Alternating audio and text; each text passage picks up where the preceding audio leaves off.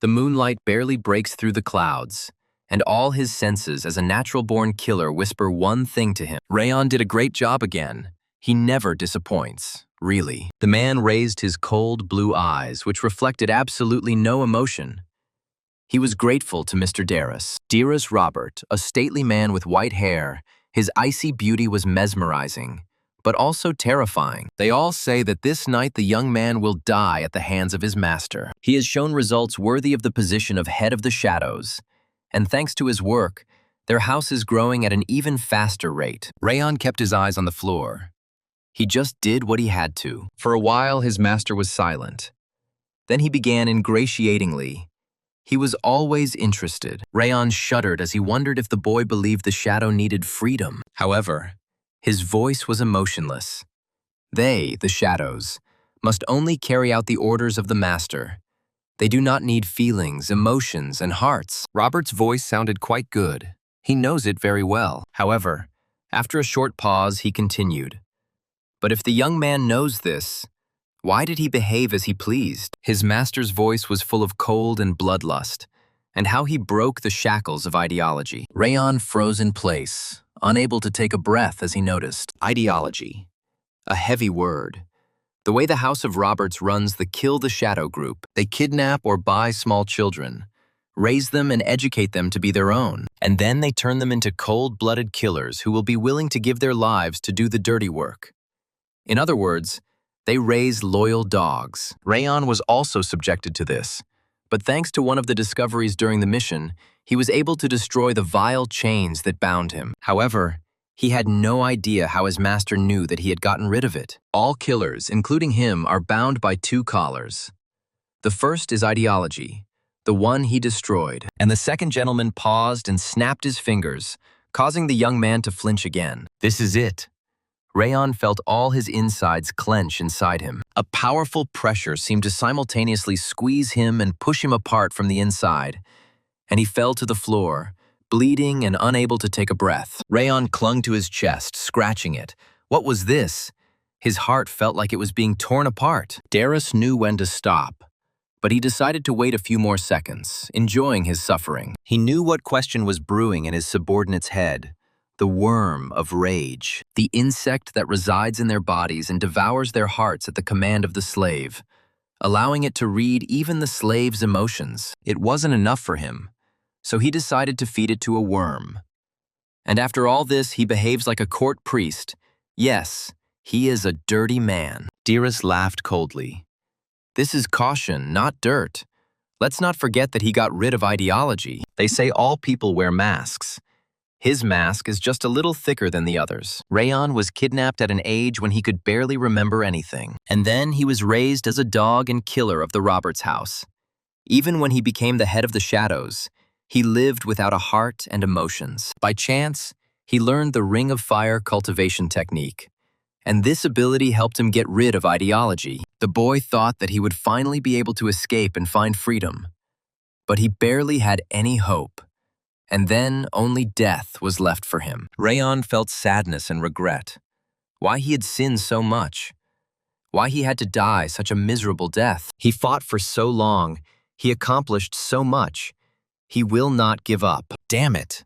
We can't let it end like this. If he's going to die anyway, why not try to fight to the last? If his end comes soon, he has nothing to lose. Rayon will take his hand, or at least wound him before he dies. With a desperate cry, using his last strength, the young man ran towards the hated enemy. There was only one thought beating in his head.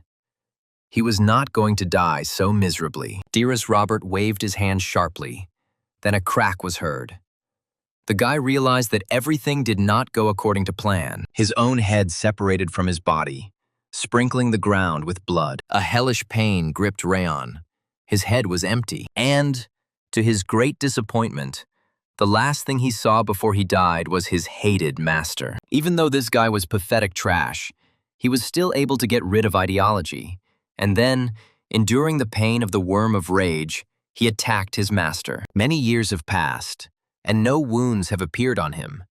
It's hard to believe that he was bitten by his own shameless dog. But now he's dead, so there's no point in worrying. Snapping his fingers, Mr. Robert ordered the others to dispose of the body. Dearest is one of the strongest warriors on the continent. It's obvious that the guy couldn't defeat him. The man is strong and he is weak. Nothing can be done about it.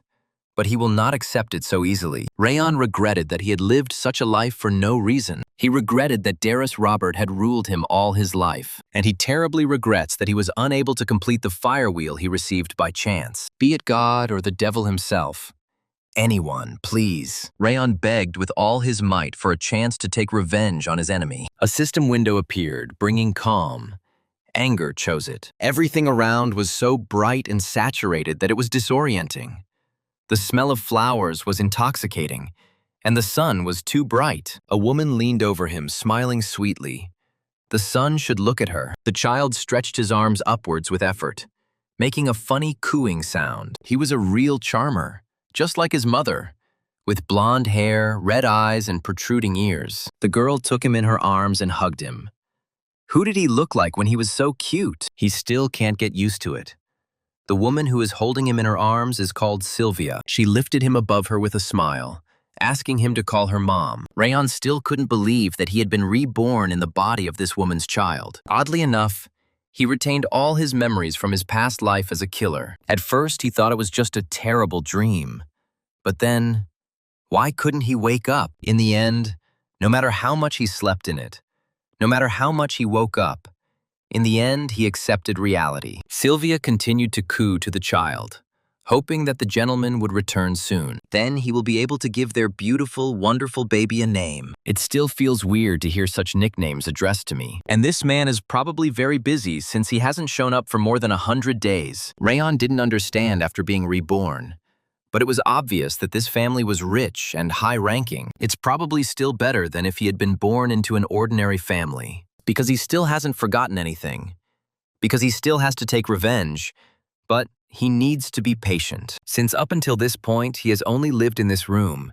He has no idea where his enemy is, what his position is.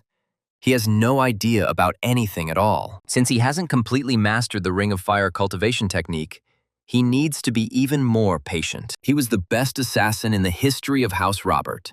And for good reason. And until the day he can finally take revenge on Darius, he will hold back his emotions and desires for as long as it takes. However, with each passing day, he became more and more curious about the size and luxury of this mansion.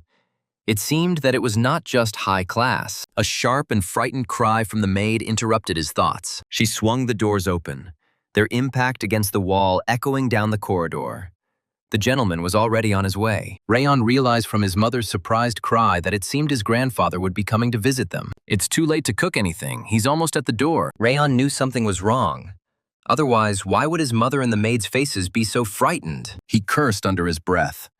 What kind of atmosphere was this? His childish and weak eyes were unable to discern the tall silhouette that appeared in the doorway. However, he felt so much pressure from his appearance. The man's gait was sweeping and bold, and he involuntarily attracted attention. Rayon shared his mother's emotions as she hugged him tighter and let out a frightened coo. It can't be.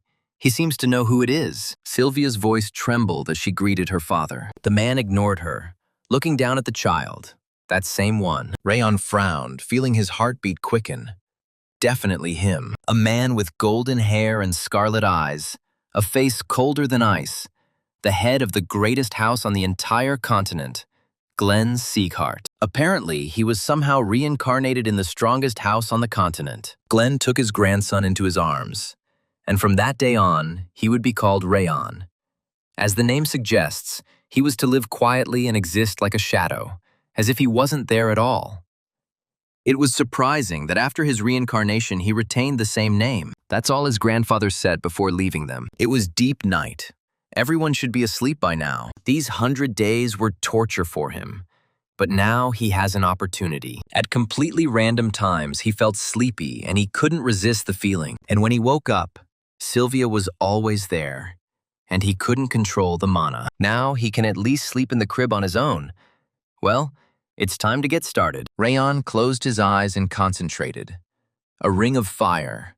Condensation. Conventional continental cultivation techniques use breathing to obtain mana from nature and create an aura in the energy center. However, its ability is different. It creates a ring around the heart that increases stamina and enhances body growth for a period of time. Thanks to this method, the user gets the ideal conditions for becoming a warrior. It is the best cultivation technique. Another plus is that even geniuses like Darius can't tell whether he has a ring of fire or not. Moreover, if the guy cultivates his body and mind with the help of the ring of fire, and also obtains the swordsmanship of the Zehart, his revenge on Durus Robert would be a dream that could be realized. And his heart sang at the thought. It might be because of the state of this body, but his mana flows were clogged with intense cold, which is why his body didn't warm up even after 20 hours of sleep. The blockage seems to take about 9 years, which is serious. It is necessary to break through the streams with the Ring of Fire, although it would be a waste to get rid of the cold since it can force them to circulate simultaneously. Great, she may be slow, but at least he has confidence in her. Rayon was surprised to feel his eyes closing. Was he really tired already even though he had just started cultivating? He resisted sleep as much as he could, damn it. And in the end, not even a few seconds had passed before the baby fell into a sweet sleep. His sleep was so deep that he did not feel the tall figure approaching his bed. Glenn touched him. The atmosphere in the room changed subtly, but what he did remained a mystery. Finally, the morning came. Another boring day in the body of a helpless baby. Rayon felt irritated because all he could do at the moment was crawl and coo. It irritated him that Sylvia treated him like a baby, which, in her eyes, he was. It's hard to play along. He has the consciousness of an adult, but he must behave like a baby. At this rate, he will soon die. The unyielding limbs increased his irritation. It would have been better to endure the cold all the time. Sylvia's voice grew quieter as she heard a man's voice in the distance. However, she was very happy when she realized who had come to visit her. The saint, dressed in dark, baggy clothes, entered the room. The man laughed a low, throaty laugh. She shouldn't call him that. She could just call him the old man. Rayon couldn't believe his eyes again.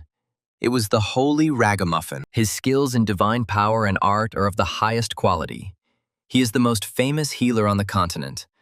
But due to his character, it is difficult to meet him. The old man stared at him with wide eyes.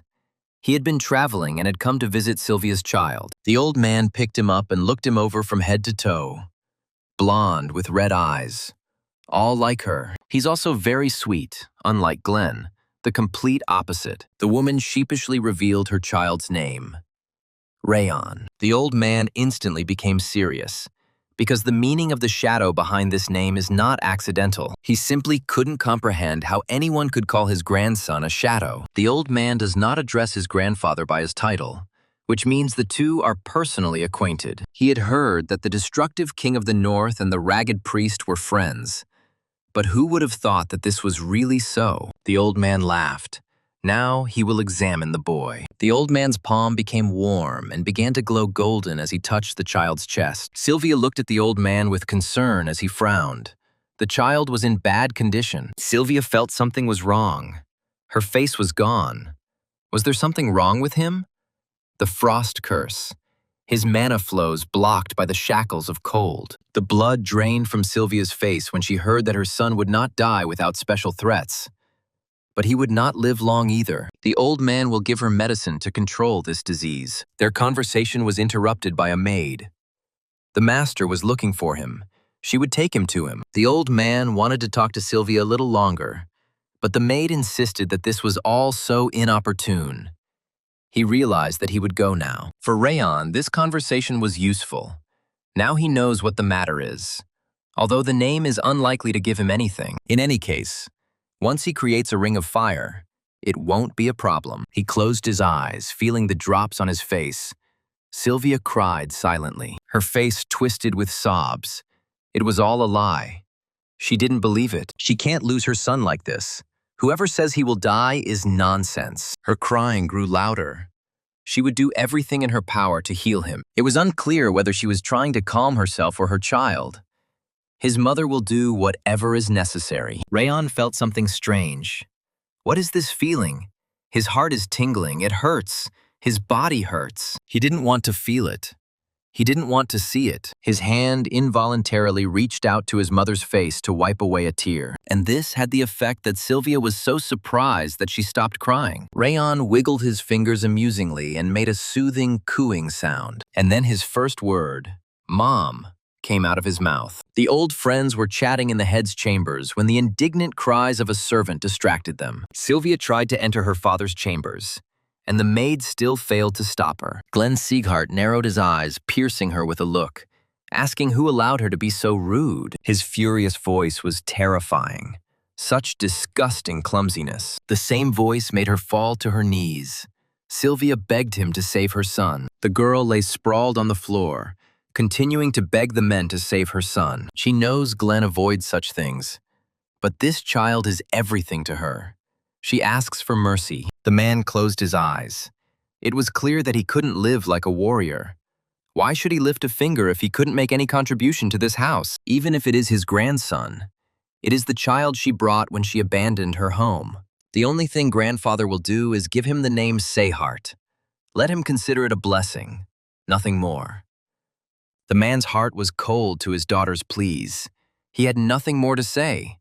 Let them take her out. Sylvia continued to scream and cry loudly. Please, he must save Rayon. The saint watched this whole scene with pain in his heart. But he knew best that he should not interfere. However, he still expressed condemnation towards his friend. He is stubborn as always. Is it really so difficult to talk frankly about why he is behaving this way if Glenn himself called him to check on his grandson? As the old man had already said, his 9 mana channels were blocked by the cold, and this would become increasingly dangerous with age. There won't be any problems for a while since Glenn pushed back the cold with his aura, but the old man already said that it would be almost impossible for his grandson to become a warrior. Glenn sipped his tea.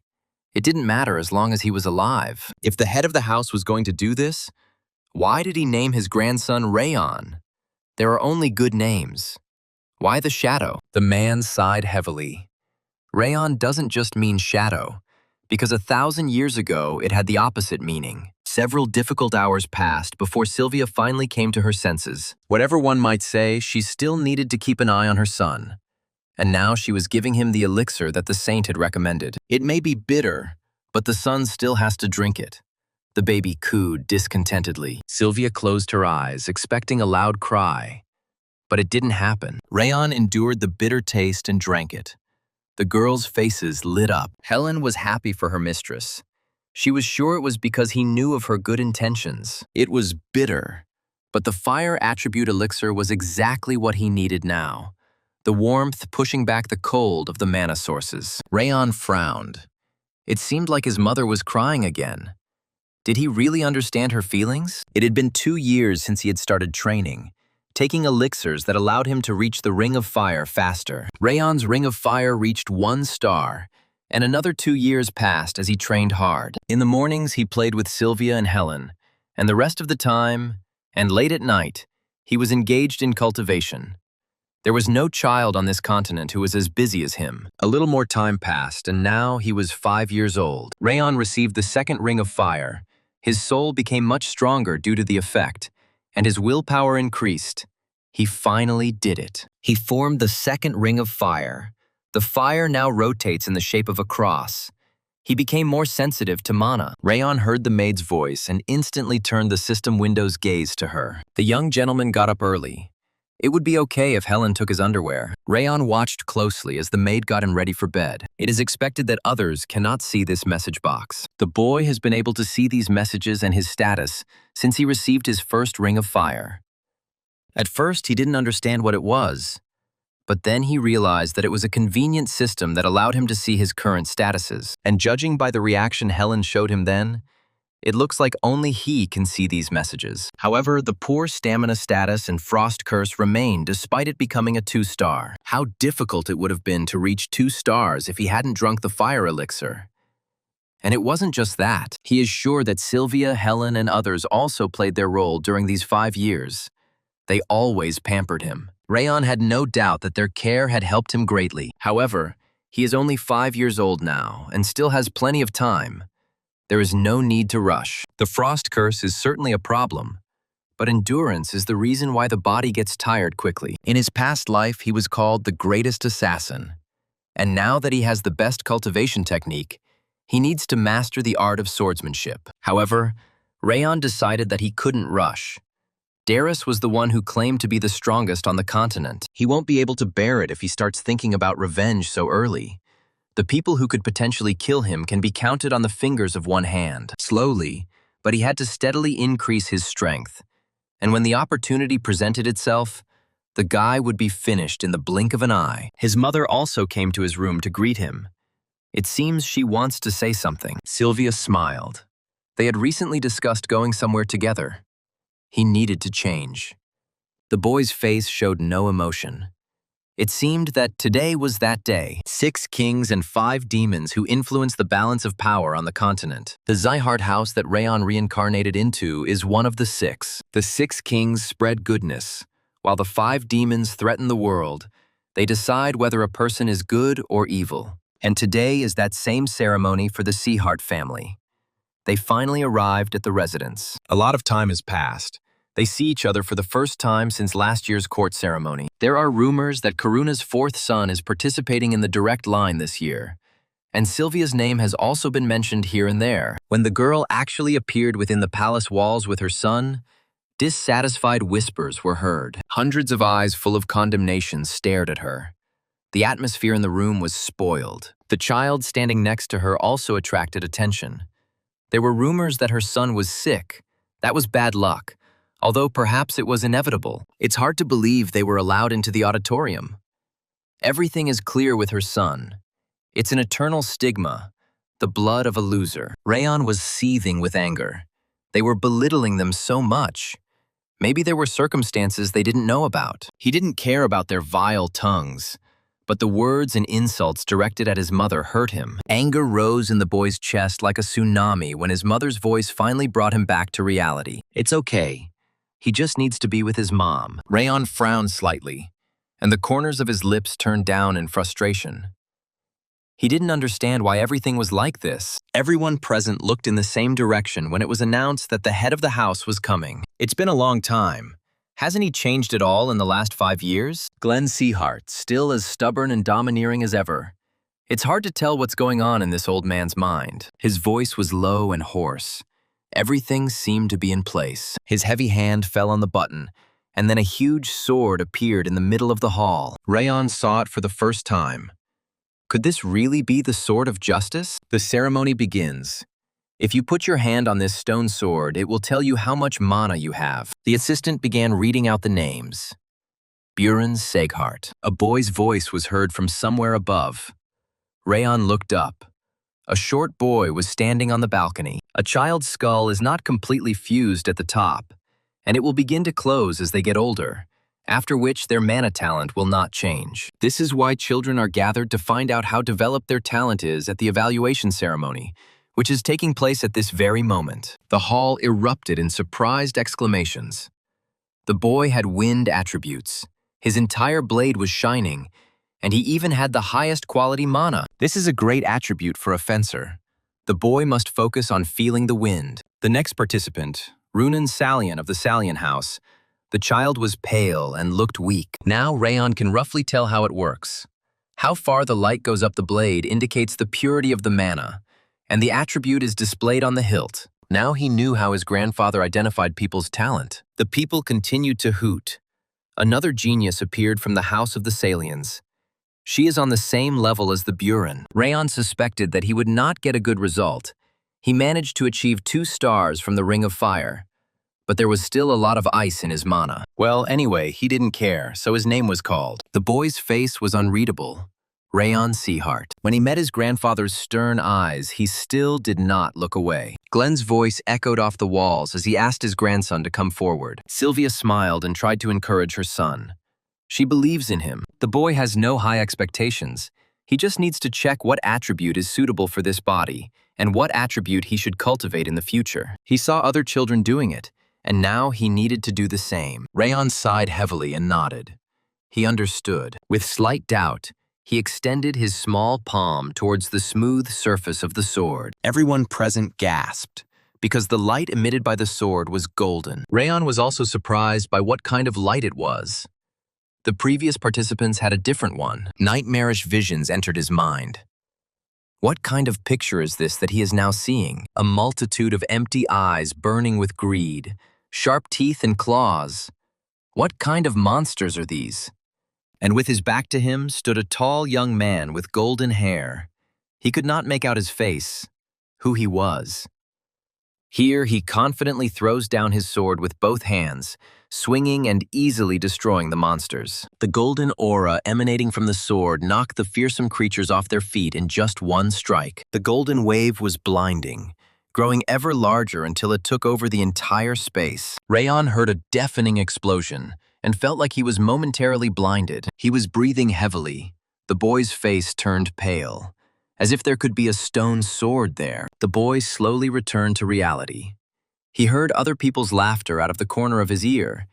He hadn't even reached the middle. Glenn announced that the court ceremony was over and everyone present could leave. Talking among themselves, the guests gradually dispersed, including the ceremony participants. When the front doors finally closed, Glenn Sieghart dropped his mask of coolness with relief. He let out a frustrated sigh. It seemed like there was nothing that could be done about this situation. As he thought, this was the maximum in general. He didn't demand that much from him. But then the unthinkable happened. The stone sword began to emit a golden aura again. Glenn almost choked. What was this? The golden light of the sun. The aura that the first head of the House of Sieghart possessed. A transcendental power strong enough to melt even the fire of devils. Golden mana and golden fire. Such bright golden mana had only appeared once before in the entire history of House Sieghart. Dazzlingly beautiful and shining with a bright light, the very golden flame about which legends were composed. Glenn could not understand what secret was hidden in his grandson. Another 7 years passed. Rayon continued to work hard. It looks like he will soon receive the third ring of fire. 7 years have passed since the condemnation ceremony. And with regular training, the 2 rings of fire have turned into 3. If he could do something about this ice, his progress would be much faster. He needs to start doing physical exercise. Sylvia appeared in his field of vision almost unexpectedly. Rayon should be prepared. What is he doing here? The mother winked at him and smiled. They should go. It was better not to be late. It's time for him to take part in the second judging ceremony. It looks like he'll be seeing those disappointing creatures again. They all worked hard. And that's where they'll end the awards ceremony. Maybe it was because there were only people from the support line here. But everything ended faster than the boy expected. Then his grandfather called him by name, and Rayon almost jumped. The boy must have received orders to participate in basic training as a family member. Why didn't he respond after a month had already passed? His lips parted in surprise. What was he talking about? What basic training? Sylvia intervened. Her son is different from other children. There is still ice in his body. It will be difficult for him to endure training. This place is the land of Sieghart. For the one who received this surname, there are no exceptions or refusals. If he cannot walk, then he will crawl and train. But Sylvia couldn't accept this. She begged them to give her a little more time. What if she can't come to terms with this and runs away with the child again? In this country, Sylvia can only live as Sieghart. If she doesn't like it, let her leave. There was laughter from the back rows. She's leaving. This will be funny. Now she has neither an energy center nor a mana circuit. It's a shame to think that such a person is a direct descendant of such an influential family. Rayon finally figured out the reason for this attitude towards his mother. This is because the girl, when she was young, left home. Sylvia had no aura despite studying martial arts. After she broke her energy center and mana system, she left home and married his father. However, after the girl became pregnant, her husband died, and she had no choice but to return home. Returning after voluntarily renouncing her place as a direct descendant, she received ill treatment more than befitting a member of the collateral line. However, it was other people's point of view and their circumstances. He is Sylvia's son, Rayon, and he can't come to terms with the fact that his mother is being treated so badly. Rayon stood up from his seat and moved forward. What is this young gentleman doing? The boy tried to calm his mother down.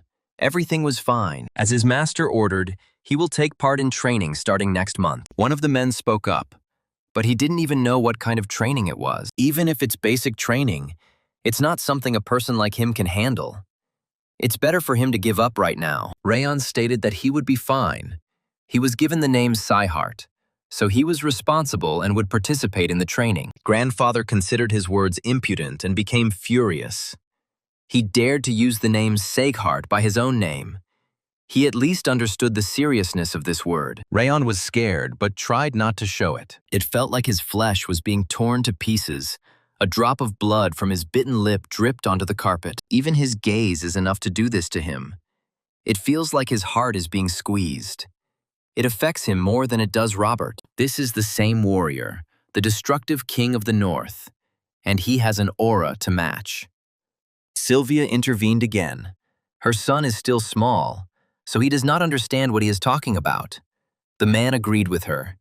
He is a child who does not know anything. Glenn was still furious, he says now. Rayon felt the gentle touch of his mother's hands. The boy was not in a condition to undergo training. The killer is a creature that lives in the darkness. It is closer to death than to life. They will never show themselves. However, now he lives a different life.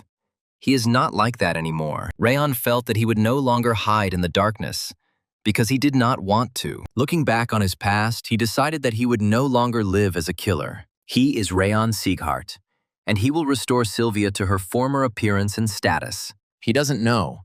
He grew up on the outskirts. They are in the main building.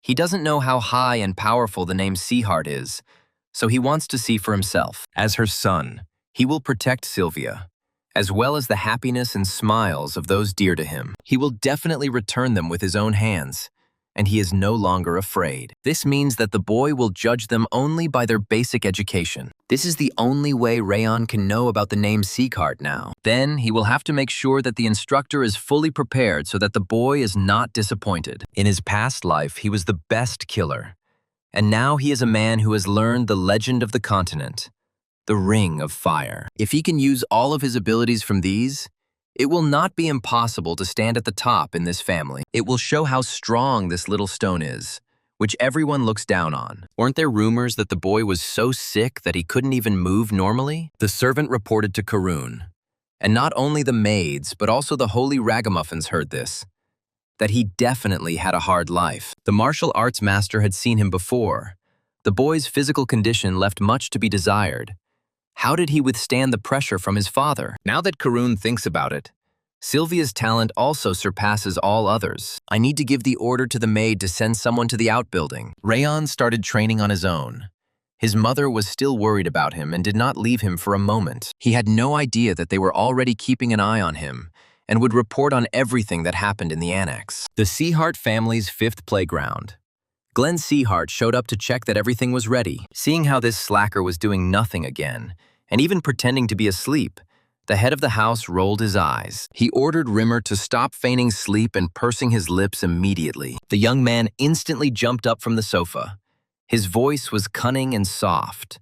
Incredible. The head of the house, the only one who could see through his sleepy bluff. Rimmer Diaz was the sword of light. Glenn was still cold. The coaches were sweating and pacing, and Rimmer was here. They must carry out the orders he gave them. The young man loses his head while these friends work with their bodies. That's fair. In any case, the head of the house is here because of his youngest grandson. Sylvia came here to ask and all that, but Rimmer didn't expect the leader to come here too. The girl asked that her son not be harmed. If Glenn is here to make the same request, then his trip was in vain.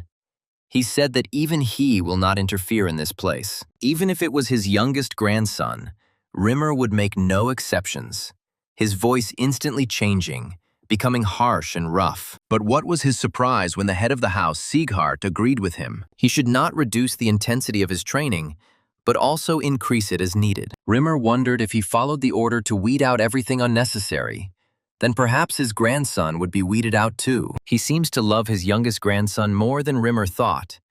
He gives the love he couldn't properly give to Sylvia to this child. You shouldn't treat him so lightly and correctly distinguish good from bad.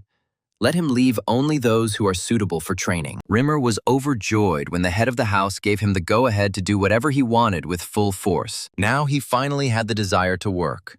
With a slight tremor in his voice from impatience, he exhaled, then thoughtfully said Rayon's name. 3 stars is definitely on another level. His body's receptivity has increased, and his mind is clearer than before. Thanks to Sylvia stopping him, the muscles in his arms and legs began to develop without any problems. This magical status window further accelerated his growth. Rayon was pleased that he had finally managed to move beyond the dead point. This is where it all begins. Training at the Seyhart estate is famous for its difficulty. The 3 stars are just the foundation needed to start building on them as a student. It must be strong enough. And by showing greater achievements than anyone else, Rayon silenced all who mocked him. Then, after all this, when he manages to reach all the heights, the Saint of the Heavenly Sword, Darius Robert, will receive it in full. The boy wasn't going to stop until he broke this guy's neck. His mother's voice brought him out of his gloomy thoughts. She was standing in the doorway of his room. Rayon was surprised by her appearance. Why was she here at such a time? Tomorrow, he has to go to the training ground to undergo basic training. But before he goes, she wants to ask if he has to go. Sylvia still wants to stop him. He always keeps his cool, even when he's in pain. And she doesn't know what she'll do if he gets a lot of injuries. She's not asking him to leave completely, just for 1 year. They can push it back just 1 year. However, Rayon was firm in his convictions. He cannot bear it. Whenever he sees people from the direct and collateral line meeting his mother in the house, how they make a displeased expression on their faces. When they look at Sylvia with disdain, her son becomes so upset that he cannot contain himself. This makes him think that if he trains well, these people will no longer look at his mother like that. Sylvia's heart was filled with love for her son. She had no idea that he was such an attentive boy. He is very smart, so he could figure out why they live alone and why others curse them. Sylvia met his father here, who was in service, and she fell in love. But it was difficult for her to be with him because he was an ordinary knight, so she destroyed her mana and energy center, then left home. In fact, Rayon also had an older sister. She was 2 years older than the boy. Her name was Shia. They lived peacefully until they were attacked by a personnel officer from Eden, who knew Sylvia by sight. His father was not so strong, and at the time she was pregnant with him, so there was nothing they could do. Luckily, her father had secretly assigned guards to her, but they were far away and arrived too late. By that time, his father and sister were already dead. Sylvia had nowhere else to go. She had no choice but to return home to her family. That's why his mother is the sinner of this house. She had nothing to say to Rayon's grandfather. Sadness and regret filled her voice. Rayon frowned. How selfish. Sylvia was selfish. She abandoned the responsibility of the house in pursuit of her happiness, and then she returned only to beg for her life. She understands why the house treats her so harshly. But it was this woman who gave him a new life and showed love to him for the first time. At least for him, she is the only mother in these 2 lives. Sylvia answered her son's question. That's not the point. She doesn't regret it at all. When she lived in this house, it was as if she didn't exist. She began to feel alive only after she left. She was happy then, and she is happy now, because her son is with her. Sylvia's gaze became empty, and she quietly apologized to Rayon for being a bad mother. Everything is fine. He is fine. So she doesn't have to worry about it anymore. Even if others call her selfish, she is his precious mother who cannot be replaced. Revenge can only be achieved after he restores her position as the direct heir to the House of Seyhart. The boy was deep in thought when quiet sobs brought him back to the reality of why his mother was crying again. Rayon returned to his room when it was already dark. He had been calming her down for so long. Now he needs to check how the Ring of Fire is progressing. Then he will go to bed. There is very little time left before the start of training. The boy took the most comfortable position for him on the bed, then concentrated. Well, the speed of rotation of the rings after they acquired 3 stars became even higher. If it is already like this in a 3-star state, then what will it be like when it moves to the intermediate stage? A flash of bright, cold light almost blinded him. Then a hoarse voice was heard. At last, the time had come. The wrath the boy had brought upon himself had reached him. The King of Essence. In the name of the second monarch of the Devildom, Anger, he will carry out his revenge. Rayon was amazed. That's nothing. The anger he had generated reached the Essence King, so the spirit decided to help him take revenge. The king opened his eyes and bared his sharp teeth, asking for his body and soul to be offered. Then his voice suddenly broke off. He became more human and surprised at what the child was doing here. It is he who should be asking this question. What kind of boy is this in front of him? The anger that reached him shouldn't have come from someone like him. Then the spirit looked again, playing with his eyebrows. In the depths of his heart, this boy hides a huge anger. Okay, then there's a deal. The boy must give him his soul. He will do it, and he will allow him to take the long-awaited revenge. It turns out that this spirit appeared because of his anger towards Darius before his death. But a lot of time had passed. He was too late. Rayon frowned and shook his head no. He didn't need the spirit's help. He would do it with his own hands. There will never be another chance like this. We can't let someone else do it for the boy. It seems that this little guy is confused. He didn't come here to chat with him. He, the king of essence, has already made his choice. Rayon felt the temperature in the room drop sharply. Icy flames surrounding him from all sides. The Essence King loomed over him, continuing to press. All he could do was offer him his body. Sharp teeth clicked right in front of the boy's face, and he awkwardly stepped back. The flame grew larger and larger, spreading, pressing harder and harder on him, blinding him. Everything in his room was covered in ice. Even the water in the glass froze. Rayon cursed under his breath. He was so cold.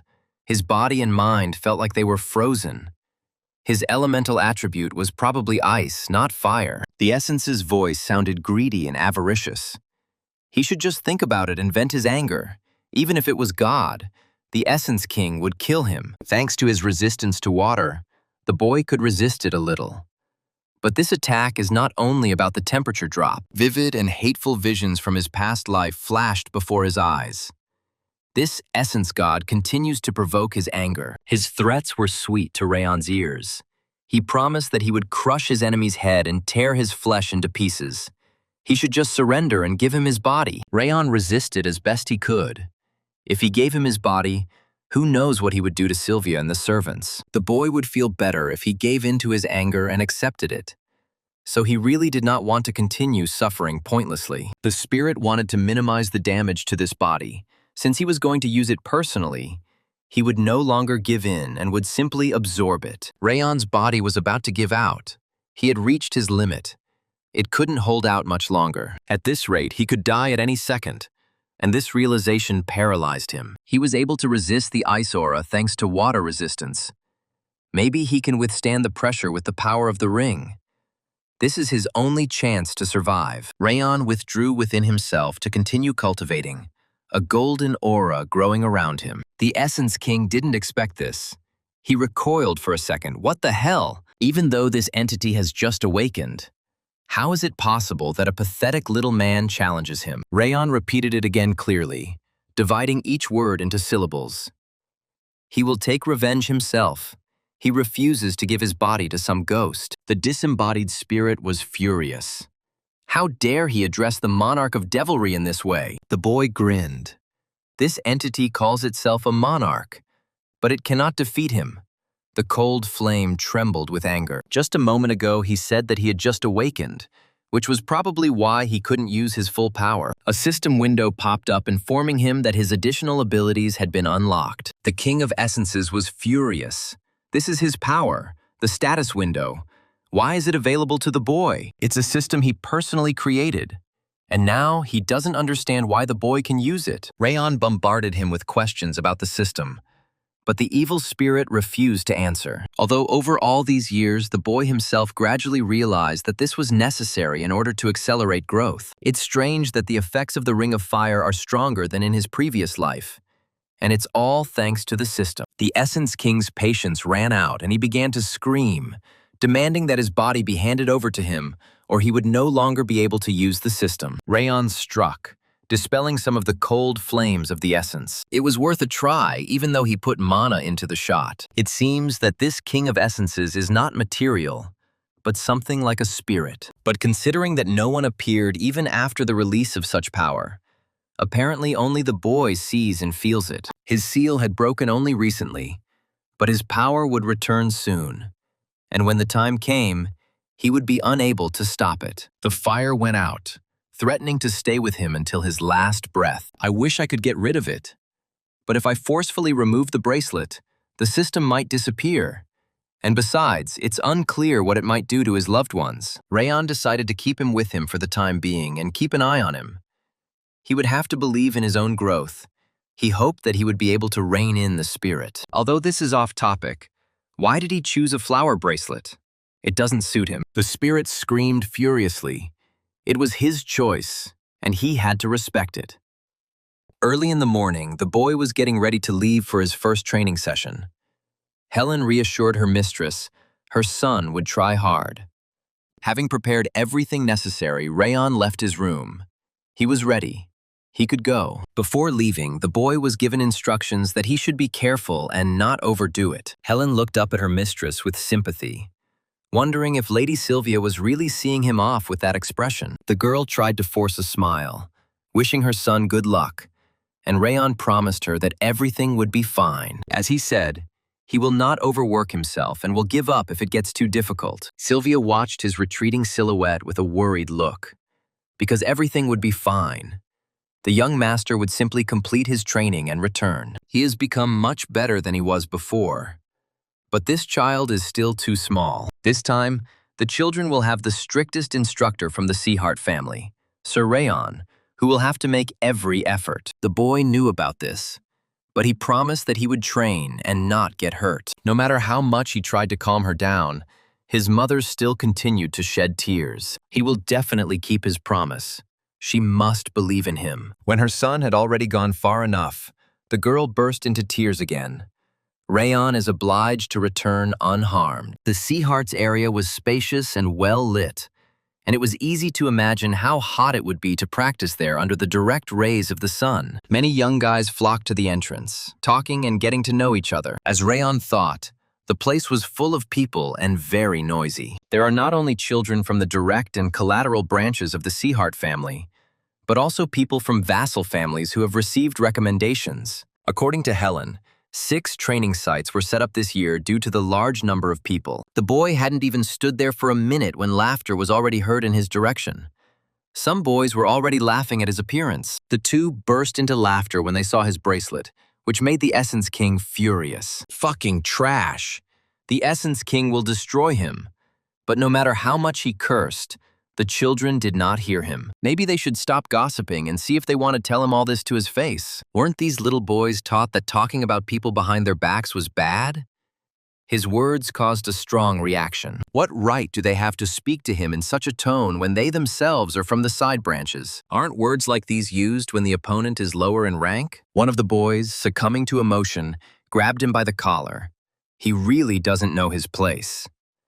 Rayon was about to strike when a loud voice stopped them. Enough, training is about to start. What are they doing? There are strangers here, and they dare to insult the name of the Seaharts. This boy was familiar to Rayon. Buren. That was his name. The boys from the lesser families immediately backed away and apologized, because Buren was from the Seaghart family. The boy was a little taller than Rayon. He hung over him. He also did not understand his position. For him, he is just dust under his feet, which he will sweep away if he lives.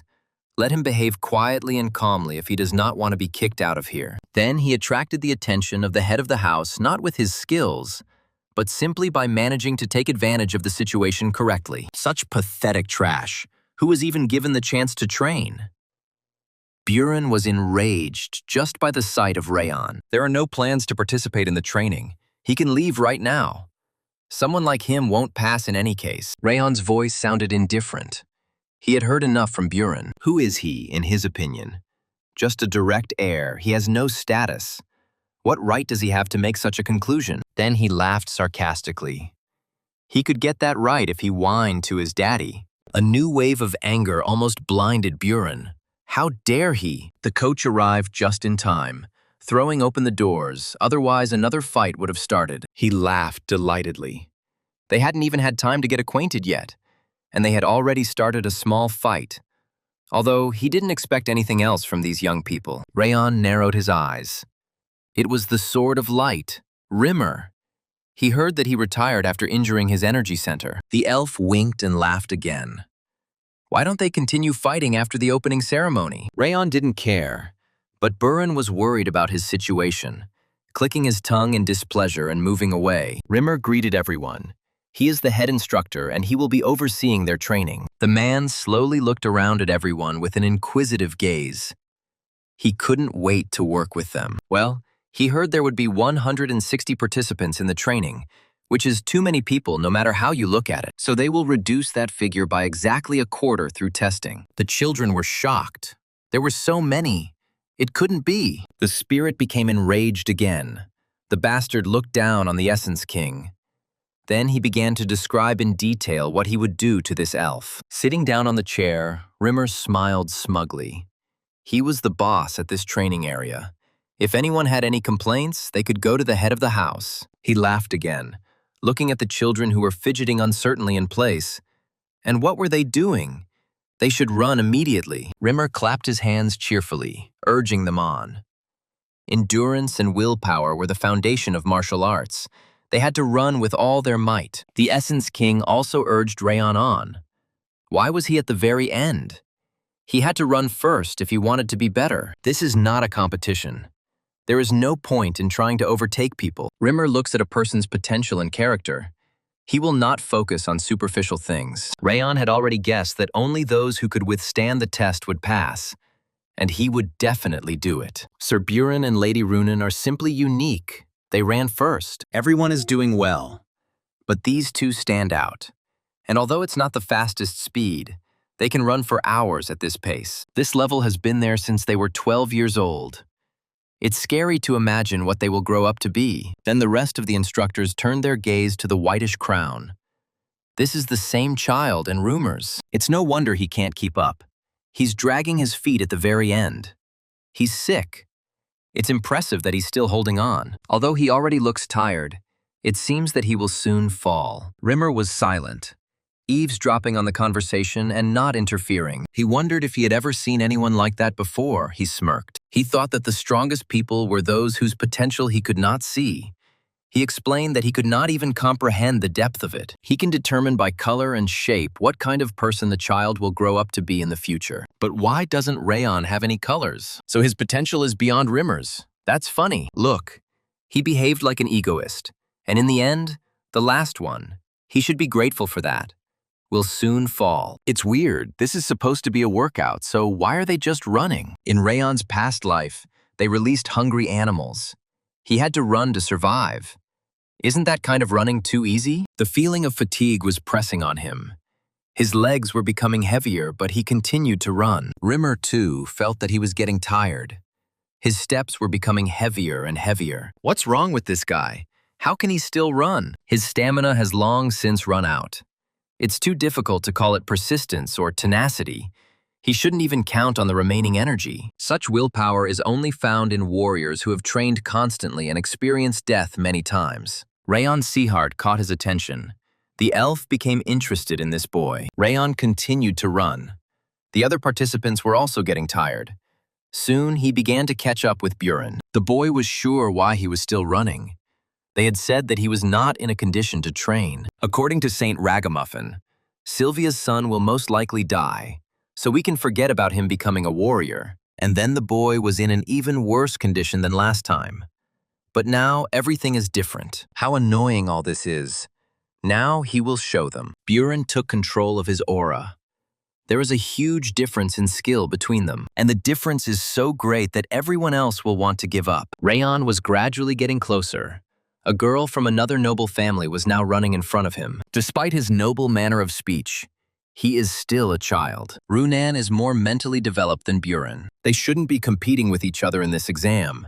It's a fight with themselves. There is no reason to give in to his influence and slow down your pace. More than half an hour had passed, and many children had given up and fallen to the ground. They had no idea what was going on, how this guy was still running. There were a lot of rumors that he was seriously ill and that he was getting tired. Stop talking like it's easy. He's almost dying because of the cold in his body. It feels like his heart and lungs are crushed, but he can maintain his stamina by using the ring of fire. The only relief is that the ring is growing quickly.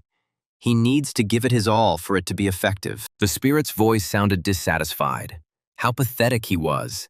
Not only was he lagging behind, but let him see what a miserable state he was in. The Essence King growled, demanding that he give up his body. And in addition, he would surpass that blue-haired guy. Rayon cursed under his breath. Now was the worst time for this. The Essence King was thirsty for blood. He would freeze them all completely, his sharp teeth clicking near the boy's ear. A wave of cold ran through the boy's body, freezing his movements. He must stand firm, his feelings leaving him because of anger. But you need to pretend as long as possible that nothing is happening. The boy continued to run. He tried to make his voice as indifferent as possible. He had to stop his pointless attempts and resign himself. This wouldn't work against him. It's not that simple. He can't be so indifferent. There is no person in the world who can withstand the wrath of the Essence King. Rayon tried to calm down. He had to stand firm if he showed even the slightest weakness. His breath caught for a second. The Essence King would immediately consume him. The spirit growled in a fit of rage. Why didn't it work on him? It hurts so much, he feels like he is about to lose control of his body. The boy's vision became blurry. He could no longer breathe, and everything around him began to plunge into darkness. Was this all he could do? He was forcing his limbs to move against his will. Finally, there was a cry of relief. He could stop. Buren glared at him with a disdainful gaze. So restless. Rayon almost died right there. This life will not be easy. Runan said nothing, but there was a hint of interest in her gaze. He repeated to the Essence King that it was pointless and wouldn't work, so he could stop complaining. But it definitely helped the ring grow. His body also broke thanks to the status window. If he keeps training like this, he will definitely be able to do it. A system window popped up. The conditions were met. Strength, agility, and endurance increased. What's going on? Why are additional stats given for overcoming the Essence King? The spirit continued to rage and thrash in a fit of rage. It was just madness. A couple of minutes later, Rimmer gathered them in front of the stage. Everyone did well, and that would be the end of their test. So, there was some excitement among the children about what he said before the start. The instructor fell silent, building up the tension, and joked about it. Many children groaned and cried out indignantly. They ran so hard because of this. There's no way he'll eliminate that many on the first day. But if they keep training like they did today, most of them will definitely be eliminated. He clearly told them to sprint at full speed, but not one of the 160 people ran at full speed to the end, except one. And one of the children was cunning enough to use his aura. Actually, it doesn't matter what they do, because they are the ones taking the exam, not the instructor. They will definitely not fail the exam if they follow his instructions, so they don't have to worry about it. But it won't be easy. From now on, they become trainees. He will remove their temporary rank if they successfully pass the exam in 6 months. However, the elf still plans to choose the best intern, but he will not be the one evaluating them. Now they can move into high-class houses prepared for them. There is an open training area on the left. After a trial run with the newcomers, Rimmer had a meeting with someone. He was walking through the forest when golden lapels flashed among the leaves. The man felt that the following conversation would be very interesting. He grinned. It seems he has a guest waiting for him. His lord. Glenn was cold to his ridicule, how everything went. Glenn shouldn't be asked this question. He probably already knows everything since he did something like this. He knows how good Rimmer is at judging people, and as expected, Buren and Runan showed their best side. The other children also have the potential to become pillars of the house in the future. However, Rimmer took a long pause to pique the interest of the head of the house. He didn't see anything from Rayon at all. The instructor simply doesn't understand how the boy made it to the end, because his endurance should have already run out. He hasn't seen anything like this for a long time, not counting his milord. Every day has been so boring after his energy center was depleted. But he feels like this will be interesting. It was Rimmer who wanted to be an instructor for the trainees. Glenn's voice was dissatisfied, although he tried to hide it. An elf must concentrate on his work and not get distracted. Glenn headed down the hill without even saying goodbye. Rimmer has a feeling he can entrust his future to one of these interns. It's just a coincidence.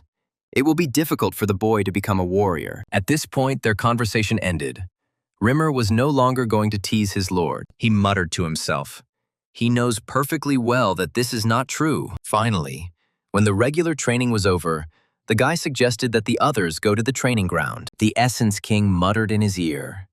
After all this, what a toxic creature. Rayon headed towards the exit, completely unaware that dozens of disdainful glances were looking at his back. The children hardly had time to find privacy before they began to discuss recent events. It's pointless unless he used some trick and was able to get to the end. That's right.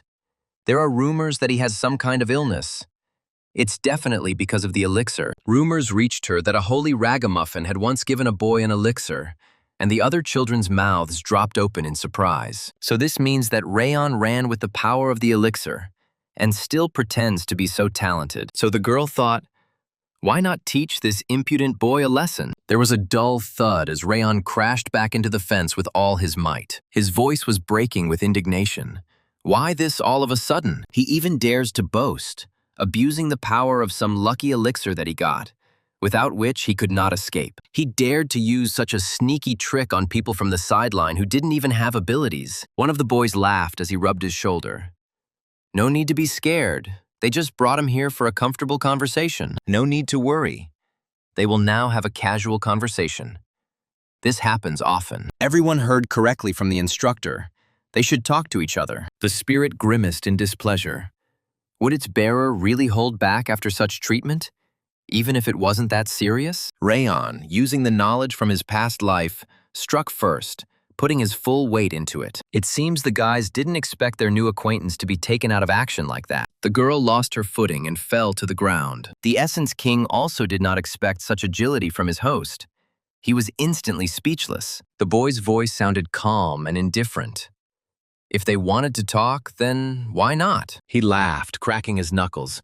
A conversation with fists, goosebumps ran down the boy's spines. In his past life, Rayon had fought countless times to the death, and naive children were too slow and clumsy for him. Just one knee to the stomach and he took out another boy. The third one was scared for himself, but he wasn't going to run yet. What was he doing? A string of curses escaped the boy's lips, but Rayon's fist cut him off. The King of Essence was delighted. He was beating them. What a magnificent sight! The children tried to get up and attack him again, but every blow from Rayon knocked them down. After some time, they were left lying on the ground without strength.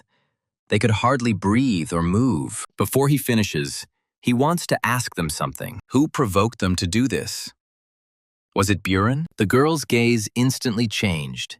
She began to say faster, "No, they did it without his knowledge." Rayon chuckled unexpectedly.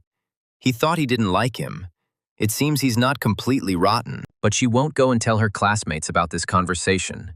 He said the last word with emphasis. The girl trembled with fear, expecting another blow.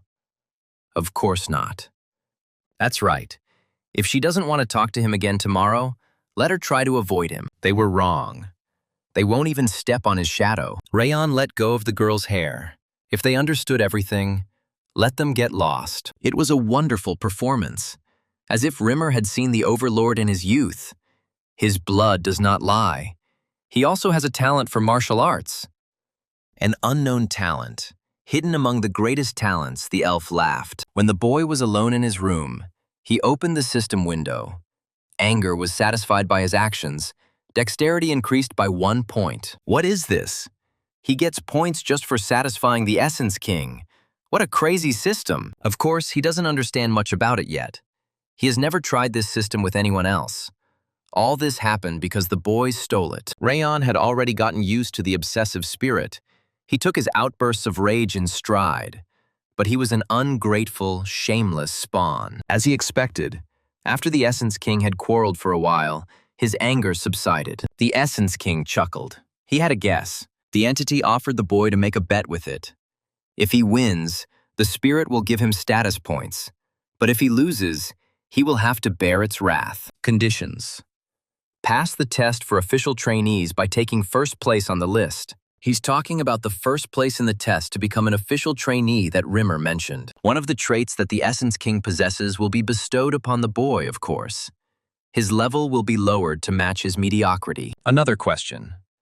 What do the 10 points of anger emotions mean when faced with failure? He will receive the emotion of anger that the King of Essences possesses.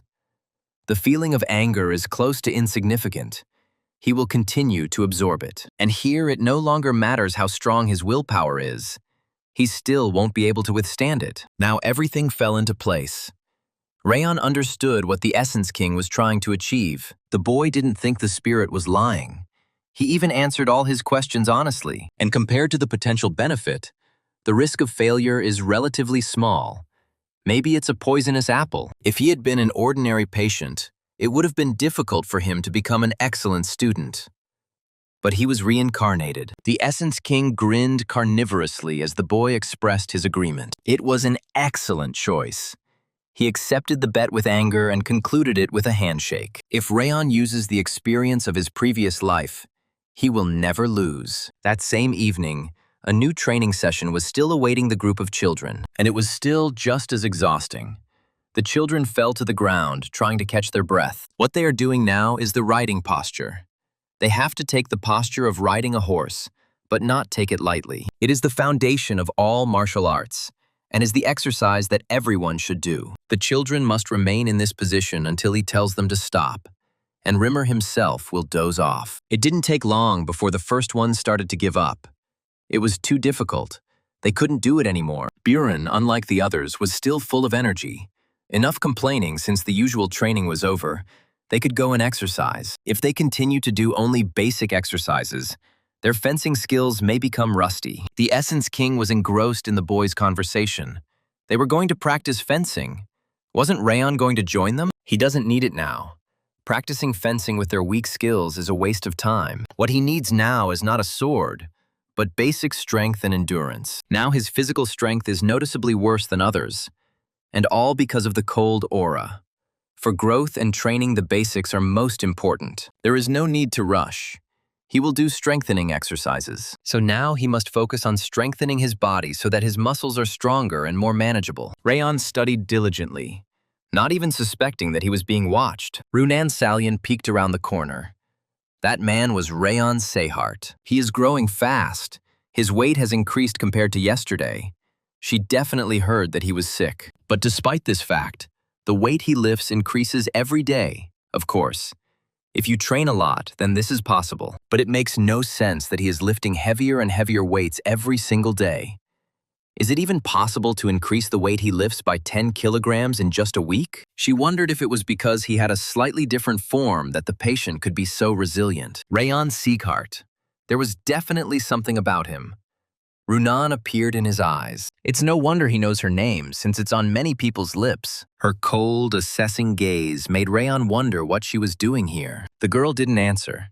Continuing to look at him with an empty gaze, the guy felt uncomfortable. Runan continued to search for an answer to the question of why he was growing so quickly. She took a deep breath as a familiar scent caught her nostrils. It seems Runan is beginning to suspect what is going on. The girl realized that the silence was dragging on, and she silently sat down next to Rayon. Wanting to confirm her suspicions, Runan pretended to be simply studying. Rayon feigned composure, although in reality he felt uncomfortable being around this girl. Whatever dumbbells he grabbed, Runan did the same, and she also burned him with an inquisitive, unblinking gaze. But the girl confirmed her theory. She was not mistaken. This is the same scent. After feeling this refreshing scent from the boy, her body felt lighter. Thanks to this, Runan can now lift weights. The girl looked at her hands in surprise. Rayon couldn't stand this awkward silence. It was weighing on him. The girl wanted to ask him something, didn't she? But Runan raised her cold, inquisitive eyes to him and gave a negative answer. No, Rayon Sieghart. She needs to follow him a little more often. Rayon couldn't understand what happened in the hall, but after that, the girl followed him. This did not escape the eyes of others. Buren watched the couple with a displeased look. Rayon didn't understand what had come over everyone today. Why one member of a noble family was pursuing him, while another was glaring at him with a look full of hatred. Why is Lady Runan with him? Why does she always spend time with someone who is kicked out of the direct heirs? It's pointless. There's no point in repeating such simple strength training. Rayon is definitely not strong enough, so he needs basic training. But no matter how much he tries, they are still at different levels. He doesn't know what the test conditions will be, but at least in preparation for that day, it would be a good idea to at least continue training in swordsmanship. Buren called everyone to follow him. There was no need to focus on this scum. They would go and train. The boys followed him. On the day of the test, the results will tell everything. However, Not everyone shared Buren's views. One evening, a boy approached Rayon. He said hello awkwardly. His name is Dorian. Could he train with them? Dorian's soft and round face expressed childish naivety. He wants to get into shape. Rayon was surprised, but he didn't show it. He didn't care. Dorian beamed and profusely thanked him. Then he reached into his backpack. There is not much of it. He handed the boy a cookie. He should try it. It is delicious. Rayon wasn't going to take anything from the hands of a stranger child. He's fine. He can take it. However, the boy did not finish the sentence, seeing Runen's interested look. Rayon was hanging in his hand with the cookie.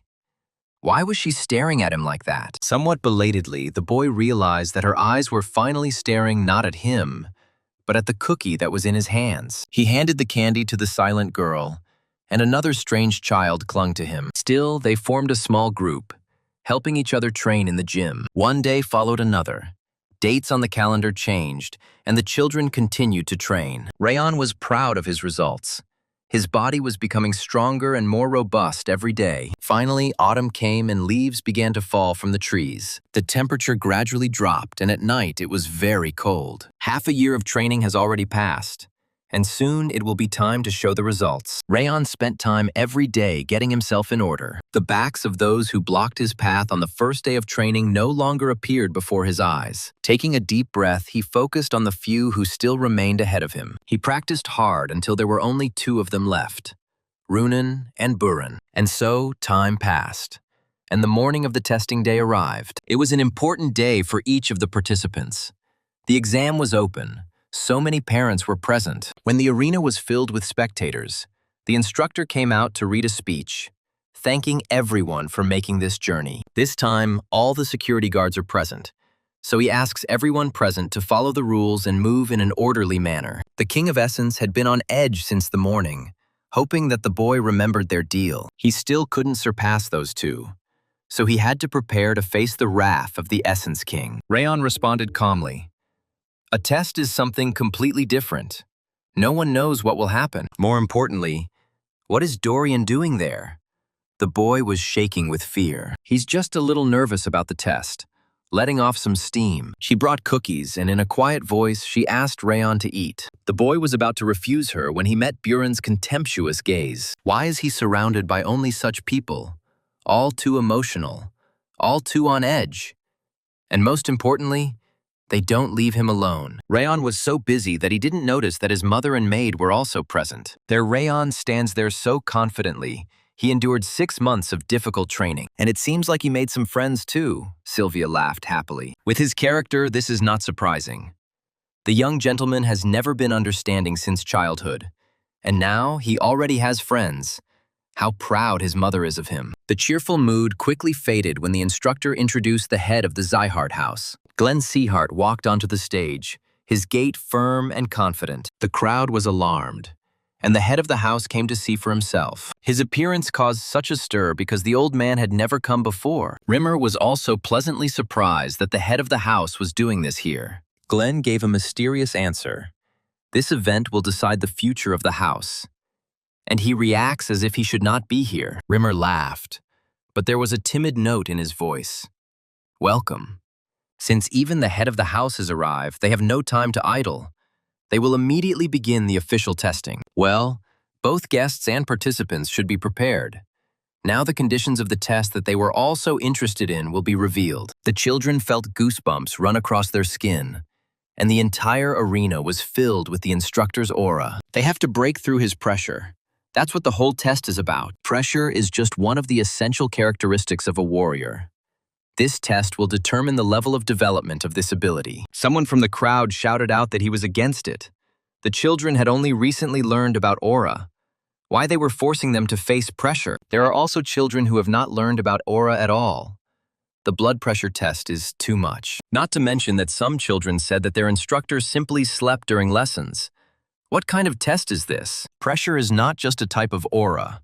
True pressure is the level of the soul that a warrior increases through achievements. This is a warrior merit that can be obtained without an aura. The man wanted to be indignant again, but someone's voice from the side interrupted him. He was partly right. The head of the house said that a person can only receive pressure through his way of life. But the man became embarrassed. Rimmer grinned. Of course his master would support him. Even a person without an aura can have incredible pressure based on the difficulty of training. The elf didn't doubt his master for a second, that's all. He's sure that now no one has any questions about the test. Then they will forget about arguing and immediately begin it. Runan will go first. Everyone should step back. The pressure he's putting on her now should be just the right level for her to surpass him after some good training. If the girl can overcome it and touch the elf, then she will pass the test. It's time to start. Everything around is blazing with green light. The wind rose so strong that it almost knocked the girl off her feet. But she managed to stay on her feet. Rimmer immediately read her thoughts. If she uses aura, she will immediately fail. He wants her to pass this test only thanks to the willpower she developed through training. Runan closed her eyes and let her hair whip her face as she slowly took one step at a time. But the closer she got to the instructor, the harder each step became. Finally, making a final dash, the girl took a wide step forward and grabbed the instructor by the hand. Rimmer patted the top of her head and praised her. Excellent. He sees the results of her hard work and wishes she would continue with the same attitude. When the instructor announced Dorian's name, the boy's stomach twisted, wondering why he was next. There was a smile in the instructor's voice. He chooses the order himself, so let him come out quickly. He saw what Runan was doing. He also wished the boy would use only his willpower to break through the pressure. The boy was shaking with fear and his own uncertainty, but Rimmer was not going to reassure him. No matter what he says about his weak willpower, if he can't handle it, then he will fail. The first wave of pressure from the instructor washed over Dorian, and he squatted down, unable to cope with it. Rayon carefully observed and analyzed how the instructor created a certain level of pressure on each person. He adjusts the amount of pressure released depending on the children's level and the amount of training they have received, meaning he has really been monitoring each one. Dorian touched his hand. Rimmer beamed. He had completely recovered and was now passing. However, with his skills, he has too little confidence. Rimmer advises to keep his head up from now on. Time passed. The elf called the children one after another, then the next. Finally, it was Buren Seghart's turn, and the boy stepped forward confidently. The instructor's lips stretched into a sly smile. They will begin right away. Rimmer crossed his arms over his chest and released a powerful stream of aura. Buren almost lost his balance. The wind whistled in his ears, and through this, he needed to get to the instructor. The muscles were shaking from the tension. Everything was not at all as it seemed from the outside. How did Runan endure this? Buren slowly sank to the ground, unable to move at all. With each passing second, he sank lower and lower. Rimmer's voice sounded distant and indifferent. He was definitely more talented than the others. He, like everyone else who listened to him, wasted their time. What was the point of empty fencing? They needed not to waste time, but to train their body and willpower. And as soon as the opportunity arose, the boy used aura. If he did the same now, he would immediately fail. Buren gritted his teeth. He couldn't allow this to happen.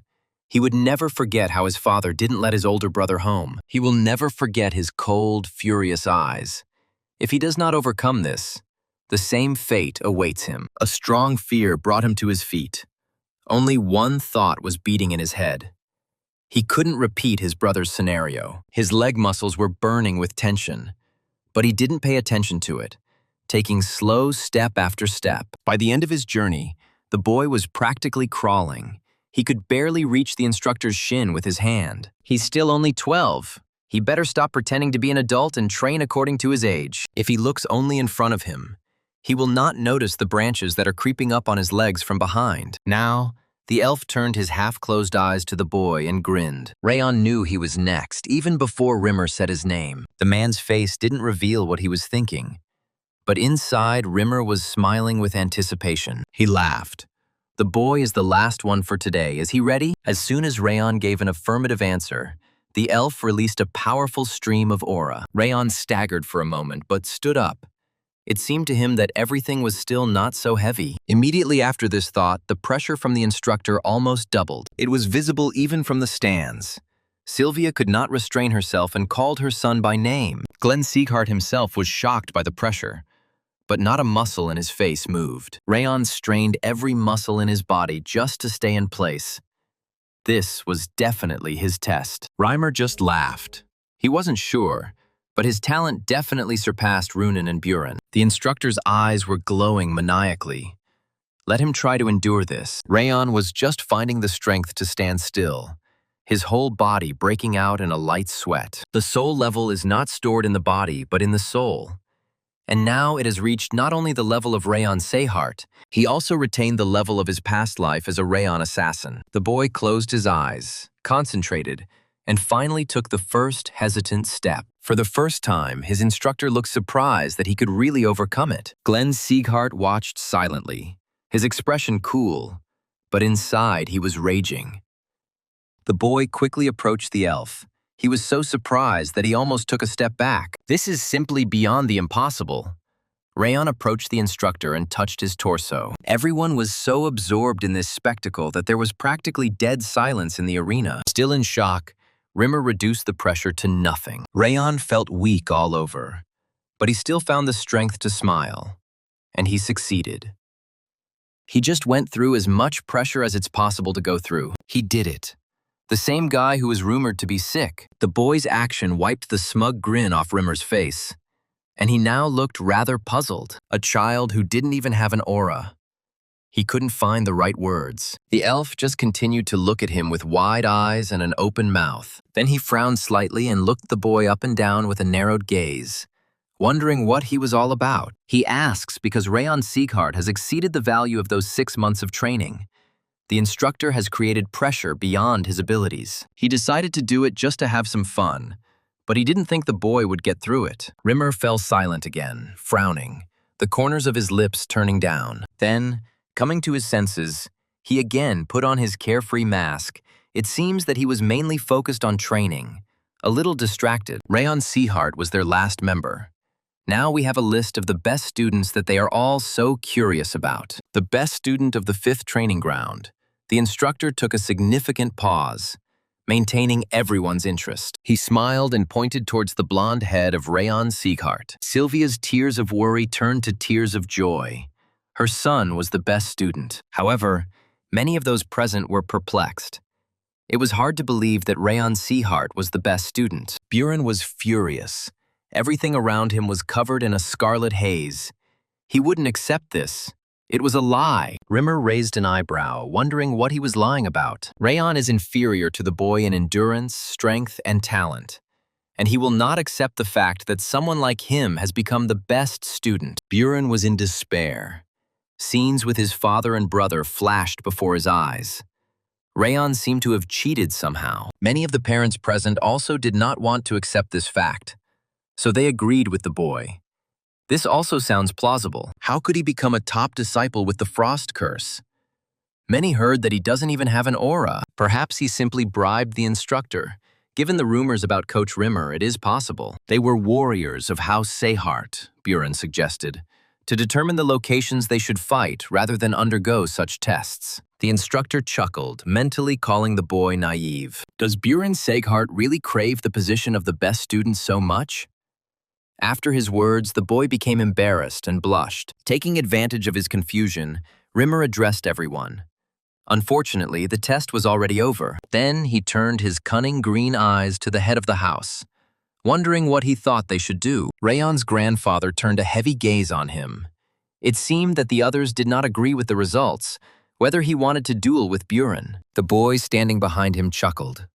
This was his chance. But what was his disappointment when Rayon loudly and calmly gave a negative answer? The test is over. The results have been announced. He doesn't want to arrange a duel without benefit for himself. Buren always talked about a straight line and honor. He didn't expect him to lose like that. Buren blushed again.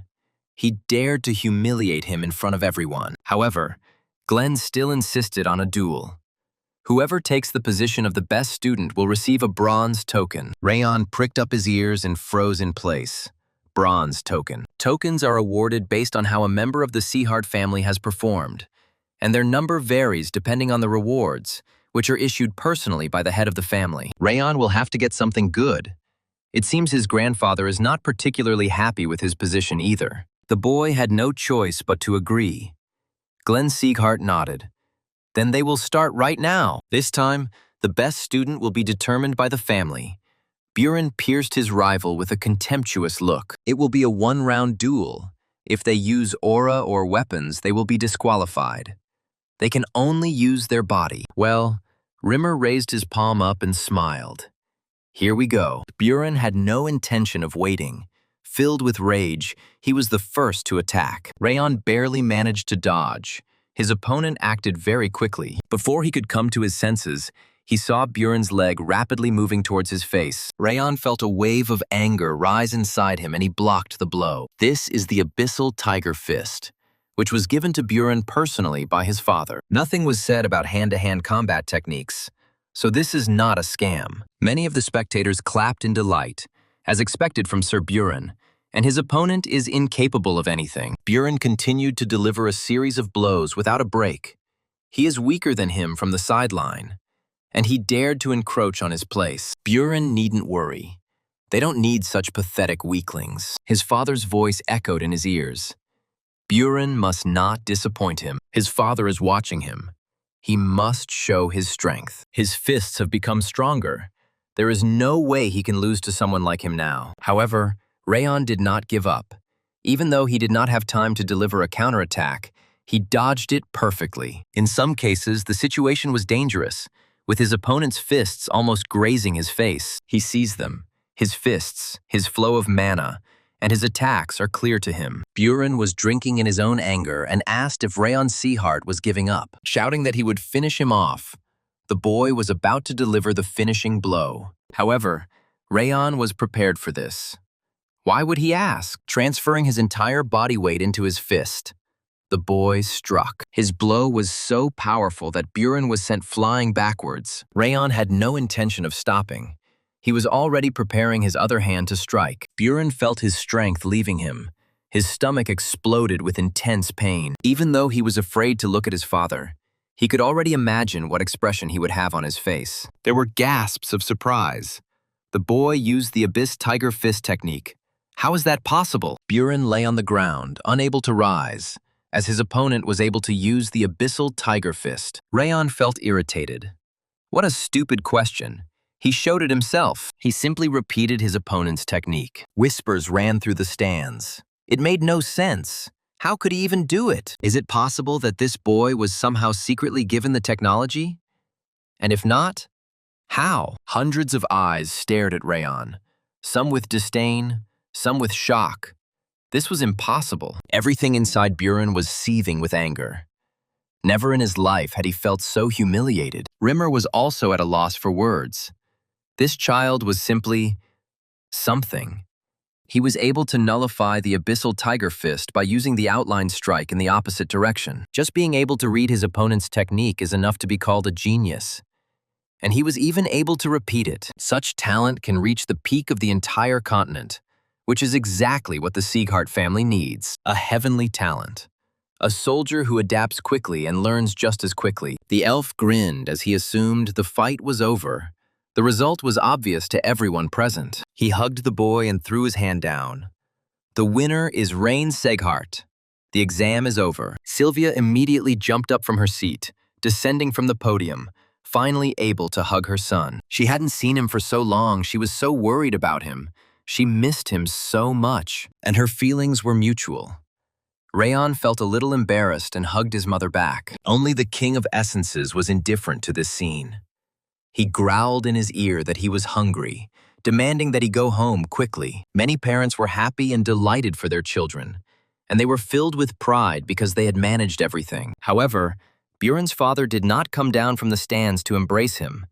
The boy was accompanied only by his butler. When he tore his shame-faced gaze from the ground, his insides felt as if they had been frozen with cold. The father's look said it all. He doesn't even want to see him. With one last stern look at his son, the man turned and left the crowd. Buren began to choke, a little more, and tears would come to his eyes. Guilt and self-hatred filled his thoughts as he wondered how he could have messed up so badly. But he knew that this was not the end, as a conversation with his father awaited him in the evening. When the butler led him into his father's office, he sat with his back to him, and it was difficult to understand what he was thinking. Buren drooped and cowered, filled with fear. When his father called him by name, His voice was low and cold, and the boy flinched. Why did he leave for training? His father told him to return as the best student and never lose to anyone. The man slowly turned to face him. Right. It wasn't that hard to remember. He also told him to go around the Sallion's house. He should have crushed Rayon with a better student. Okay, girl. But he lost to that piece of shit from the sideline. Does he really want to completely disgrace him? Or does he want to become the same as the third and fourth brothers? Buren has already missed his first chance. They will choose the best student of the class after the announcement of the grades. The boy must definitely get this place. Not wanting to talk to him anymore, the father turned away from him again, telling him to go away. As Buren returned to his room, his father's words played in his head. Even though he dared not miss this opportunity, anger at himself and that damned Rayon Seghart filled him with rage, and he cursed and punched the wall. The boy was shaking slightly. He barely realized where he was. All because of this bastard. Damn, how is that possible? He would definitely never lose to him. Small beads of sweat rolled down his forehead and fell into his eyes. His eyes were burning, and as he continued walking, the guy ran his hand over his face. Stopping in front of a tall building, he slowly began to come to his senses as to why he had come here. Probably just out of habit, while I was wandering wherever my eyes looked. Still not understanding why he came here, the guy headed to the gym with doubt. It was cool. There was absolute silence. No one was there. The exam had just ended. Not knowing what to do with his hands, Buren grabbed the first dumbbell he came across and lifted it. He made a couple of lifts before his focus shifted to something else. An idea crept into his head. Perhaps it wasn't in vain that he came here after all. Lockers with all the participants' things were here, including Rayon's things. The boy didn't even understand how in an instant he found himself at the lockers, as if he was pulled there by an unprecedented force. Just take a look, right? He won't steal anything, he'll just take a look. Still feeling a little unsure, Buren slowly opened the closet door, his eyes widening in surprise. There was nothing in the locker except a huge box of shoes. Why did he need all these shoes? Even with the naked eye, it's clear that there are at least 100 pairs here. He wore out that many in just 6 months. Buren was puzzled. In those 6 months, he had only changed his shoes twice. For a moment, there was a void in the boy's head. Yes, if you think back, Rayon always trained and spent a lot of time in the gym. When Buren ignored basic training and swung his sword, or when he was relaxing comfortably in the dorm, even though he carried the true spirit of the Seagharts, he continued to do the opposite. The boy realized that his anger had disappeared somewhere, leaving only regret and remorse. The sight of the pair of dumbbells left by the bench and the worn-out shoes made him feel terrible, and he still hoped that by looking into his opponent's locker, he would reveal his dirty secrets. Silently, the guy returned the worn-out shoes to their place and closed the locker. With an uneasy feeling, he left the gym and continued to wander around the campgrounds. He seems to have made up his mind and gained confidence. It's hard to believe. The Essence King has lived for hundreds of years, but never met anyone like him. The spirit flew right up to him. What is he anyway? By winning the bet, Rayon gained the ability to perceive the snowflower. It was an ability that increased his sensitivity. Now it's 1 star, so it only increases it by 10%. The King of Essence's senses allow him to sense things 10 times faster than normal senses would allow. It sounds good, but why exactly that name? Rayon chuckled. No matter how much he thinks, he's bad at coming up with names. The King of Essences exploded in a fit of rage again. Who would talk? Rayon was walking in the park during the day when the butler reported that Glenn had called the boy. Sylvia was immediately alarmed, wondering if her son had done something wrong. The butler smiled, trying to reassure her that she didn't need to worry. The head of the house personally wants to reward her son with a bronze token. Entering the main hall, Rayon bowed, greeting the head of the house. Glenn frowned, even though he didn't like it. He had to keep his promise. At his signal, the butler brought out a tray on which was a bronze badge. As he promised, Rayon Seahart is rewarded with a bronze token. In the future, when he returns it, he will be able to request any item that matches his rank. Rayon didn't answer, only thoughtfully examining the token. Then he would like to ask his grandfather for something right now. He raised his eyebrows when he heard his grandson say his daughter's name. What should a boy do to restore his mother's former position in society? There was silence in the room for a moment. Glenn didn't know what to answer. Does he really mean that she belongs to the direct line of their family? That's right. Rayon mentally noted that his grandfather had softened a little. Why was that? Achievement. This will be possible after making an achievement that is recognized by the whole house. It is not as easy as it seems. Trying to please everyone at once is like trying to reach for the stars. Almost impossible, especially for someone like him. Rayon didn't back down, but his grandfather didn't say it was impossible. The boy put the token back on the tray, grateful to the head of the house for the reward. Then, having bowed, the boy headed towards the exit. However, Glenn Sieghart stopped him. Rayon was quite surprised. He did not ask for a reward. He only asked a question. Rayon was puzzled. He would never have thought that the destructive king of the north would say something like that. His grandfather's voice sounded firm. He must voice his wish. Rayon was already thinking about something, about what he needed most right now. He needs cultivation techniques, which his trainers will teach him after he starts basic training. However, he needs an aura cultivation technique that is much better than what they teach him in basic training. He wants better, at the bronze token level. His cultivation from his past life is not enough to restore Sylvia's position and cut off Darius's head. He needs an impeccably strong aura. Glenn Sieghart thought about it. Cultivation technique, then. He snapped his fingers and the doors to the next room swung open. The boy was surrounded by shelves containing hundreds of thousands of books. His eyes were dazzled by the cabinets, which were so tall that a ladder was needed to reach the top shelves. He was so amazed that his voice became thinner. It was one of the Sieghart bookcases. If he brings his hand to its center, the book that he needs most will immediately appear. Rayon was still in shock and nodded silently. He extended his hand and prayed for something better than the shadow cultivation technique, for something useful to appear. Concentrating on his thoughts, he stretched his hand as high as he could. One of the books on the highest bookshelf began to shake, then slowly rose into the air. Rayon took a closer look at the old and worn book. While he was carried away by her, he did not notice how the faces of his grandfather and the butler changed. Glenn Sieghart raised his voice. What is this? The book hung in the air, its pages rustling quietly. How did he even get it? The boy came closer and awkwardly began to turn over the worn pages, reading the text. His interest grew. What kind of technique is this cultivation of 10,000 lights? He became frightened when the pages began to turn by themselves. Faster and faster. A powerful gust of wind whistled in his ears, and the book's aura shone even brighter, blinding his eyes. Glenn Sieghart stood frozen in place, unable to move, the memories completely absorbing him. Does he really think that Sylvia is distant from the members of the house? He doesn't need to know this. Right now, their priority is growing at home. He needs to get back to work. Sylvia got close to another man and left the house. There is no need to report such trifles to him. After days of thinking only about home and leaving emotions for later, he was able to gain military power. She surpassed the demonic wall. He received a huge expansion of territory and greater influence at home. But there were still losses.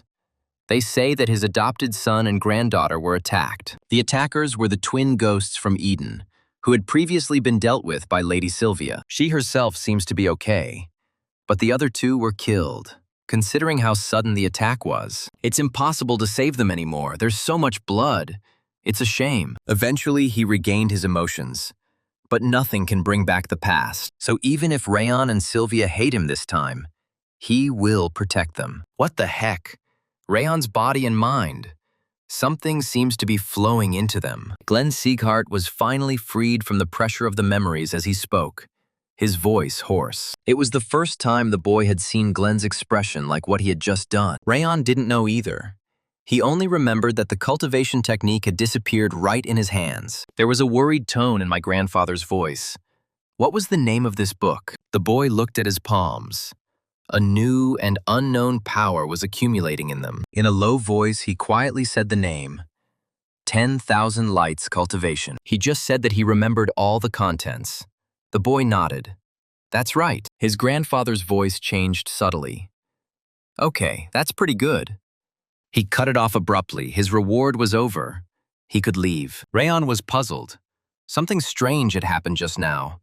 So why was his grandfather completely indifferent to it? Glenn Seahart waited a moment until his grandson's footsteps outside the door were no longer audible. The cultivation technique that Little Master Rayon obtained is not what the butler is thinking by any chance. Glenn Seahart leaned back in his chair and closed his eyes tiredly. Just the right thing. This is a technique that the first patriarch Seahart possessed. After him, no one in the entire history of the house was able to either receive or read it. Who would have thought that the boy could? If this were to become known, both the boy and Lady Sylvia could be in danger. But the old man reassured him that no one knew about this technique. But another important question emerged. Why did the book disappear? In any case, no one would have been able to learn this technique if it weren't for this child. The book would have simply rotted on the shelves. There was doubt in the old man's voice. It seemed that things would change a little. Still puzzled, Rayon returned to his room, feeling a new strength filling him. It's strange why he gave it to him for such equipment. Not only a silver, but also a gold token would not be enough. It is in no way inferior to the legendary Ring of Fire, and learning it will definitely not hurt. However, the knowledge he received was too complex and extensive. It was difficult for Rayon to delve into it and master it. No matter how hard he tried to catch the light of power that was born within him, it deftly eluded him. He tried to get himself in the mood again, but the feeling of failure did not leave him, ruining his mood. The boy shook his head, opening his eyes. He couldn't again. This is not the first time he has tried. But collecting the aura is too difficult, of course. He did not intend to learn the technique in one go. The King of Essence's voice changed subtly and became more ingratiating. It seemed he was having a very difficult time. You need to be careful if someone touches it while cultivating. It can be dangerous. Rayon was wary. The spirit had never been so calm with him, what he had planned. But still, Wrath was right. Cultivation absorbs mana to strengthen the aura in the energy center. If someone interrupts it at such a crucial moment, its mana flows may be broken, and because of his cold curse, the danger only increases. So he shouldn't interfere either. Rayon frowned as the spirit smirked slyly. He was just curious. The boy's face instantly changed as he realized the spirit's motives. The essence's voice dropped to a whisper. Just once.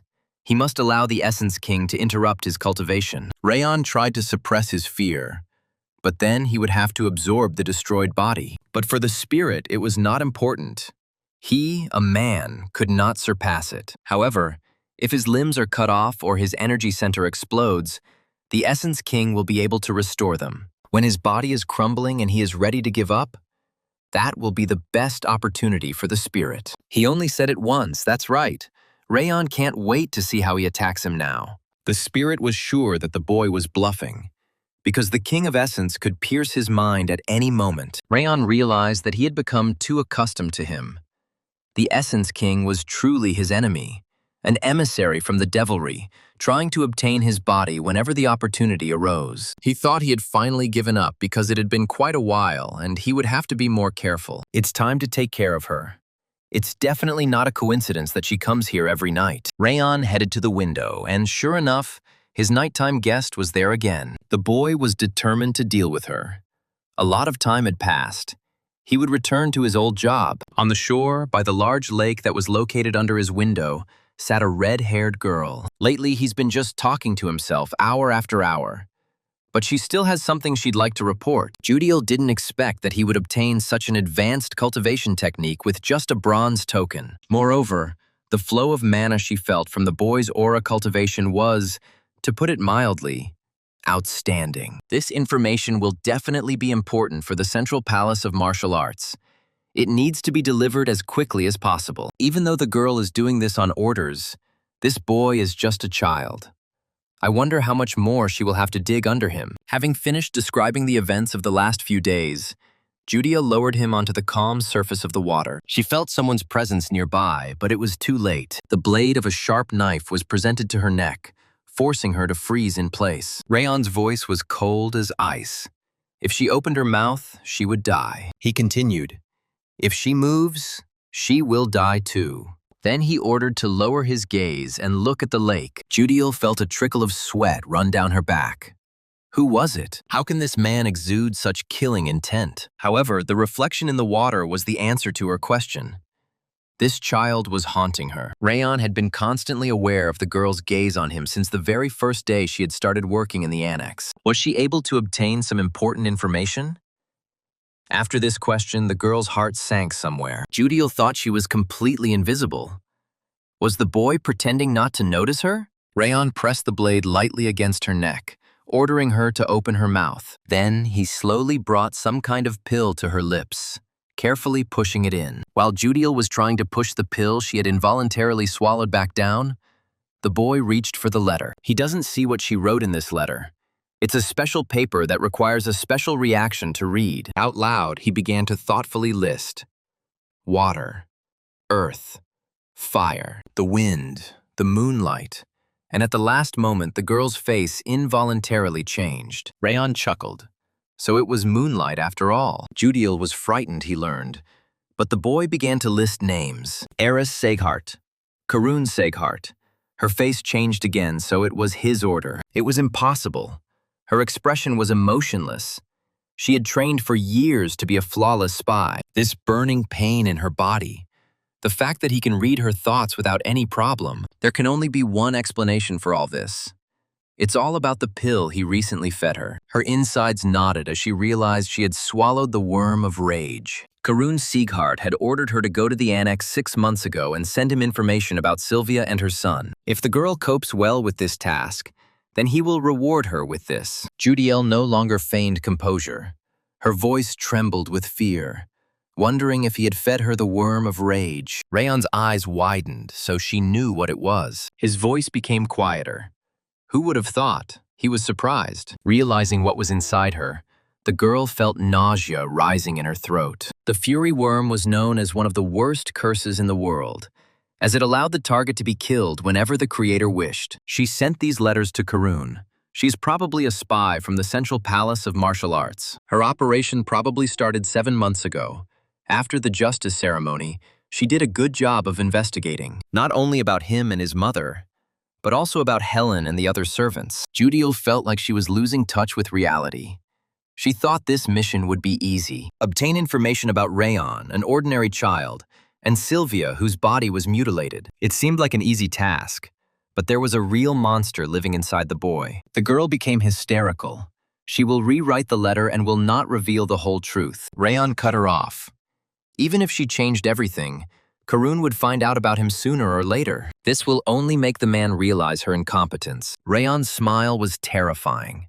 From now on, she would be his double agent, to lay out obvious things about him, but at the same time hide more important information, and also to obtain information about Karuna. Under the intense gaze of his bloodthirsty scarlet eyes, the girl nodded as he wished. The next time she comes, Rayon will be expecting useful information. He abandoned the girl, leaving her completely alone on the shore. The boy would never have used the rage worm. He simply fed her poison, which is why there was severe pain. The spirit was puzzled, so he read her thoughts without the worm of rage. Based on various factors, certain facts can be understood. Others do not know. But he is not like that. After this, while the boy was immersed in his worries and affairs, the day came to go to the training ground. At the same time, although he trained constantly, he also was unable to form an aura until the very day of departure. However, Rayon had enough time and energy to prepare in time, and no obstacles would stand in his way. He couldn't say that the feeling he had when he appeared on the court was pleasant. About 42 people passed by. Just think, only a quarter. Rimmer is really strict when it comes to results. A voice that gave him goosebumps brought him out of his thoughts. Those dull, empty eyes, reminiscent of a fish's, were once again watching him. Runan. The girl stood next to him without saying anything, and Rayon was puzzled again. A few days ago, the Salian house. Young Mr. Rayon helped their daughter train, and her parents were pleasantly surprised. The mother reminded the girl that she was absolutely obliged to thank her friend. But during their training, the girl said absolutely nothing to him. After all, Dad said never to start a dialogue with boys, her mother laughed awkwardly. After laughing, the woman tried to explain to her daughter that when it comes to expressing gratitude, gender doesn't matter. If she is helped, she should always thank people. It is simple politeness. Runan was quite surprised. She had never thought of it that way. The girl slowly opened her mouth, then uttered words of gratitude. And Rayon felt even more puzzled. This behavior of the girl scared even the spirit of essence. Why did she do this all of a sudden? Runan was proud of herself. She did it. Finally, Dorian appeared in the arena. How are they doing? Dorian kept talking and talking. Rayon didn't even have time to get a word in edgewise. It would be very lucky that his friend was the best student, if Mr. Buren had been the best. The boy let out a shrill scream as the object of his condemnation appeared behind him. When he fell to the ground, Buren only gave him a contemptuous look and then moved on. He came so close to Rayon that the boy felt his breath on his cheek. Rayon felt a faint wave of anger begin to itch under his skin. Buren continued to look at him silently with a serious gaze, not looking away for a second. Then he apologized. He lost initially and showed the boy his worst side. He admits it. Buren bowed slightly and continued. But he would not give up. No matter how hard he tries, he'll beat Rayon Seahart. He turned around, continuing to mutter under his breath. He would never back down or give in. Rayon and the Essence King exchanged glances. Today was definitely a strange day. Just think, a 13-year-old has such thoughts? It's still a family matter. The king and the essences were furious. He still hadn't figured out his place even after they had beaten the crap out of him. The Essence King continued cursing when a low male voice rumbled through the arena. Rimmer apologized. He drank too much wine the other day and overslept. Then the man laughed heartily. They had also rested during this time, hadn't they? He congratulates everyone on passing the testing. Training will begin today. Or rather, right now. Overall, their exercises will be the same, but a few workout routines will be added. The first is the aura cultivation technique. A deafening roar from somewhere behind him did not allow him to finish. The main gates to the arena swung open, and a girl stood in the doorway. Oddly enough, her first word in front of her students was swearing, and she almost got into trouble because of that damn door. Rimmer smiled. Finally, she was here. He didn't supervise her, but she was one of the failed students from the last batch. Since they will now be studying together, the children can say hello. Martha Seahart, from her frowning expression, it was immediately clear that she was causing a lot of trouble. The girl ran a dissatisfied glance over the crowd, assessing each of her fellow students. Rimmer smiled. She was kind, even though she didn't seem so. Marta didn't let him finish. First of all, who of them was the better student here? She can't stand it when someone worse than her gets cocky and wants to check this bastard out personally. Her predatory smile was so wide that her entire row of teeth was visible. She began to tease. She wanted to fight. Marta leaned forward. Come on, is he afraid to fight? Are the stars always not aligned here?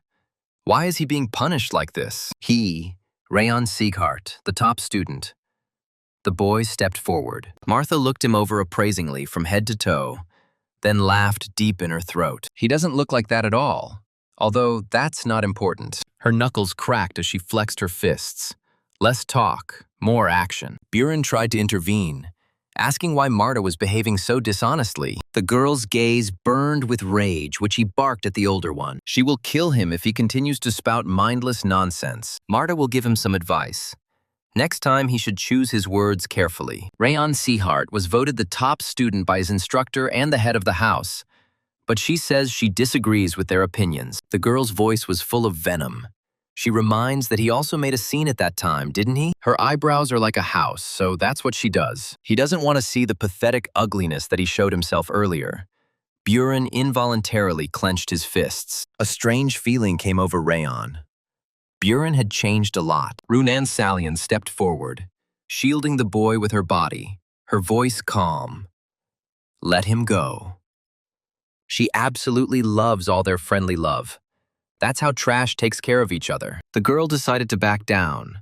She would be wrong if she continued, right? Okay, she'll be a bad girl, Martha laughed out loud. She can't stand cowards who hide behind other people's backs.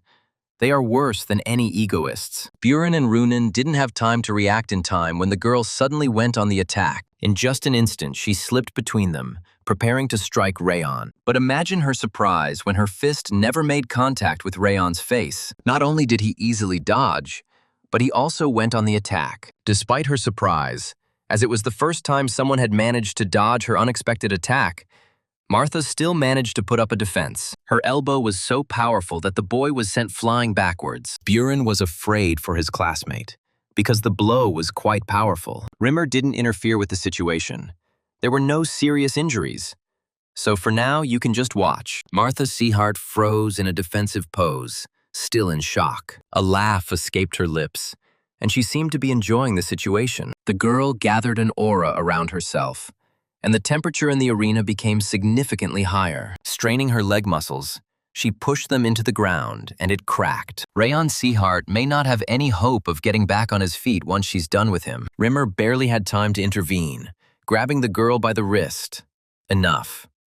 Martha was so immersed in a state of rage that she didn't notice him approaching. The guys don't think they're underestimating him too much, but it's still annoying when they pretend he's not there. Buren and Runan learned aura, which can't be said about Rayon. It's unfair to win with such an advantage. Rimmer smiled. He would give it to her with Rayon when he gained an aura. An enraged Martha headed for the exit. The elf ordered the boy to return too. The Essence King was furious at what he was doing. He dared to just let go of the girl who attacked them. Rayon tried to calm him down. He had also struck a blow, but the spirit considered it insufficient. Now is not the time. It would be much better to fight when he needs something from her. And now he can blackmail her with his position as the best student. He just needs to wait. The sun was setting towards the horizon, but training at the camp still did not end. Their t-shirts were sticking to their bodies with sweat. Their muscles were burning. But the children continued to work. A male voice said, "Okay, 10-minute break." As expected, it's not easy. Not that difficult for Buren, but he would like to get a combination of high-level techniques. Buren turned his interested gaze to Rayon.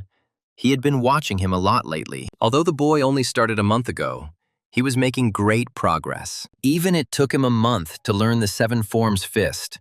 At this rate, he can learn fencing at the same time. Yet, it seems he is not alone in feeling the pressure of his growth rate. He turned his indifferent gaze to Martha, who was going crazy not far from him. No need to go to a fortune teller. He knew that she had exactly the same feeling. The girl lowered her sword in a fit of rage.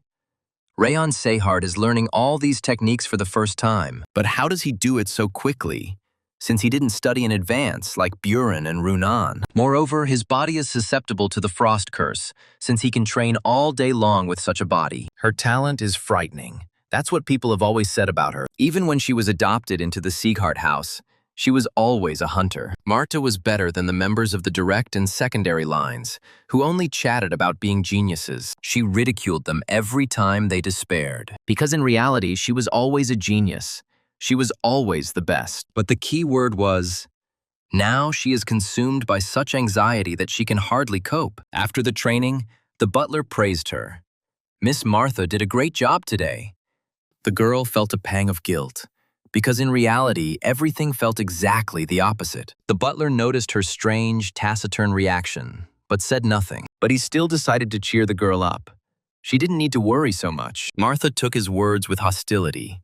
She turned around sharply, asking what he meant. Everyone knew that the boy had been showing great results recently, but she would never face defeat at the hands of young Master Rayon. If he never defeats her, how does the butler know about it? Because the young master has a critical weakness that he can never get rid of. Rayon swung his sword with vigor, despite the painful calluses on his palms. His muscles ached and he felt very tired.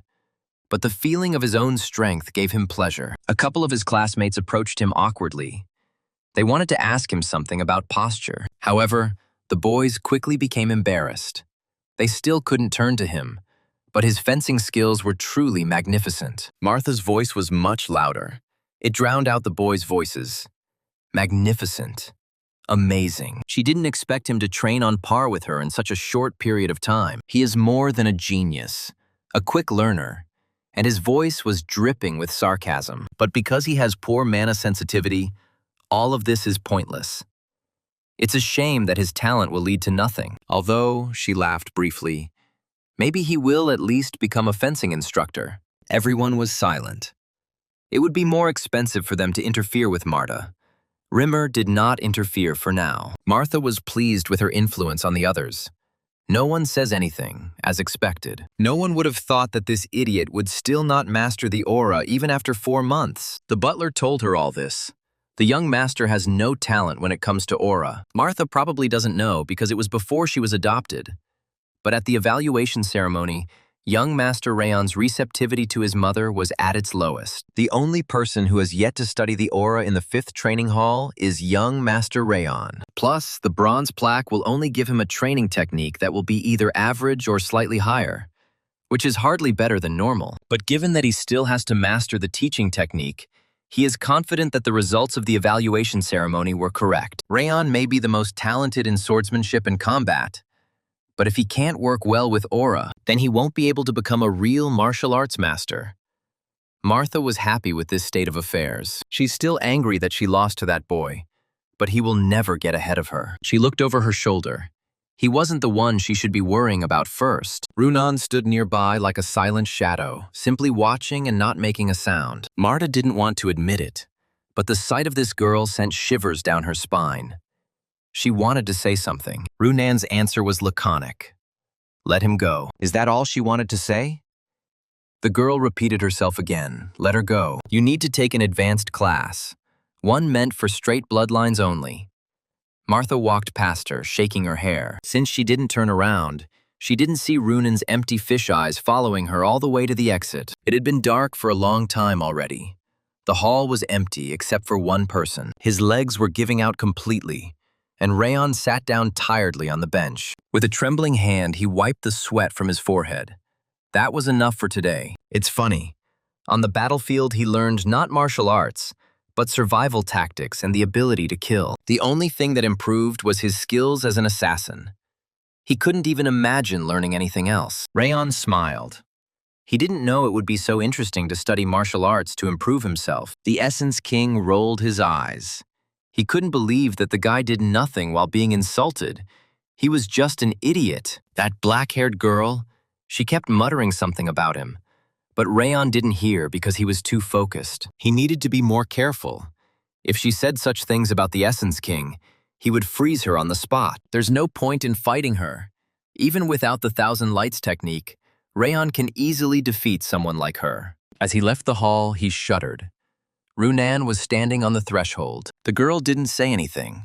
She just looked at him silently with empty eyes and handed him the box. Rayon was again puzzled as to why she was here. The girl carefully opened the box and took out a small ball with her thin fingers. She handed it to her friend to eat. It felt cool to the touch. What was it? Runan repeated again. He needed to eat. As an assassin, he learned not to eat what was given to him. However, the girl did not give him anything bad, so why not? The spirit was delighted. He had never tasted anything so sweet, even in the demon realm. What is this? The girl quietly asked how he liked it. Rayon was surprised. It was delicious. Runan's expression changed subtly. It was marble ice cream. Then she just turned around and headed towards the exit. The boy tried to stop her. Rayon felt strange. Was this girl really worried about him? The girl loved sweets. Like a child, it seems there were only 4 pieces in this box, and she left one for him. It would be difficult for her to give him what she liked so much. Rayon's lips curled into a slight smile, but he genuinely felt pleased. He decided for himself that he should repay her in kind later. Finally, the weekend came, and the boy returned home. Judiel is going to send this report to the Intermediate Battle Hall. She was recently ordered to study everything in more detail because they had mastered fencing and combat so quickly. But the girl thinks that they have lost their interest because Rayon was unable to train his aura. Miss Sylvia also interested them less. Sweat was rolling down the girl's face. Rayon knew that this was bad. He still needed to use Judiel while he still could. The girl was frightened, but she still found the strength to turn to the young master. Could it be that he hasn't specifically learned aura yet? Rayon's gaze was frightening, who knows? No matter what she thought, Judiel apologized for asking such a rude question. The boy nodded. Great, she was free. Judiel immediately left the room. Someone may decide that he is not studying on purpose and will cleverly use the situation and environment to his advantage. How he manages to train his aura with such difficulty is something unimaginable for a spirit. Rayon didn't give a specific answer. Now he will do another training session. They should simplify the aura. The boy was about to go outside when he froze in surprise at the door. Rimmer was sitting on a stump. His aura was not felt at all, so the boy did not notice his presence. The instructor acted as usual, as if everything was as it should be. He had slept well. Rayon felt the tension but tried to act calm. Why was he here? The man placed his hand on his shoulder. Rayon felt not a weight. He had come to teach him. The elf smiled, and his look was cunning. He will tell you in more detail what attribute he has. The next day, early in the morning, they went out into the forest. Rayon thought the instructor would teach him to understand the attributes of why they were on a hike. The man's answer, as always, was not substantive.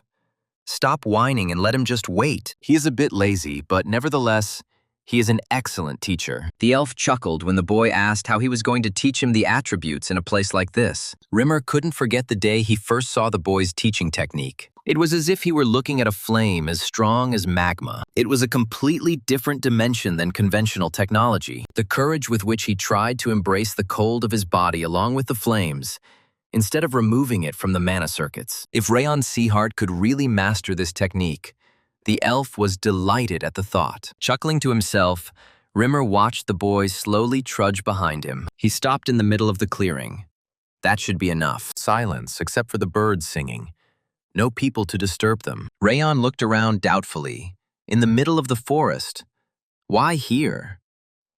Rimmer waved his hand, spreading his aura throughout the clearing. The herbal scent entered the boy's nostrils, spreading throughout the clearing. He wanted to make a wind weapon to protect his master, and what he feels now is the wind that Rimmer chose. Rayon took a closer look, and indeed the wind flow was circulating in a certain direction.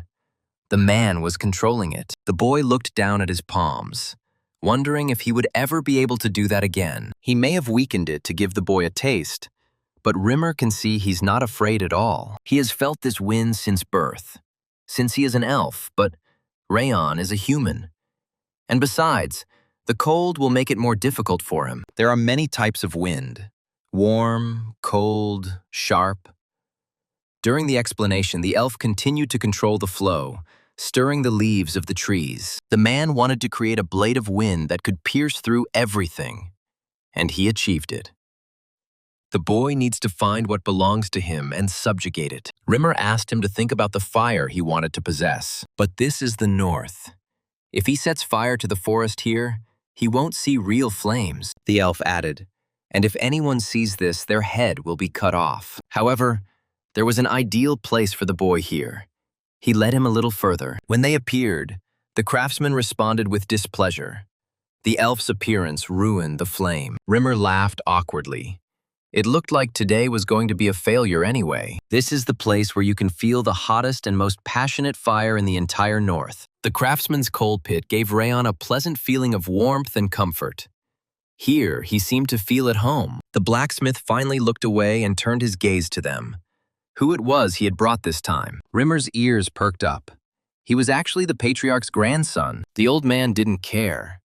He was just an old man on pension. Unless the patriarch himself was here. The bright flame attracted Rayon. It was so blinding and hot. Could it really be real fire? He had seen it countless times in his past life. Fires that he lit himself. Flame magic emanating from the hands of the mage, and much more. But this flame was different. Wild and unbridled. Warmth. Image. Flame, so hot and fickle. This is the image of the fire that he wants to possess. The boy extended his hand towards the fire, but he never reached it. It was much smaller. Rayon shuddered, slowly coming to his senses as the old man reduced the flame. His voice was hoarse and rough. He reluctantly introduced himself. His name is Valken. The craftsman didn't even look at him. If he wanted manners, he should look for them elsewhere. The boy's eyes widened. He knew that name well. This is a craftsman who has become famous throughout the world for his skill. Is this really the same Valken? The man who supposedly created Glenn Sieghart's sword, the True Sky, disappeared 30 years ago. Just think. The old man stayed here all this time. Coming to his senses, the boy quickly bowed. It was a pleasure to meet him. He was Rayon Seaheart. A suspicion crept into the old man's head. He turned to the elf to see if he had told him anything about him. Trying to rectify the situation, Rimmer told the boy what he already knew, that Zyhart was a retired craftsman. It's been more than 10 years since he started lighting the flames here. Here, all year round, they do nothing but light fires. So there is no other place where a child could feel a real flame. The elf wanted to ask the old man for a favor, but he was dissatisfied. Why shouldn't he go to the blacksmith's workshop? There are too many eyes there. He doubts it is worth showing this technique to others until the boy has mastered it. Falcon froze in place when he realized that the boy in front of him was Sylvia's son. The atmosphere in the room somehow quieted down. The man slowly turned and looked at him for the first time. Rayon felt that this was his chance. He would not interfere and asked permission to feel the flame. The disgruntled note finally disappeared from the man's voice as he made charcoal, a golden coal that can create a much stronger flame than white or black. He's been here for 10 years, but he doesn't care what they do, as long as they don't interrupt him. Rayon beamed.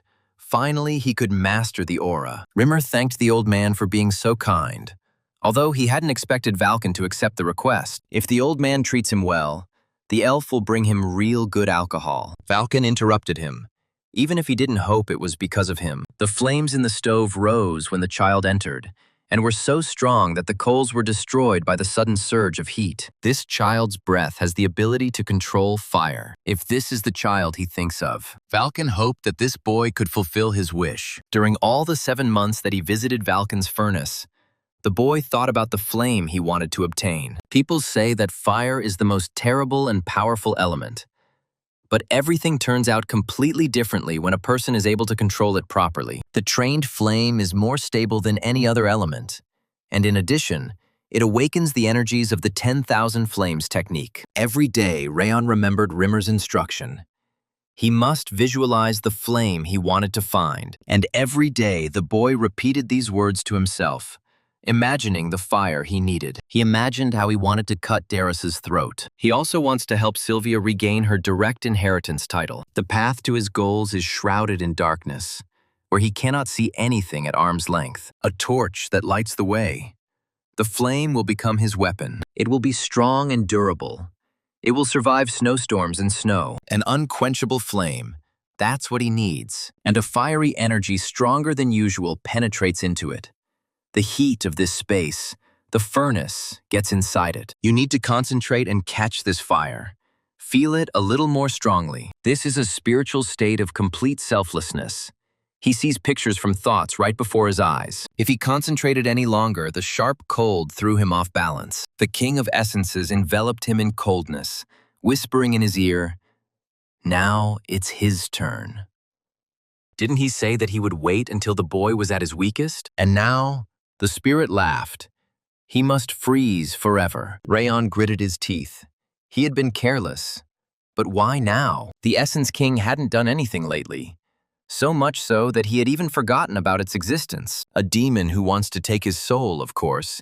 He won't be on his side. He didn't realize how huge the king of the demon kingdom could be. Damn it, his body feels like it's falling apart. It's hard to breathe. Everything is freezing. But he will die if he moves. And he will also die if he stops the 10,000 lights technique. He needs to somehow gather his aura together if he wants to survive. He needs to think. Rayon Sieghart tried to stay conscious, but his consciousness was slowly fading. The king burst out laughing, his desperate look of trying to survive so pitiful. Does he really think he can resist his power like before? It's pointless. Greed was heard in his voice. From now on, his body and soul belong to the Essence King. His efforts, his life, it's all meaningless. He's no different from a man who makes a furnace work. But Rayon need not worry. The Essence King will definitely avenge him. The last thought fluttered in the boy's head like a fish thrown ashore. He is grateful for the hint. It's all or nothing. Instead of absorbing the mana released from the heat of the furnace, he will use the bath directly from the furnace. This fire is much stronger and hotter. It can consume literally everything. The Essence King wants to obtain his power and bodies, so let him accept them. The spirit's face instantly twisted, sensing something was wrong. Now she resembled an embittered, grotesque mask. Rayon concentrated all his strength, trying to ignore the growling of the Essence King. The flames in the furnace slowly rose upward, crackling menacingly, like the growing roar of a wild animal. Warming himself by the fire, the old man was practically dozing, his eyes closed. But when he felt a sharp and unbearable heat, he abruptly opened them. There was an explosion in the oven, and flames burst out of its confines and spread to his clothes. Falcon tried to understand what was happening. The fire in the stove suddenly flared up so strongly. I've never seen anything like this happen to a stove before. The old man turned his gaze to the boy. Perhaps it was him. He looked closely to see why he was shivering from the cold, even though the stove was burning so brightly. Falcon approached Rayon hesitantly, asking in a wary voice if everything was okay. Why was he shaking so much? But the old man still didn't get an answer. Rimmer suddenly jumped forward, blocking the old man's path to the boy. Falcon flinched in surprise. The old man saw the elf so serious for the first time. He ordered to leave him alone, even if he did not dare touch him. Rayon is in a spiritual state of complete selflessness. They still won't be able to do anything. If they do anything to interrupt the process, he will vomit blood and die. The old man kept his intense gaze fixed on Rayon. This was the very coldness in his body that they were talking about. There's nothing they can do now. It's too dangerous. Rimmer mentally addressed him. He mustn't die. Gritting his teeth, Rayon directed the heat at the king, melting his ice. He tried his best, ignoring the spirit's lamentation. Didn't he understand that he had no chance? Rayon Seaheart didn't believe him. It was all bullshit. He had already died a miserable death once. He hadn't been able to close his eyes until the very end. And this time, he would never let something like that happen again. Falcon was starting to get worried. The heat was too strong. At this rate, the oven won't be able to withstand such a temperature jump. Something terrible could happen. The mana in the furnace is held at 1 point. The instructor's eyes widen in surprise. He guessed that it seemed that Rayon Seaheart had decided to absorb her. The spirit continued to roar angrily.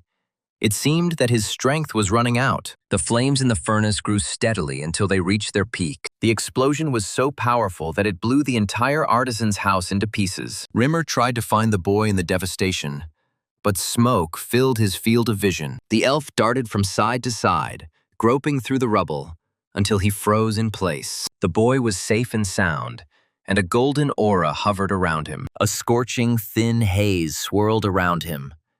Could it really be a golden flame? When the dust settled, a system window popped up and he studied the production of 10,000 lights. She reached 2 stars, receiving a powerful impulse of fire. As a result of reaching a line to the fire, 2 cold curse contours opened. After receiving a powerful blast of cold from anger, the frosty cold reached the 2 stars. Rayon was curious. He didn't think he would stumble upon such a hidden blessing. But it was a great help to Blossom. He went through all these difficulties without even hoping. He survived the intervention of anger. All characteristics increased by 3 points. Is this a dream? Did he really receive such a big compensation? Thanks to anger, the boy was able to achieve what would have taken him 3 years. The Essence King resembled a small, trembling ball of anger, spewing out a series of curses. Rayon was at his limit. How could a person possibly endure this? He helped him himself. Who was there to say that everything was useless? However, Rayon didn't let himself relax. Today, he really made a mistake. He should be more careful. Even if they become a little closer, one must not forget that anger is still an enemy. He shouldn't reveal his weaknesses or secrets to him. Falcon's voice brought him out of his thoughts. The boy stretched his lips into a smile. Everything was fine with him. His aura skills have increased, and he is grateful to the craftsman for that. He also felt ashamed of this whole performance. The stove fell apart because of him. However, the old man remained calm. Everything was fine. He was glad that everything was good. He will simply repair it. Suddenly there was a crackling sound, and the flame in the furnace was resurrected. As if enchanted, Falcon headed towards the stove. What happened? The old man let out a surprised sigh and grabbed the shovel. It can't be. He raked away the remaining ash, then used his shovel to scoop up several ingots that were glowing golden. The craftsman was amazed. He really was able to obtain golden coal. After so many years of unsuccessful attempts to create something that only circulated in legends, it drove him crazy. He retired and believed in it so much that he was in despair. It seemed that fate had touched not only the boy, He still could not believe his eyes. Then the old man carefully brought the shovel closer so that the boy could examine it. This was the golden coal. Coal, which gets hotter than white coal and burns longer than black coal. Thanks to the boy, he was able to see what he had been trying to create for decades. Rayon was surprised by the words of gratitude, because he had done nothing. But the old man's look said everything for him. During his training, the flame in the furnace wavered. The life of the fire could be felt in his breath, and this heat seeped into every corner of the workshop. Even though he is a fool for holding a hammer in his hands all his life, he still sees what Rayon did. It's all thanks to him, so he'll ask directly what Rayon's goals are. Rather, what kind of swordsman did he dream of becoming? The boy felt the weight of this question. Rayon wants to be unwavering and unbending, not to anyone. He wants to become exactly this kind of swordsman. Falcon was surprised. This didn't sound like the words of a child. In the next few years, he will be able to use the sword. And since his heart is unwavering, he will be able to find the old man by then. Falcon promised to save this coal for that very day. Rayon couldn't believe his ears.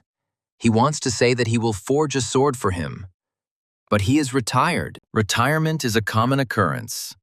The boy should not die before the appointed hour. Rayon with the old man, unaware that Rimmer is following him. The elf, of course, didn't know that this would happen. But the boy ended up receiving an aura. This guy really knows how to scare people. A nervous laugh escaped his lips. Isn't that right? He turned his gaze to the man behind him. Glenn Sieghart was there too, having rushed over as quickly as he could after hearing the latest news. He could come to visit the elf almost every day. Could he really be that worried about his grandson? Rimmer hoped that now his master felt relieved. Perhaps due to the heat of the coal furnace, the frequency and quantity of his aura was staggering, and he was also able to use this aura immediately. These boys are something to be proud of. He has a ton of talent. But Glenn was still stern and tense. That's not all. The most amazing thing is that his grandson even managed to make the limitation his own. The weekend ended. A new week began, and the students gathered again at the 5th training ground. Runan was waiting for Rayon. It seemed he was late. They say that he hasn't been able to form an aura for 7 months now. Maybe everything before this was just a show. Many of the students were constantly discussing and insulting Rayon, and Runan felt depressed because of the rumors that were circulating. Her fingers squeezed the box. She wants to help him. Her parents advised her to help those who helped her. The girl was lost in her own thoughts until the creaking of the entrance gate brought her out of her thoughts. Rayon was standing at the gate.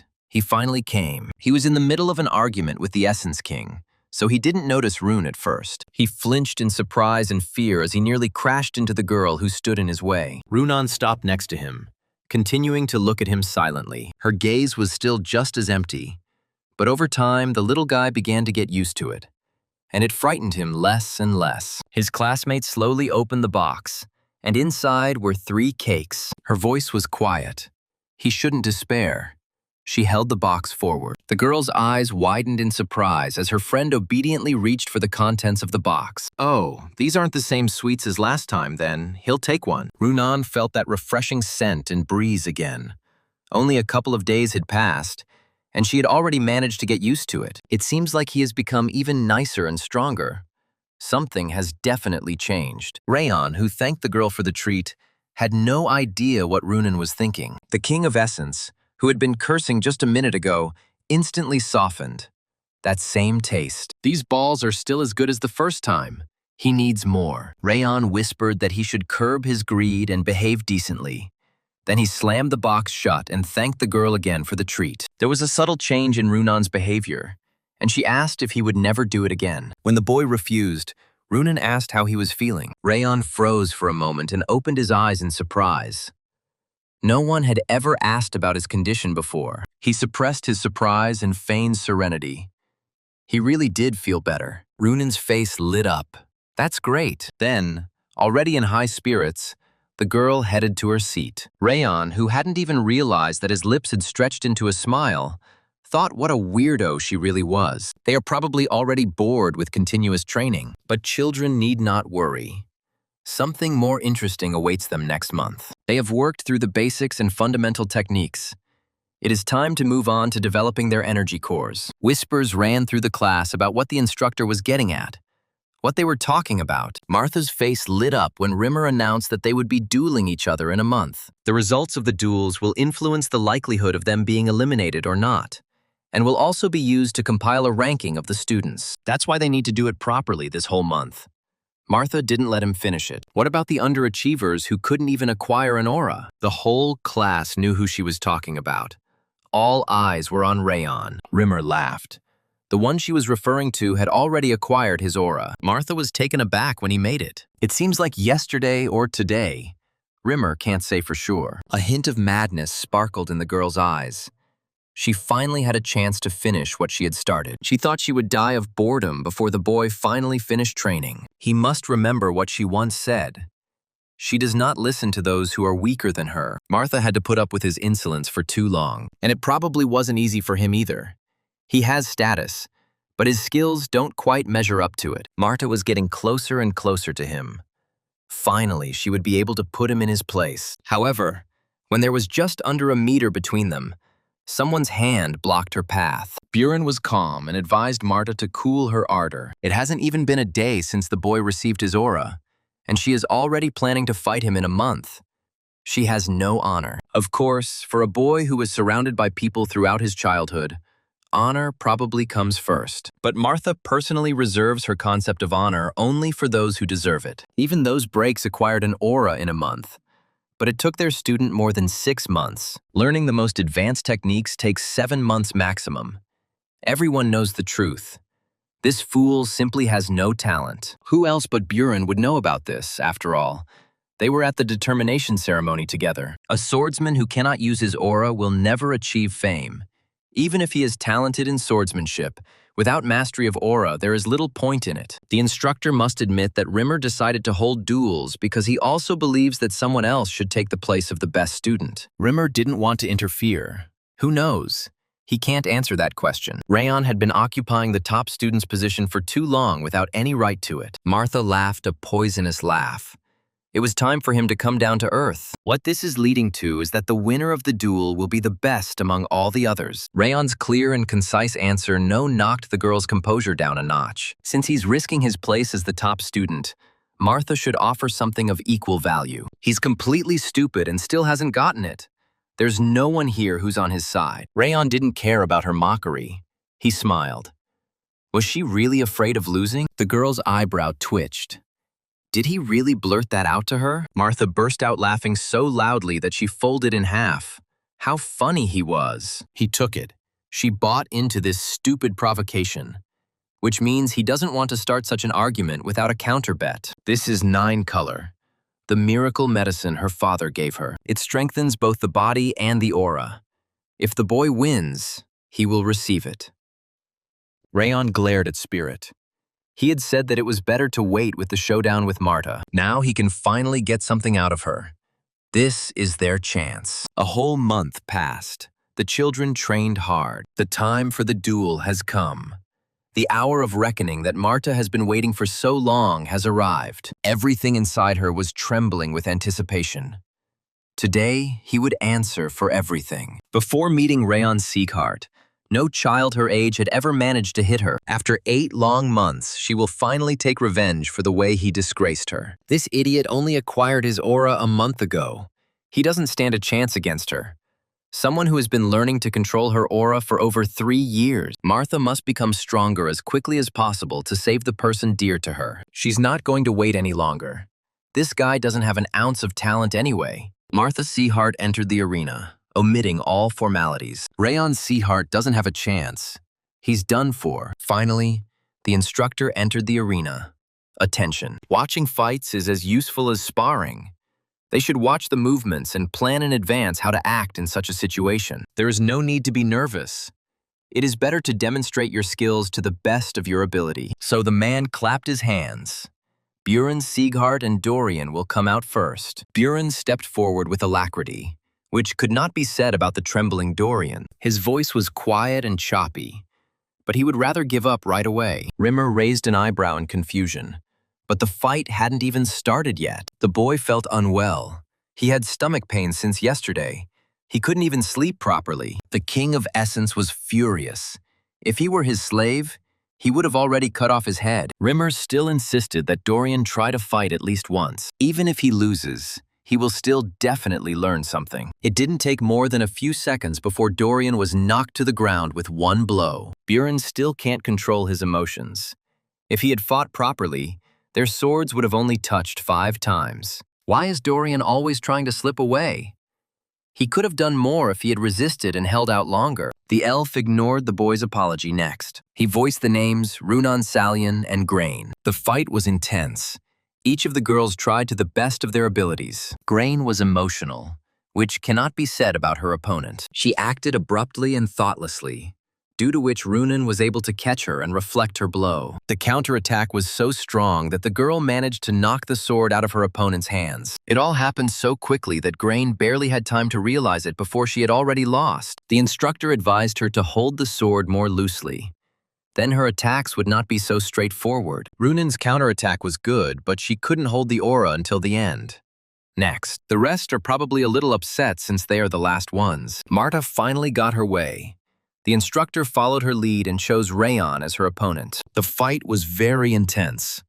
Marta did not hold back, attacking with all her might. Rayon watched her movements closely, trying to repel her attacks in time. During the duel, Marta laughed. It was pure pleasure for her to put such pressure on her opponent. Rayon tried to keep his cool. He was focused as much as possible. The boy seized the moment in time. His counterattack was good, but not strong enough. Marta still kept the sword in her hand, but his jerk wiped the smile from her face. Her mood became unstable, and now she missed another blow. The boy slapped her on the shoulder with the flat of his sword. No one had ever managed to do that. She became furious, and Rayon managed to jump back. The girl didn't think that he would be able to parry all her attacks. Still, she will have to admit that her opponent is talented, but only in fencing. Such is the path of an unfinished warrior with an insignificant aura. Everything is already predetermined.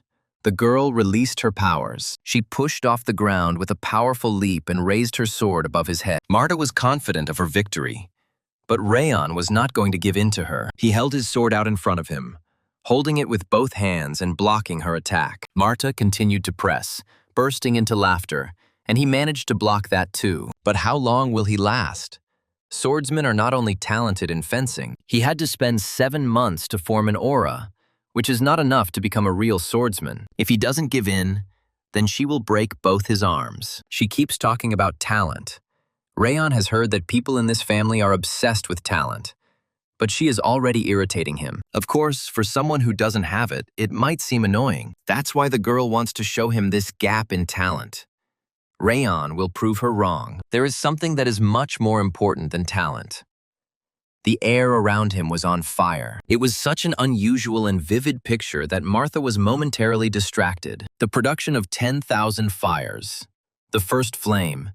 Everything around the boy crackled and groaned. Martha Sieghart froze in place, lowering her sword. Where did the fire come from? She felt tension, dangerous, because this was not an ordinary fire. There is something behind this small, quietly hot fire. A terrible, but at the same time beautiful path of the sword. The girl was no longer so confident in her abilities. She began to hesitate. Looks like it's time to stop joking. Rock hard pose, first style. The style gathers all the aura in one place, and she knows how to use it at such a young age. It's impressive. It looks like Martha will put all her strength into the final blow. She acknowledges her opponent's strength, but no matter how much aura he has, he won't be able to withstand it. She pushed off the ground, gathering all her strength into one point. Their classmates were alarmed. The ground was shaking under their feet. What was going on? But no matter how hard they tried to make out the battle taking place, everything was covered in a veil of dust. There was a metallic crack. It seemed like someone's sword was broken. Martha lay on the ground, knocked down and defeated, clutching the broken piece of her sword. Rayon wrote over it.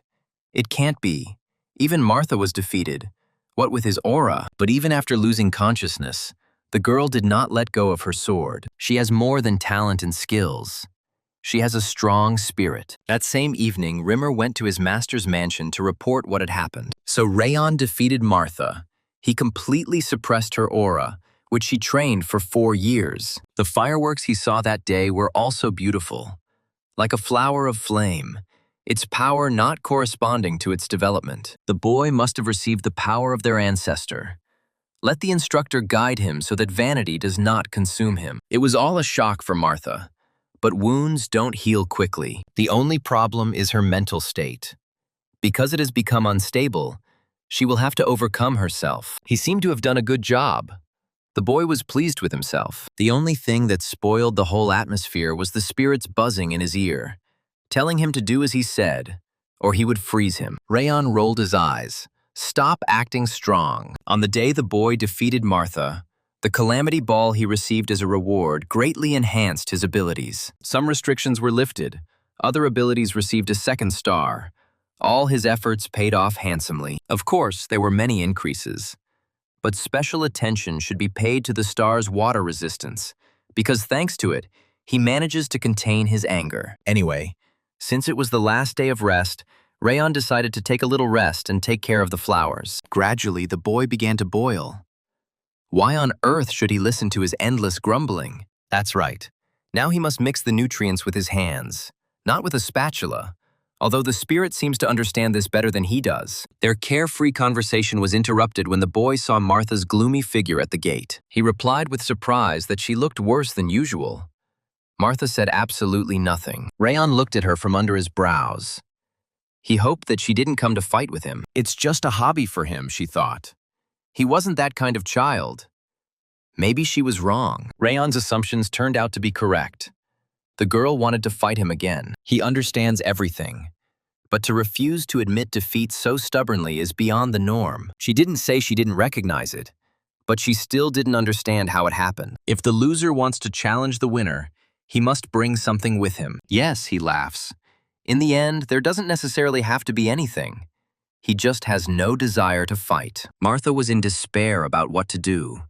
She glanced sideways at the rose bush not far from her. An idea popped into her head. Maybe she should try to anger him. He seems to like flowers, but they don't really suit him. Rayon doesn't really like flowers. He doesn't even know why he should like them. He just helps his mother. And this attempt passed by. Marta rolled her eyes and clicked her tongue. She felt out of place. It was too hot here. She would go. Sylvia showed up at the wrong time. That's where Rayon is. And she was looking for him. The woman saw Martha's back. And who was it? His friend. Her face lit up with a smile. It must be a friend from training. This is Sylvia Sieghart, who left her family for a man and returned in despair to save her child. A man who gathered his courage and decided to do this for the sake of his beloved son. The woman guessed that it was Martha standing in front of her. She had heard that she had sparred with her son. There were rumors that Denyer's brother had raised a talented child. But that turned out to be not all. She was not only talented, but also beautiful. The girl was embarrassed. She came here to say something, but she finished with it, so she will go. But Sylvia wasn't going to let her go. She offered to get something to eat while the girl was still there. How could she leave Rayon's friend hungry? Martha still hadn't given up her awkward attempts to leave, but all this was to no avail. A few minutes later, they were sitting at the dining table. Rayon sat tense, wondering why Marta had suddenly become quiet. It wasn't like her. Sylvia bombarded her with questions about training, whether it was hard for her, how she was coping. They don't cook very well compared to the main house. The quality of their meat is a little lower, so it may come out tougher for her. The woman involuntarily surrounded Marta with affection and care, which caused the girl to experience mixed feelings. Sylvia's smile was kind. You have to savor every bite, otherwise your stomach will hurt. Her mother told her the same thing. It was so long ago, as if in another life. Little Martha had no idea what was waiting for her next. She smiled and obediently carried out her mother's order. The girl felt a lump in her throat and lowered her eyes to her plate, hoping to hide her condition. Oddly enough, after such a dinner, she felt light and at peace. She liked it. It was very tasty. Sylvia beamed and asked her to continue being friends with Rayon. Could it really end like this? He thought she came for a fight. Maybe she ate something bad. Rayon would probably think she was crazy, Martha sighed heavily. However, no matter how you look at those eyes, Sylvia looks very much like her mother, so she couldn't tell her anything. Although the face and voice were completely different, At that moment, she clearly felt it. The same feeling that she experienced when she was next to her mother. After her mother was kidnapped by those bastards and adopted by the Deniers, Martha decided to never lose until she found her mother. Until then, she kept the promise she made to herself, and her streak of victories continued. Until that very day, after losing to Rayon Seahart, the Seahart family might kick her out after such a loss. Although her adoptive father appears to be a gentle man, what if it is just a mask? Then her last hope of finding her mother will be gone. The girl gritted her teeth. She shouldn't lose to anyone. She had no right to do so. Carmel's butler met her at home. She returned quite late, and Mr. Danier ordered that the letter be delivered to her personally. Her father wrote her a letter immediately after her sparring. He congratulated his daughter on her first defeat. The father would have liked to come and console her personally, but the task given to him took more time. He regretted that he was not here now. She doesn't have to worry about the search for her biological mother. They are still doing it, and she shouldn't give up either. Marta asked me to tell her father that she would keep this in mind and that she also appreciated him very much. Despite her father's support, shame burned in her chest.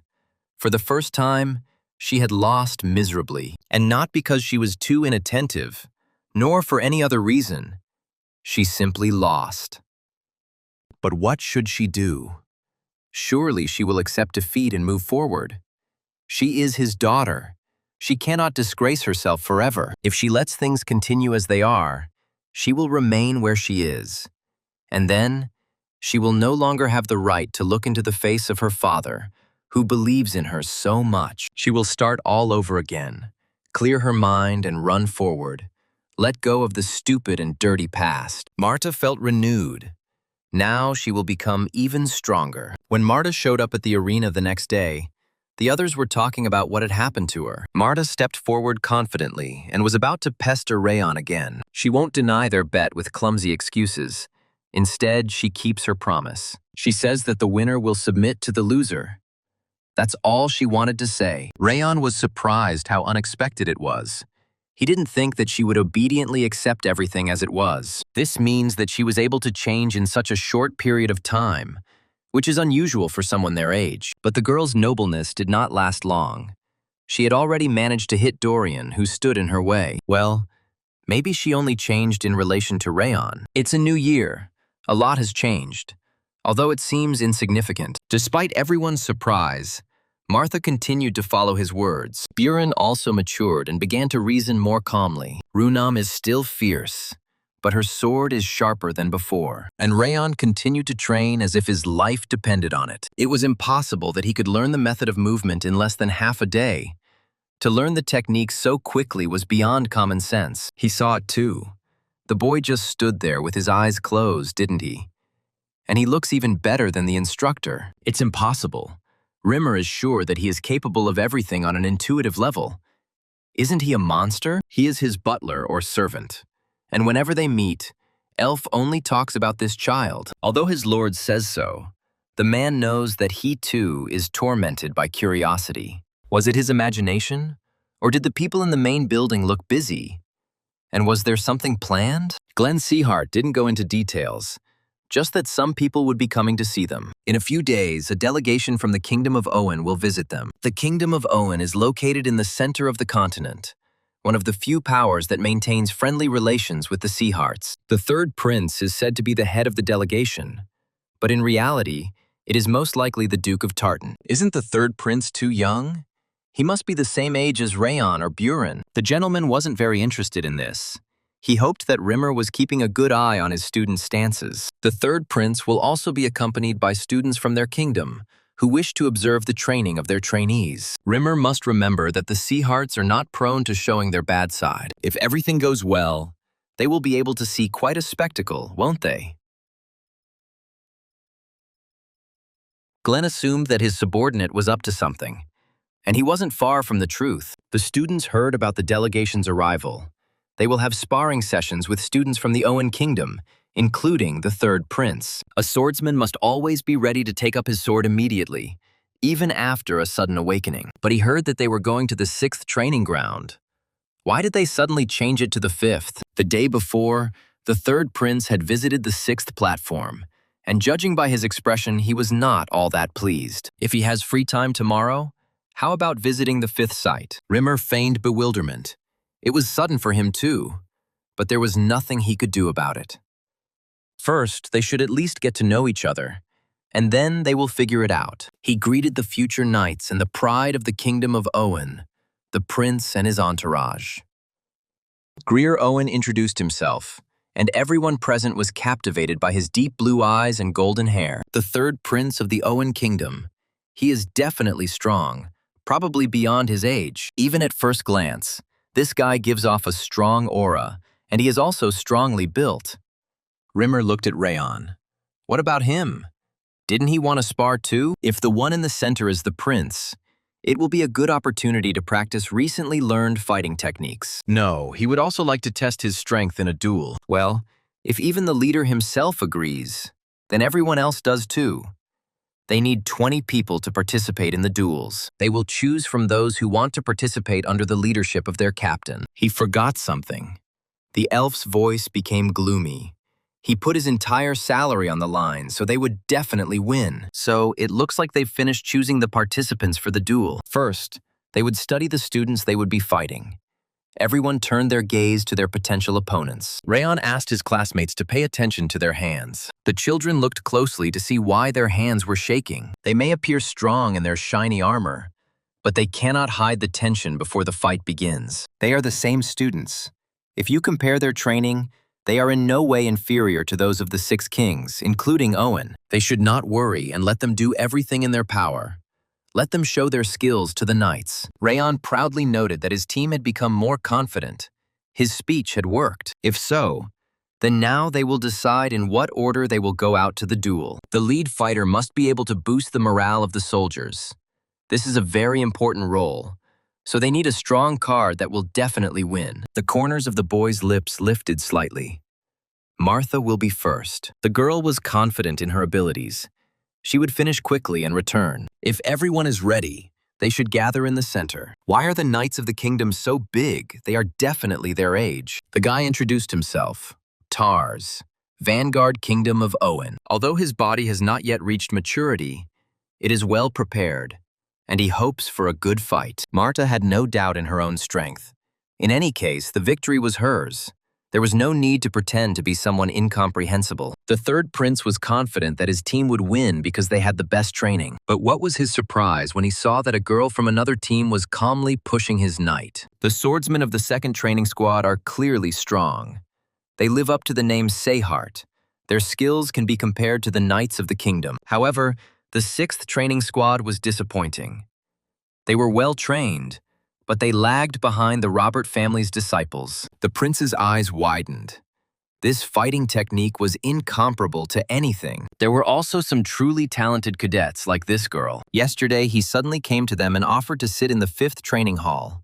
Rimmer came for this. Given the opportunity to be born against one of the 6 Emperor Knights as a training exercise, he thought it would be a good lesson. It's hard to believe that these are the words of the one who was once called the Outstanding Sword. Then he should act like he did then. Why don't they make a bet? They will have 20 duels and reward the winner. Wouldn't it be more fun if they bet instead of just watching? The Knights of the Kingdom of Owen received elite training in Orwyn. Does he really think his students can defeat them? His old friend has great faith in his cadets. But Rimmer has faith in his too. Marta dealt a crushing blow, and the ground beneath the knight's feet cracked. The sword he held out to defend himself cracked. Why is she so strong? His surprise only encouraged Martha, and she went on the attack even more stubbornly. The knights were big and tall, but not very agile. She hit him in the stomach. The guy felt his vision darken and the air suddenly leave his lungs. Rimmer announced the result. The winner of this duel is Martha. Rayon was surprised. He thought that after fighting him, she would become softer, but instead the girl increased her speed and power. How can he rely on strength if he doesn't put everything into the first strike? Idiot. Ignoring the disgruntled muttering from the Essence King, the guy summed it up. She's funny. When he was in the demon realm, even the duels of young demons were more interesting to watch. Rayon shut him up. Now the next cadet is coming out. Next comes the 18th duel. Runan and Adelia come out. The girl in front of her was noble and stately. She radiated confidence and strength. Her voice was low and calm. It seems her rival's name is Runan. She doesn't like her distant look. Adelia instantly released her aura, and scarlet tongues of flame blazed around her. Runan reacted calmly to her attack, but she doesn't like fire. Then, following the girl, she released her icy aura. Swords clanged and the girls instantly clashed in combat. Ice and fire were incompatible with each other. They neutralized each other, forming steam in the arena. Soon, visibility in the arena became practically zero, which made the fight itself difficult. Adelia noticed too late that her rival had silently crept up behind her. Someone from the crowd shouted at her, prompting her, but Runan instantly dodged her sword. Just a second ago, the girl was standing behind her, but she disappeared without a trace. Was it really an illusion? A loud, metallic ringing sound was heard, characterizing the collision of the sword blade and the knight's armor. After exchanging just a few blows, Runan won. Adelia is defeated. She lost. But the fight was good. Rayon praised his friend. She works her legs well. Well done. Runan returned to her previous state, serene and calm. She thanked the guy for the compliment. 9 wins and 9 losses. It's getting pretty heated as they head into the 19th round. The man called out the next names. Buren and Saren entered the arena. The guys drew their swords. Buren's opponent introduced himself as Saren Castle, a knight in training. The boy repeated after him. Buren Seghart, an ordinary cadet. Just by looking at Seirun, you can tell he is quite strong. He is the strongest except for the third prince. As soon as the signal was given, Buren decided not to waste time and was the first to attack. The strength of the cadet and the knight was equal. They struck with the same force, moved at the same speed. His swordsmanship is almost as good as his own. If the guy lets his guard down for even a second, it'll all be over. And Buren knew that his opponent thought exactly the same. The battle was over, but the outcome of the battle was unclear. The cadets were amazed, and both of their swords broke at the same time. And that means, Rimmer noted with a joyful voice, that it was a draw. Rayon patted his classmate on the shoulder. Good job. He was the strongest opponent. Buren, as always, was dissatisfied with himself. What difference did it make? He was fighting, putting the Seahart name on the line. So he had to win at any cost. Rayon tried to console him. The guy shouldn't worry. He will definitely win the last match and bring glory to the Seahart family name. That's it. Only the 2 of them remained. Rayon Seahart and the third prince, the strongest opponent. Greer gave the guy an appraising look, meaning he was going to fight him. He exuded a very ordinary aura, and the prince asked if he was a direct descendant of the Seaharts. Rayon answered laconically. No, he felt the tension. He doesn't want to play any games. He felt dissatisfied. It would have been better if one of them had become his opponent. Then his gaze found Rimmer. He had a proposal for the instructor. The prince thought that the fights were too easy for those girls. If he won, would the instructor allow the prince to fight them? The elf put his hands on his hips. No problem. But first, he still needed to win. They can prepare because his duel will go too quickly. They need to conserve their strength. He will not use aura. What kind of guy is this? He hid his presence, and the instructor almost lost sight of him. Still, another instructor guessed that he didn't think it was worth warning the prince, since he didn't take his opponent seriously. But the day will come when the future of Orvin will be in his hands. He does not know defeat, so he wants the guy to feel the taste of defeat. And yet, the third prince is not a weakling. He does not think that this genius and swordsman of theirs will easily defeat him. Rimmer chuckled, then offered another bet. But it's risky. The loser is put in. Then what are the conditions? Rimmer held his hand out in front of him, spreading his fingers, and his friend raised an eyebrow. His Rayon Seahart will defeat Prince Greer in just 5 attacks. The intense battle had been going on at full force for a long time now. Rayon was delivering his blows with calculation. Greer was not prepared for such an onslaught, and for a moment he was at a loss. The instructor's eyes widened. He couldn't believe what he was seeing. Rayon passed the prince in an instant, grazing his side. The blow was strong enough that the boy doubled over, coughing. Rayon sheathed his sword while the prince was trying to come to his senses on the ground. And that was all. Rimmer scratched the back of his head awkwardly. Oh my God, there weren't even 5 attacks. Greer realized how wrong he was. It was no accident that they put in last. He looked with admiration at the guy who defeated him. Now he is a real warrior. What kind of student is he? He fights and moves like a professional. That's why Rimmer was betting on him. He would go and choose a good place. Trying to catch his breath, the third prince called out to Rayon. He had not given up yet. His Highness was not going to listen to others. Now he would show what he was capable of. He did not fight at full strength. From somewhere to the side, a girl's voice was heard. Who was barking there? He thinks that because he's a prince, he doesn't have to admit defeat in battle, the damn whiner. Marta cast a meaningful glance at Buren. She knew his kind. Greer was surprised by such pressure from her. What was she doing? Marta warned him that she was still talking to him politely.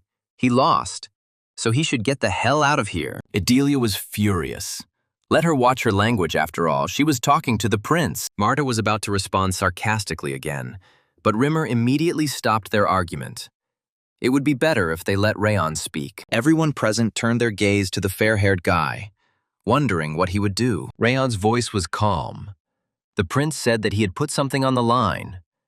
But the duel was already over. There is no point in them fighting anymore.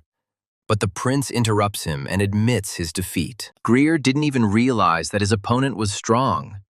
He underestimated him from the very beginning, for which he is now very ashamed. The third prince bowed his head before him, begging him to fight him again. If he left, he would regret it forever. His bow deepened as he pleaded with Rayon Sieghart. The guy didn't expect the third prince to apologize to him and even lay down his sword. He assumed that the prince was simply arrogant. He sighed heavily. Okay, but this is the last time. After a short break, the guys returned to the arena, ready to rush into battle. Greer took out his family pendant and clutched it in his hand. It gave him strength. He was too self-confident, so he didn't see this guy as a worthy opponent and lost. Emotions beat like a desperate bird in his chest, and he gave in to them. Now the third prince gave it his all. His aura swept across the entire arena. Rayon's eyes widened. He had never seen such an aura in his life. Everyone present in the arena was also surprised. The pressure was so powerful and strong that it was hard for him to resist. The instructor tried to stop the prince, but the boy didn't listen to him. There was no point in holding back any longer. The air around him crackled. He would fight Rayon with all his might. The King of Essence chuckled. What a fool. He didn't even realize that the guy was hiding his power, even though his aura was more powerful than Rayon's, and he himself was stronger.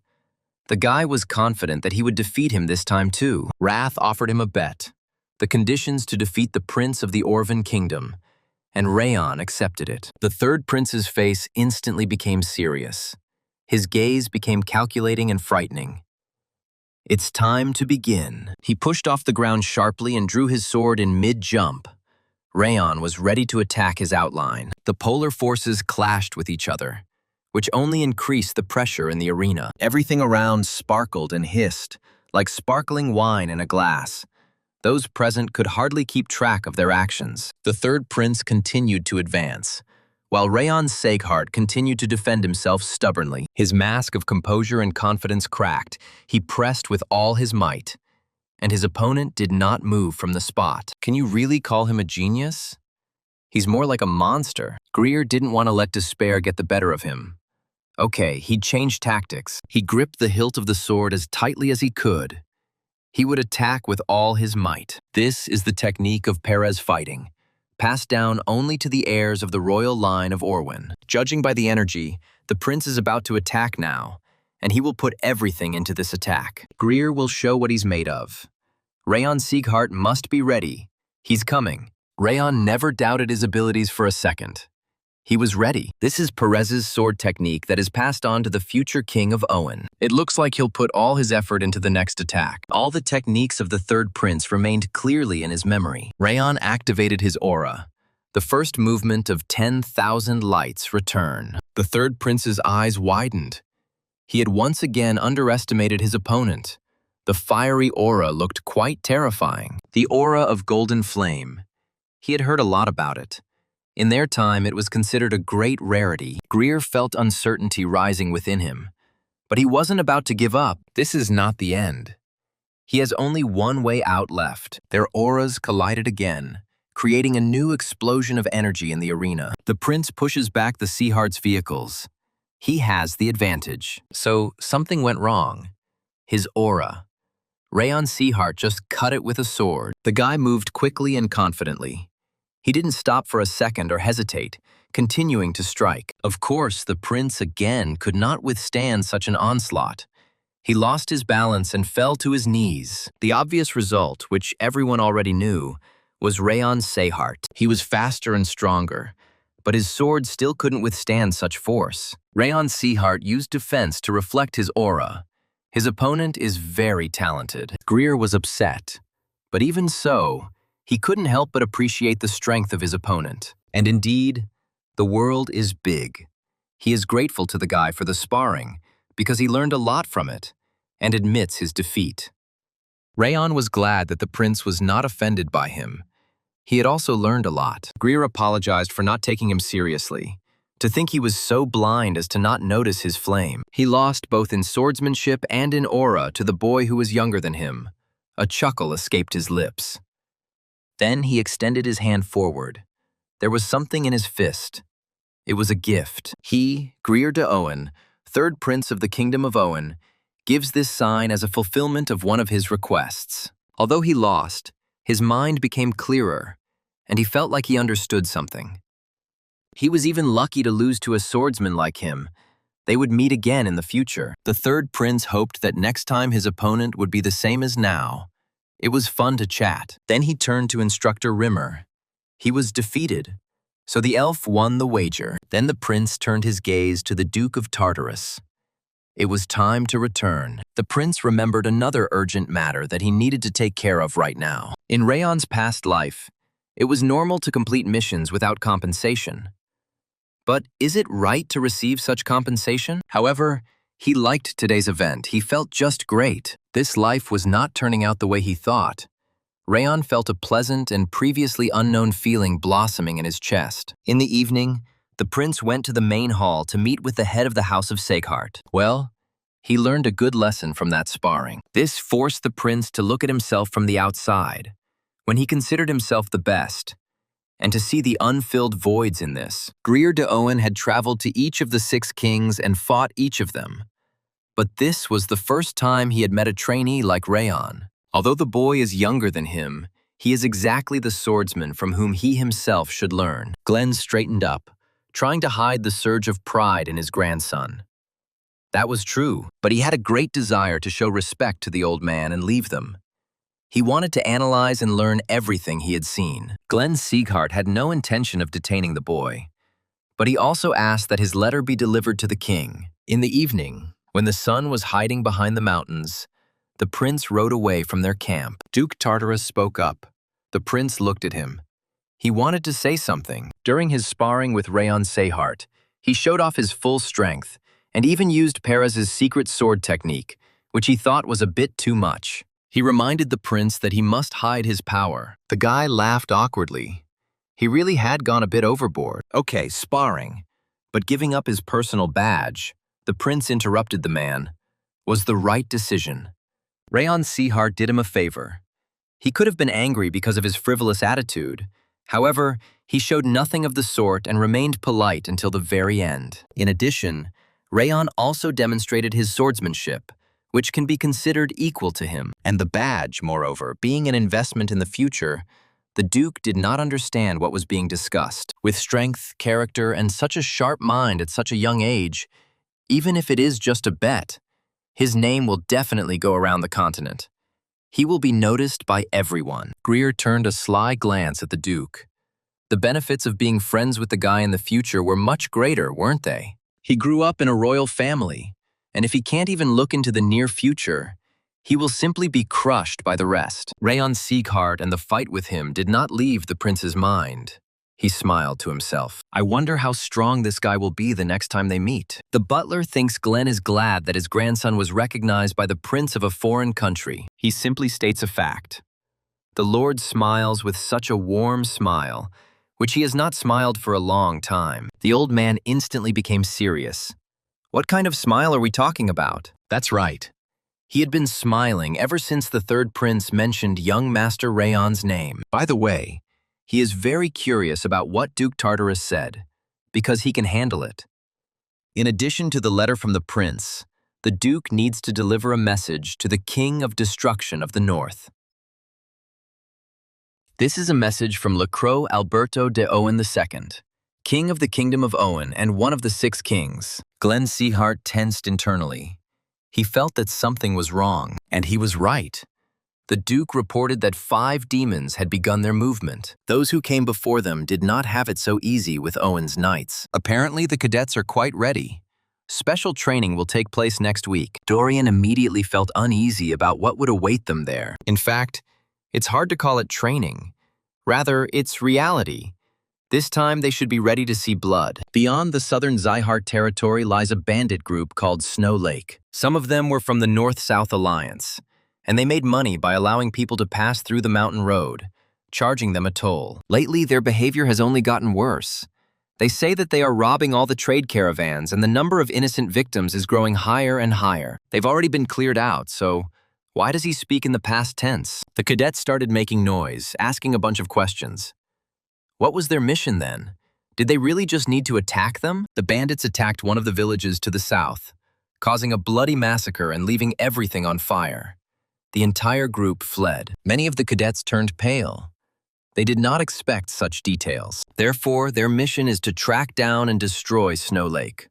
Although they are former bandits, but each of them is a famous swordsman.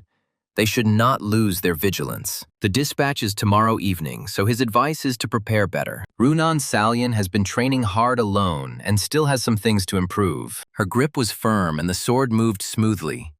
But it wasn't enough. She needs to improve her stance before tomorrow's task, but she's still not getting it right. Rayon's punches definitely seem soft and leisurely. What is her problem? What is she doing wrong? She looked into the distance. She was sure that he was still training there. Maybe she should ask him. But she quickly changed her mind. She didn't want to bother him. Runan has returned to exercise and will continue to exercise on her own. The sun sank lower and lower toward the horizon. The wind rustled the leaves of the trees. Another hour passed. Now the power of the attacks has become less, but the movements have clearly become smoother. Perhaps it's time to finish today. Rayon has most likely finished his training. It's worth saying hello before heading home. That's right. She needs to go home. Someone is waiting for her. Mom said today that she bought her favorite ice cream, so she should come early on the weekend. So today, she will go early. And if anything happens, she will ask him tomorrow. Perhaps she should give her friend some ice cream too. With this thought, she headed home. Runan changed her clothes and headed towards the gate. She was immersed in her thoughts and did not notice anything around her at all. She also didn't notice the tall figure that was quietly following her. A painfully familiar voice called her name. Runan assumed it was a hallucination. She froze in place, exhaling loudly. There really was someone standing behind her. Her face instantly changed, becoming either scared or surprised, and she began to stutter. Brother Sirius stood before her. Much time had passed since their last meeting. Before her stood Sirius Salian of the Collateral Branch. The young man ignored her reaction. They hadn't seen each other for a long time, and if she continued to look like that, her brother might get upset. It seems he had already warned her not to show such a face. By the way, it looks like Rimmer's training is going well.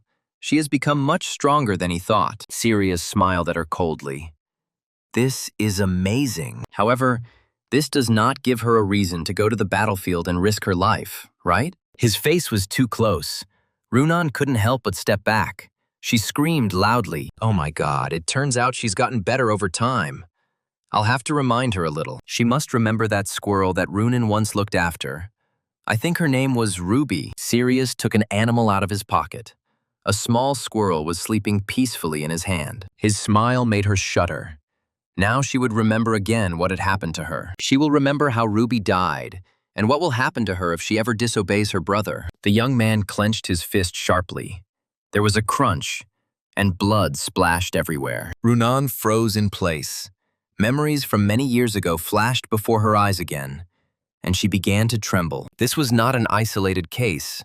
There were many pets. Each time, holding back tears, She dug a new hole in which she placed the cold corpse. Sirius watched this, controlling the process, and it all gave him pleasure. Runan felt her vision darken. Her breathing became too rapid. She couldn't do it anymore. And falling to her knees, the girl screamed again. She grabbed her head, shaking it from side to side, repeating to herself, "No, no, no." Sirius Salian bent down and smiled. He had achieved his goal. Runan belonged to him. She is his until the appointed day comes. His breath gave her goosebumps. She shouldn't do anything dangerous or difficult. All she has to do is breathe as many times as he wants. My heart was pounding like crazy, and a small explosion came from somewhere to the side. Pieces of asphalt flew in all directions, and the icy wind ruffled her older brother's hair. Runan continued to tremble, staring at the floor, avoiding eye contact with her brother. Rayon came to the noise, a naked sword in his hands. He frowned. The guy's voice was full of contempt, and his gaze was cold. "Who is he?" The young man grinned, giving the guy an appraising look, and Rayon repeated again who he was. If he wants to know someone's name, he has to introduce himself first, right? Having to teach such simple things is so problematic. This is not what a man who's stopped a girl at such a late hour should say. Rayon's face darkened, he thought. This is a robber, maybe a bandit. His words hit the mark. He hurt the young man's ego. That's how he thinks. He's this girl's older brother. Rayon understood that something was wrong here. Otherwise, why was the Runan acting so strangely? The girl was still in a state of dissociation. Her gaze was empty. She was muttering something to herself. Rayon turned an angry look to the young man. Runan looked scared. Was he really her brother? Siri decided to justify himself. He was so happy to meet them that he decided to joke around a little. Rayon was shocked. Was it a joke to kill a squirrel right in front of the girl? Sirius laughed awkwardly. He saw it. But it was not a real squirrel, just a toy. Does he really think he would kill a living squirrel, Rayon? That he burned all the flesh and blood with aura? In any case, he had a long-term mission coming up. So he came to visit his little sister before heading out. Siri's voice changed subtly. Runan has a very good friend. He advises to hold on to him as tightly as possible. He's sorry that his little sister reacted that way. Well, they should be healthy and see you again. Rayon watched his retreating silhouette, his gray cloak and hair fluttering in the wind. He knows this guy. A genius swordsman from the Salian family, one of the 12 monsters that will become the pillar of the next generation. Sword Spear? Sirius Salio. He had heard of him before his reincarnation, but this was the first time he had met him in person. But he's just a psycho who only pretends to be good-natured. The disgusting stench, similar to Darius, caught his nose, and the guy grimaced. Finally, Runan gradually began to come to her senses. Rayon extended his hand to her, helping her to stand up. He tried to make his voice as soft as possible to reassure his friend that he would take her there. They walked to the carriage in complete silence. Runan had not yet had time to come to her senses. Her voice was quiet and lifeless as she thanked her friend for driving her there. Rayon Sieghart waved goodbye to her. They were leaving tomorrow.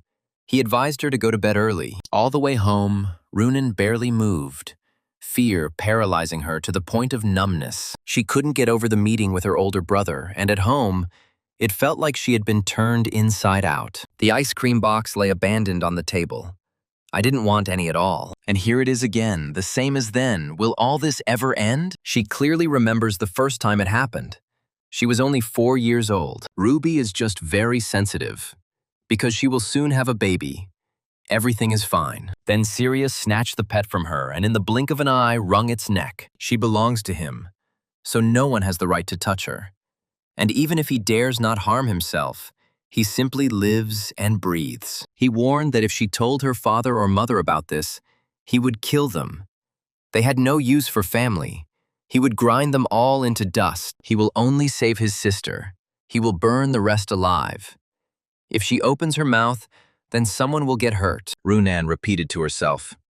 She would keep her mouth shut, and then no one would get hurt. She was lonely and thought she was the only one suffering like this. But then she realized that she was not alone. Meeting Rayon Sieghart changed something in her. What kind of person is he? He puts in so much effort and goes through so many difficulties. Seeing how he changed others through his own efforts alone, Runan decided that she could change herself. She tried to change with him, but she couldn't do it. Longing and despair overwhelmed her. She tried to calm herself down. Everything was fine. She just needed her patience back. The village of Yartan, the southernmost part of the Sehart territory. It was cold. Everyone was tired after several hours of hiking. Rimmer decided to make a pass here. It was hard for everyone to pass the interdimensional gate in such a hurry, and they must be seriously tired. They should try to get a good rest, because this is their last pass before the mission. So they are the Sehart swordsmen. The escort called them to follow him. He will lead them to the place of overnight stay. Rimmer thanked them for their hospitality. They would finally be able to warm up. Rayon, left alone, thanked the Essence King. If it weren't for his hint yesterday, he wouldn't have noticed. Who knew that this guy was hiding his aura? He said that in any case, he had a long-term mission planned. As long as he was Runan's older brother, she would remain like that. The spirit took up his task again. Let him give him his body.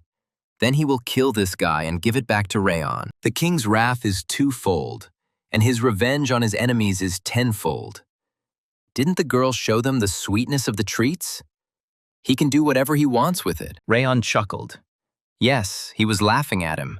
Of course he wouldn't fall for his sincerity. Sirius Salian injured Runan, so the guy won't just kill him. She is the first stranger who, in his past and this life, has taken care of him with all sincerity. If necessary, Rayon Sehart will kill this guy personally. It was the second day since their departure from the Sehart's territory, and they were already approaching the place where Snow Lake had passed. There was devastation everywhere. The smell was simply disgusting. The reason for this were dozens of corpses. What the hell? Who could have done all this? Someone ran to the side. He threw up. It was too much. Buren Seghart held on with all his might. But even he was knocked off balance by so many dead. It was terrible. First, they cut up these poor people and then burned them. Rayon glanced sideways at Marta. Apparently, Martha is not particularly frightened by this. Perhaps she has seen such chaos before or killed someone herself. Rayon looked around. One person was missing. His heart skipped a beat. And where was Runan? The girl felt sick and nauseous. She felt unwell. But wherever she went, she was met with corpses. They must appreciate the full scale of the tragedy with their own eyes. All of this was caused by the guys from the Snowy Lake. They must remember everything with their own eyes and not forget it. One must not let down one's guard when meeting them. This is a silent whistle, as the name suggests. It does not make any sound and can only be heard by specially trained people. The instructors will monitor them and will rush immediately if anything happens. They must use it in case of danger. Although they are ruthless, nevertheless, instead of whistling immediately, it is better to try to do everything possible. It is not scary if they manage on their own, however. If the opportunity arises, they must kill them mercilessly. Having finished his speech, Rimmer moved on to the next stage, forming groups under the control of leaders. Marta in Group A and Buren in Group B, they should organize 3 or 4 people into a group and move out. Syria's words continued to play in Runan's head. She was his and had no right to do anything dangerous or get hurt. He will kill everyone who hurts her. Her breathing quickened. Rayon tried not to let the girl out of his sight. He offered to join him. Runan was not herself. Something was wrong here. She was always quiet, but never withdrawn or timid. It was terribly cold and snowing, but the views were picturesque. This is the top of Mount Luton, if they are on a hill, and so on. Look down below. And also, in an emergency, they can easily hide from attack. Although this is a standard strategy, but not this time. Those who know they are being pursued would not hide here, most likely. They already know their routes. In that case, the only place left is that hill in the distance. It looks too obvious, but he doesn't know the landscape behind it. Runan was constantly disappearing somewhere, staring blankly into space, and every time Rayon called her, she would shudder. He pretended not to notice. He suggested leaving the forest to the other groups and heading towards the hills. But as soon as Runan turned her back to him, concern appeared on the guy's face. He is too obviously worried. Sure that he does not want to talk to her. He himself doesn't even know what he feels for Sylvia, and it's a family matter, whether he should give advice. However, it is clear that Syria had a hand in this, and if the opportunity arises, They will definitely somehow deal with this problem. But even so, it's not that easy to find the reason, in any case. So far, everything is going according to plan. At a fast pace, they reached the hill, behind which there was a continuation of the forest. It stretched quite far. It seems that the people from this organization know how to cover their tracks. It's not easy to find them, but this only works on newbies. It wasn't a problem for him. Rayon's eyes found the broken branch. Someone had definitely caught it. The best assassins not only learn to kill their targets. Tracking, stalking, and gathering information is the foundation of the basics. One of the best aspects of assassins. Ordinary bandits or rangers are unlikely to be able to deceive his eyes. Apparently, the shelter of the snow lake is somewhere here. Rayon tensed up and lowered his voice. He ordered them to follow him and not make a sound. Runan tried to pull herself together and get ready. After all, they were on a dangerous mission. A couple of friends moved slowly through the forest, trying not to make noise. Bear traps were already close. As expected, nothing special. Except for the trap set at the beginning, there were too many traces. They thought they would never be found. Rayon peeked out from behind a tree. They must have been ignored. He tried to assess the situation. They had a child held hostage. There are 2 people standing guard. They are well prepared since they don't emit aura. They are low-level swordsmen. And next to the hostage there sleeps a huge guy. It feels as if the sword is his only bread. He tried to look deep into the cave. The rest were most likely there, since they couldn't have left only one hostage, and there could be at least a dozen bandits inside.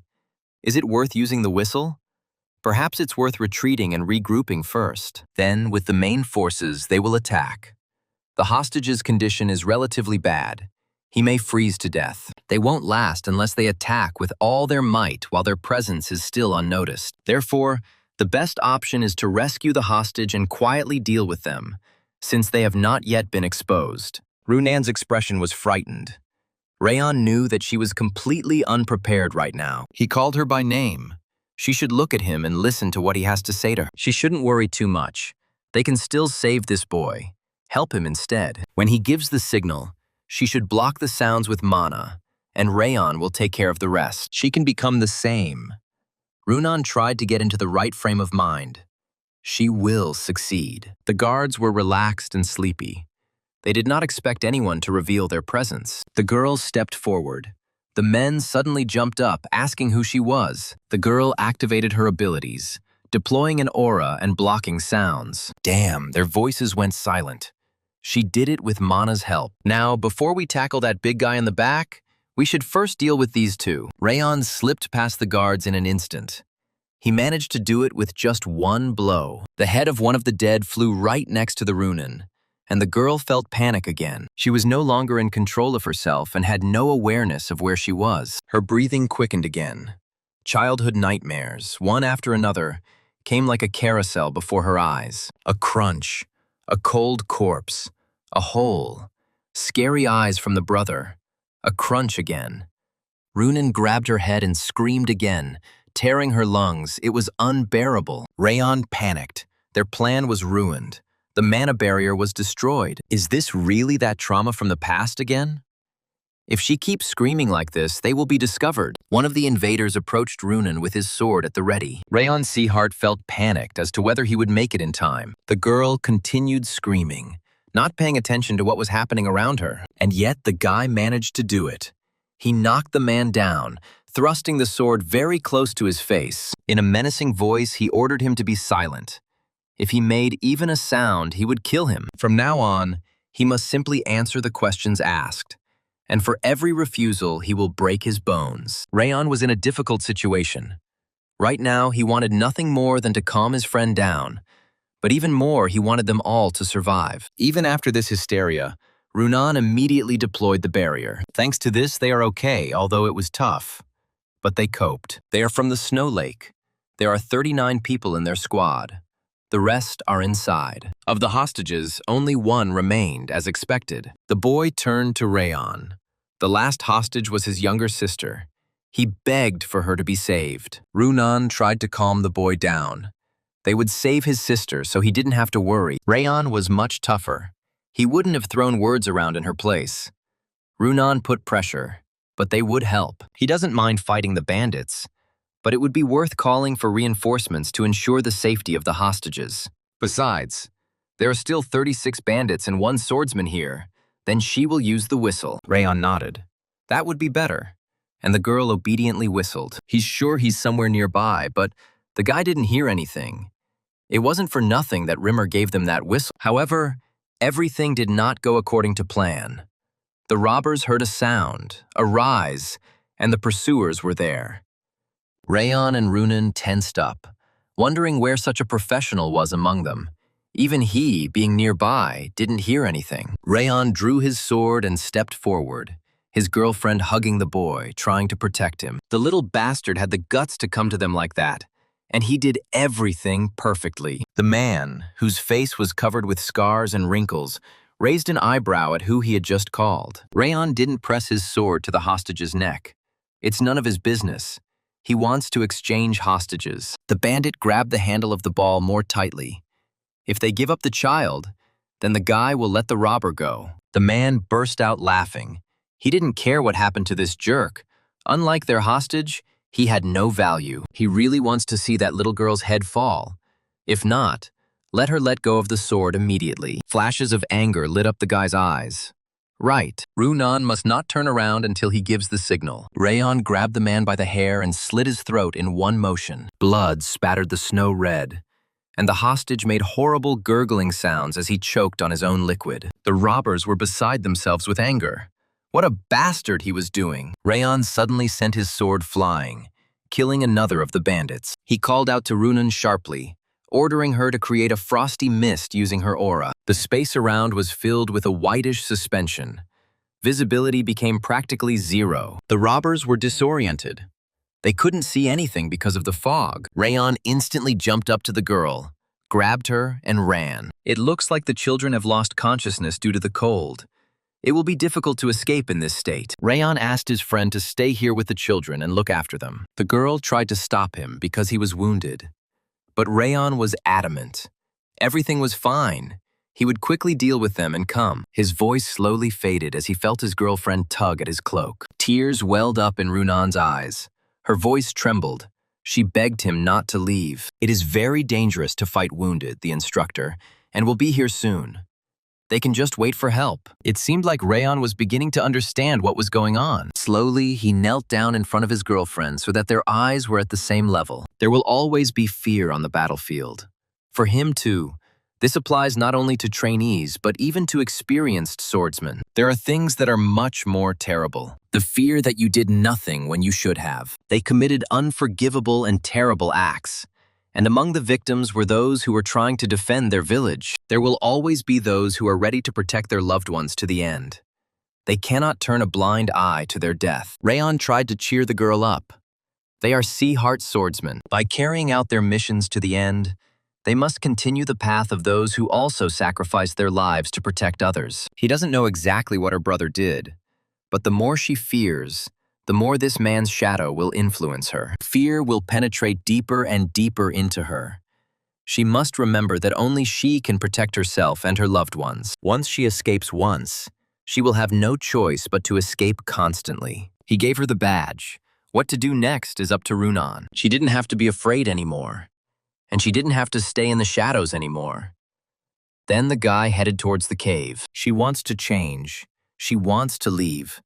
She will no longer be tied to the past. Runan knew that there was no longer the darkness in her that had been in her before. Her future is full of light, and she will no longer doubt. Rayon dealt blow after blow, sending his enemies falling flat on the snow. Curses were heard. He needed to be stopped as quickly as possible. Now is the time to attack. The boy got distracted. A curtain of dust obscured the entire field of vision. When it cleared, the boy had already disappeared somewhere. Rayon's voice was full of rage, waiting for the moment when he would be distracted. A powerful blow from the sword, and the head of the main bandit flew off his shoulders. The others backed away. He is a monster. Where does such strength come from at his age? Does it make sense to give such a young man a chance? One of the men stepped forward, grinning. Despite the surroundings, he seemed relaxed. A shame for the former members of the North-South Alliance. By the way, he noted that the guy's face and his clothes must be beautiful. He is from a rich family. He was worried that there might not be enough gifts. It seemed that heaven had not abandoned this man. The robber went on the attack. Now there is one more hostage, Solho Jeju. He is definitely not a layman. His level of fencing is not bad. The other men noticed the Runan. She pulled out her sword. She had to protect these children. To do this, she will have to kill the enemy in front of her. Fortunately, it is not that difficult to deal with. It's simple. You need to attack. She can do it. She repeated Rayon's words to herself. She must not forget them. Runan felt a visceral terror when she saw her brother's silhouette very close to her. No, her brother came again. She needs to get rid of these memories, but she can't forget that day. Will she be able to protect someone like Rayon? Even at such a moment, she cannot swing her sword. She is afraid.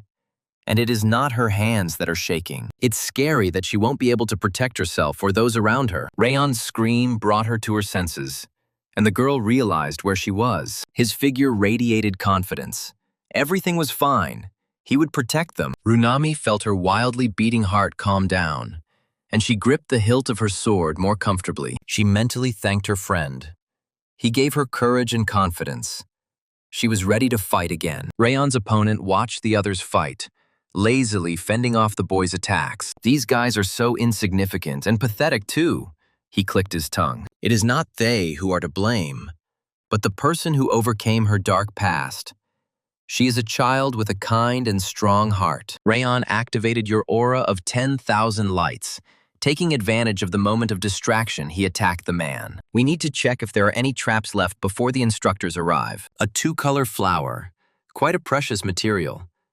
Did they really destroy a village just for it? A laughing voice was heard from somewhere to the side. Had they really finished already? This is the two-color flower that Jeju took away. The Death Lord of the North-South Alliance, Lecter, was delighted.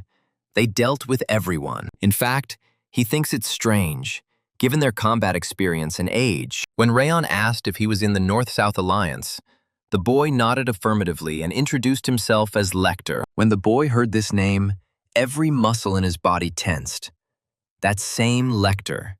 He had heard about him in his past life. After joining the North-South Alliance, 10 years later he became famous as a brilliant swordsman. Compared to him, Snow Lake is just small ants. He is a real swordsman with strong skills. He is a descendant of the famous family of one of the 6 emperors of Seaheart. There are no marks on his sword, meaning he is still a trainee. The young man chuckled, wondering what he should do. Should he kill them? Rayon straightened up, ready to act at any moment. He felt the threat emanating from this figure. For him, who lived the life of a killer, this murderous aura means nothing. The lecturer's kind and naive smile did not fit with his murderous intentions. Was he really going to cling to life with all his might? Perhaps he was wrong in thinking the boy was just a bud. It seems he is a whole sprout. Rayon didn't listen to his chatter. Instead, he analyzed. He could kill him if he attacked from behind. In a direct confrontation, it will be much more difficult. But why can't he leave? Rayon drew his sword and took a stance, then ordered his opponent to also draw his sword and attack. The lecturer is surprised by his fearlessness. But if he gets it, the boy will die. It's natural for the weak to die. Rayon gritted his teeth. For such a young guy, he has quite a fiery spirit. On the contrary, his appearance deprived him of the desire to fight. It would be a shame to kill the boy here and now. Death chooses its victim impartially and indiscriminately. Lecter burst out laughing. He was crazy. There are other reasons besides the fact that this fight will affect his honor. The biting wind had been passing over this place for some time now. Rayon raised his eyebrows in confusion. The young man was moving away from them. It would be great if he became a member of the North-South Alliance. Finally, he turned around and asked the guy his name. Rayon tried to keep a straight face, as if he wasn't relieved that the guy was leaving them. When he said his name, the lecturer's expression changed somehow subtly, meaning it was Rayon Seaheart. Well, he will wait until this name is carried from the Taruka Mountains to the Reveal River. Then he will disappear into thin air. Rayon breathed a sigh of relief. He was finally gone. Then the boy turned his gaze to Runan. It was time for them to return to the children. The first task, which was both short and long at the same time, ended like this. After that, they returned with the head of the bandit leader. Buren and Marta were confused. Rimmer reassured all the cadets that they had not contributed to the completion of the mission, advising them not to be disappointed. It was time to report on the completion of the tasks. Anger still did not leave him, praising itself. Since the rescued children had lost their parents, it was decided to place them in the care of the Salian family. Returning from the mission, they and Runan were summoned to the main house, and in recognition of their contribution to the mission, they were awarded a bronze medal. That day, surprisingly, the head of the house praised them, and as a trophy, Rayon was given a flower that was a rare medicine. What was unexpected for him was that they didn't take him away, but on the contrary, they gave him. Up until this point, everything was going smoothly until the guy met Dorian on the doorstep of his house. Apparently, the guy was just about to leave. What is he doing here? Madam asked him to report everything to her after completing the task. Rayon felt his guts twist into a tight knot. Did he really tell her everything? The guy was beside himself with pride. He told about the master's entire feat in the smallest details. What this bastard had done. It was expected to see the mother's worried face. He finally came. Sylvia will be so annoying to him if she finds out that he attacked those robbers himself. Everything is not as she was told. Sylvia didn't want to listen to anything. She hugged her son. Then she looked at Rayon, her eyes shining with pride. He was doing well. Rayon expected a completely different reaction. He was discouraged. Sylvia felt awkward. What happened? Did he really think that she would scold him? The reason why the first head of the house took up the sword was to protect the weak. He always extends a hand not only to his loved ones, but also to those who need it. Her goal was to become exactly this kind of swordsman, and she would never scold her son for risking his life to save the children. Sylvia smiled tenderly. His mother was proud of him. Rayon hugged his mother back absent-mindedly. He didn't understand anything. Emotions really were a complicated thing. Unfortunately, he remembered about Dorian too late. The guy had already disappeared without a trace. The Essence King understood what he was thinking. There was no need to look back. That coward had long since fled. At least Rayon can breathe a sigh of relief. Things didn't go that badly. It was time for bed, and Runan, out of habit, stroked the wooden squirrel figurine before going to bed. She smiled, anxiety and fear receding into the background. She no longer needed to remain in the shadows. These words of Rayon changed something inside her. She must tell him this the next time they met. How grateful she was to him. Rimmer loved to sleep outside. Such was his elven nature. But today he was wide awake. He was amazed at how confident Rayon was in fighting a swordsman who was much stronger than him. He was filled with admiration and grinned contentedly. He felt the same feelings for the Lord as the fruit. The seed of the new king began to sprout. The main house of Robert's family was quiet and deserted. Dira sat at the table, carefully leafing through documents and filling them out. In surprise, he narrowed his eyes when he saw something on the paper. As he traced perfect letters on a piece of paper, he used his hand to write, leaving a bloody stain on it. He looked at his palm from all sides with cold blood. The wound still hadn't healed. Each time she reminded him of the event that happened 17 years ago, these years passed unnoticed. Diras continued to take high-quality elixirs. He turned to experienced doctors and famous priests. However, no one and nothing could erase this scar. The wound never heals and looks the same as it did the first time. It's as if he wants Darius to remember, as if the dead spirit is asking him for memories. But unfortunately, he does not think about the past. Anger burned in his eyes. He'll finish for today, although there's not much time left. He slammed the book shut. Just a little more, and his wish would come true. One of the cold curse contours has disappeared. The third star of 10,000 lights production has been obtained. The aura growth rate has increased. All indicators have been significantly increased. Rayon chuckled contentedly. Had he finally reached the level of an expert? It's the initial stage, not even a low level. But nevertheless, he worked hard to get this far. The Essence King made a face. How funny. The Sword Master is a humble worm. Yes, he is proud that he became an expert at 15, because this is a rarity. Even on the entire continent, it is difficult to find a similar case. The spirit rolled his eyes. Only fools judge age on the battlefield. The weak are weak regardless of age. Rayon wasn't going to argue with him. There were no fools on the battlefield who took age into account. He agreed with that. What a pity. Even now it cannot compare to the fingertips of this king. It will not even be worth a nail. The spirit was angry because the guy didn't react to his barbs at all. Why was he laughing? This is all he can do. In the past, he was forbidden to even utter unnecessary words. Rayon smiled lazily. Wasn't that an admission that he had grown up in his own way? Would a king ever acknowledge such a man? Especially one like him. Why is the king so angry? His voice trembles slightly, as evidenced by the fact that having spent so much time with him, the guy understands his thoughts to some extent. A man trying to destroy a king is not enough. His anger is nothing compared to what it was before. If he does not regain his strength, the spirit will soon have problems. The Essence King suddenly calmed down. This nonsense reminded him of the old days. When the king was in the demon kingdom, demons came into the castle and argued with him. Rayon ignored his words. He needed to stretch his legs. When all the students had gathered in the hall, Rimmer clapped his hand, telling them to put aside all their work. They can finish training for today. Everyone did a great job. Buren spoke up. The instructor was 20 minutes late. Shouldn't this training be extended for the same amount of time? Rimmer wanted to get away as quickly as possible. They would make up for all this tomorrow. That was enough for today. Rayon agreed with the instructor. He confirmed his words. It was time to wrap things up for today. All that was left was to clean up the training grounds. Dorian was in a good mood, going about his business, humming under his breath. The guy slammed the locker door. A monster was standing very close to him. Dorian squealed in fear, like a slaughtered pig. What kind of screams were those while cleaning? Martha snatched his mop. She was busy training. Have they all gone deaf? She keeps saying she's busy, so let them get out of here. Rayon still couldn't believe that this girl was only kind to him. Rimmer smiled. He thinks the guy is the only one who hasn't changed. And how did he appear here?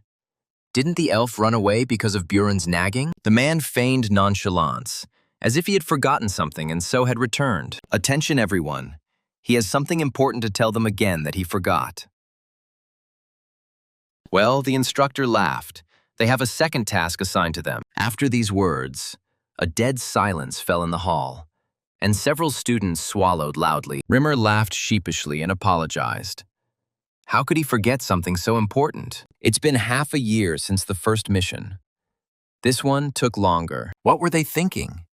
Was there really so little work in the Psyheart family? Orcs attack near a small village southeast of Psyheart territory. Their task is to go there, defeat the orcs that are threatening the inhabitants, and protect the village. In other words, protecting the village and enslaving monsters was a task that the students enjoyed much more. They had been waiting for such a task for a long time.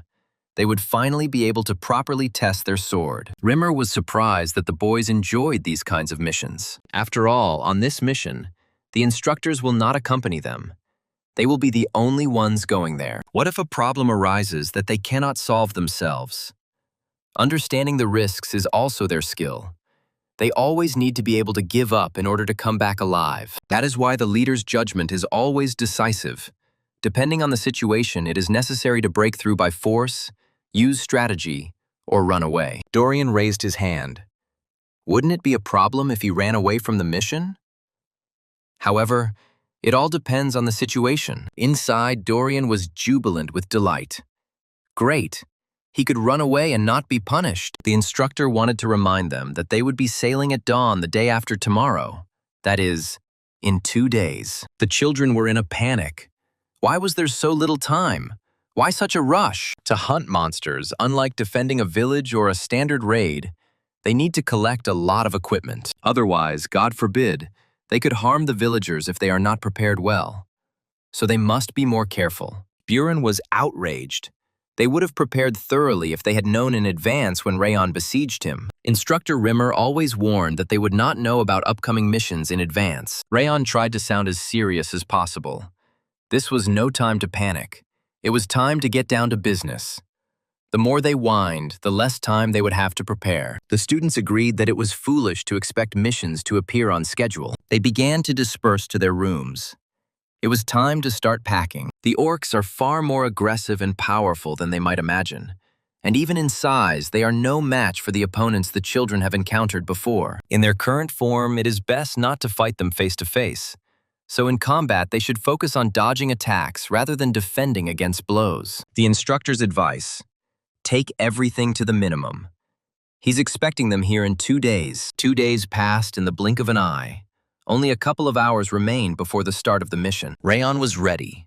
He had packed his things on the first day. There was a weight-reducing spell on the backpack, making Rimmer realize he wasn't going to help them. It turns out that now everything depends on their team.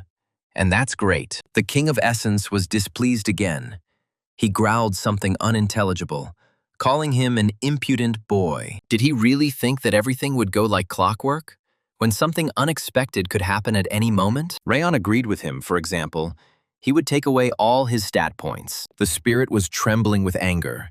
He was about to sew his mouth shut with threads, when they were interrupted by a knock on the door. Rayon reached for the door handle with doubt, wondering who could have come at such a time. His voice took on a businesslike tone. He was about to scold the violator of his silence. When the door swung open, he forgot all the words he was going to say. Rayon Sieghart's mother stood in the doorway, and she seemed displeased. Rayon could have at least told her that he had received a new mission. The boy cringed under his mother's displeased gaze, as she found out that Dorian had really spilled the beans. But the guy's guess was wrong. This time it was Rimmer, the damn elf. But it didn't matter now. Rayon muttered an apology quietly and awkwardly. Sylvia continued to pierce him with a stern look, but her face took on a more worried expression. She grabbed her son's hands and said his name with emphasis. Being an outstanding student means not only setting an example, but also leading other students in choosing the best path. There is no need to try to do everything alone. He must position his comrades in order to minimize damage and successfully complete the task. His life and his friends depended on his decisions. Rayon thought she would start lecturing him. Hunting monsters may seem like an easy task, but it's harder than it seems.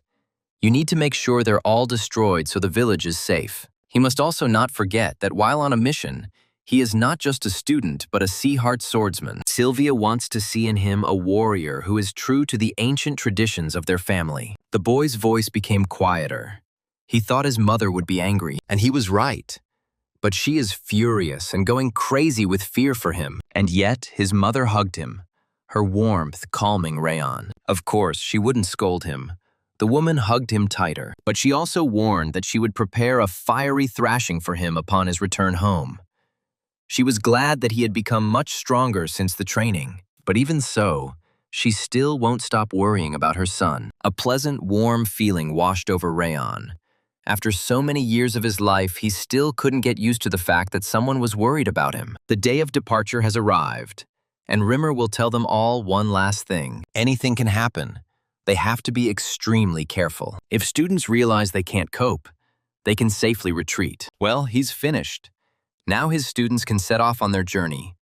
The mission usually takes about a month, but they have built a route for them to get to their destination, so they can get there in 2 weeks. Rayon ordered everyone else to form columns of 4. They would move in the march they had practiced yesterday. Rimmer was glowing with pride for this boy.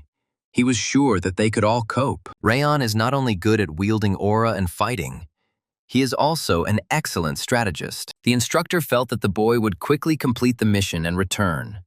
And this at only 15 years old. Every time, at such a young age, he exceeds the wildest expectations. Maybe it's time to go after them. At such a distance, they won't notice their presence. Rimmer narrowed his eyes. It was too early. One of the guys had a very keen sense. He yawned and stretched. Okay, he'll go and lie down on the path. The other instructors remained tense, wondering if everything would be okay. The elf glanced at them. They would rather be so worried about the orcs. The young trainees moved at a measured pace, but did not linger. They reached the forest near the village. It was at this moment that something unthinkable happened, which forced them to stop in the middle of the forest. They came face to face with another squad, led by Kane Zahart, the main branch, the best student of the 6th training hall. Rayon asked what they were doing there, and Kane answered with a question. Rayon knew about this guy from distant rumors. He joined the 6th hall late due to some injuries, but apparently he's okay now, and he seems to be quite skilled with a sword. Otherwise, he wouldn't be the leader of the squad. The guy's voice was cold. They have a mission related to the orc raid, and what are they doing here? Rayon frowned. His group had exactly the same task. They were given the same mission, but he was not told about it, which was mutual. The night before their departure, the instructors met at a nearby tavern to drink and discuss their students. Rimmer, even though he trains them himself, is incredibly impressed that they are worth sending to deal with an orc raid, since they are doing so well. Perhaps the boss will at least thank him. Some impudent fellow interrupted their conversation. The 6th training hall took on this mission. Teamwork is more important when it comes to monster raids. The 6th hall is more suitable for this. Its students recently completed the Hell Week training without a single failure, so they will be heading out on this mission. Rimmer chuckled. Mithun was just jealous that his kids were getting a lot of attention lately. Why not send them together? Does he really want to send 2 training halls on one mission? They still need to get rid of those orcs. This will make them do everything much faster and better. The last argument made the other instructor agree. Buren has gone ahead. They will have problems with communication, so the other squad can return. And they will not retreat. They will take this mission upon themselves. There was anger in Kane's voice. He wouldn't repeat whether the 5th training hall was taking on too much. The 6th training hall is better suited for this type of mission where teamwork is essential. They will do much worse since they have little experience working in a team. Buren is aware of Kane's skill level, and the 5th training hall should not be underestimated. For some reason, Rayon is sure that Rimmer knew perfectly well that 2 squads were sent here at once. Why didn't he say anything about it in advance? Rimmer believes it is important for them to gain real-world experience. If we look at the situation from this point of view, then their mission is as close to reality as possible. Teamwork and tactics are the most important skills when raiding monsters, and they are sorely lacking in this. Perhaps the elf wanted them to start competing with the 6th training hall, and then they would work on what needed to be improved. Rayon rubbed his face tiredly. That's how it is. Oh, that elven snake. Rayon had no intention of going against the system. On the contrary, he thought it was a good opportunity for all of them. He remembered his mother's words, what she told him before leaving, to show everyone that he was a swordsman who could defend the ideals of the family. The guy intervened in their quarrel, asking them to calm down. Why waste time on a useless argument? They themselves understand that they won't come to an agreement at this rate. So Rayon suggested organizing a competition. They don't know what exactly awaits them, but he suggests that they spend their energy on some kind of competition. This team doesn't want to give up on this mission, and neither does Buren. He's sure there are enough orcs there for everyone. Since it's a raid, there will definitely be elite orcs there. They would have a competition to decide who would be the commander on the mission. Both boys listened to him attentively. They will then destroy the elite orcs to sow chaos in their ranks and perform a purge. Sounds reasonable. If the dominant team runs into trouble, it will only become an opportunity for the other team. Sounds fair. First, they will move to those mountains. The cadets ran up, their swords drawn, finally unable to stretch. The conditions of the competition are simple. Defeat the enemy team or capture their flag. It's much easier and more interesting than endless arguments. Rayon was about to make a plan. Martha interrupted him. Why? They are just a bunch of losers. She'll go and destroy them, and the guy can just sit here and wait. There is no need to use tactics against such losers. Marta, like a hound, rushed at the innocent cadets. Well, how are they doing here? Thanks to Rayon's legendary heightened senses, he doesn't need to see to assess the battlefield. Rayon knew that both teams had already collided and started fighting. Runan wondered if it was okay to send their team into battle without any plan. Some are just too confident and wouldn't listen to him anyway. He's also sure their team will lose. And in a rather pathetic way, judging by Martha's behavior, he was right. Buren gritted his teeth, realizing too late that he had been overconfident. They can't handle them. These cadets parry their blows too easily. Although they are all weaklings, there is no gap in their joint defense, no way to approach. One of the cadets counterattacked Marta once again, which took her by surprise. By sunset, when Rayon's entire team had cleared out, his prediction had come true. They looked pitiful, all beaten, scratched, and dirty, bashfully looking away. Buren and Marta felt the worst of all. They are the best students in the squad. Was it as simple as they imagined? It seems they were the ones who had to retreat. It was their mistake. The world was not standing still while they were improving themselves. They looked down on their rivals. Well, this is the result of a battle without any tactics and without information about the enemy. Their arrogance was their undoing. They wasted their strength. They showed the other squad their techniques. These swordsmen also train every day. Even if they show results, they cannot look down on them. Runan was surprised, so they lost. Rayon didn't agree with her. They still had a chance. Martha would do everything to defeat these ghouls. Well, the guy chuckled. At least they were still willing to work. Then, he lowered his voice so that the others would come closer to him. He would tell them his plan for victory. The 5th training hall is a bit weak, but it was interesting to watch them fight. However, they must not let their guard down. The 5th hall successfully defeated the bandits. They will not give up so easily. As expected, it was time to put an end to this. Martha stepped forward, attracting their attention. If this idiot says anything nasty about them again, he will regret it for the rest of his days. Then she grabbed the sword handle more comfortably and went on the attack. Attack. 4th formation. They must concentrate the aura towards the front. Marta already knew that this would happen, so she changed tactics. Her opponent cursed silently. What the hell? She was attacking from the side. The 6th training hall had no idea what awaited them. They had already seen this starting stance. The order was given. They must parry in the same way as they had prepared. Buren abruptly changed the trajectory of his sword and slipped past the defense. He was pleased with himself, but not a single emotion showed on his face.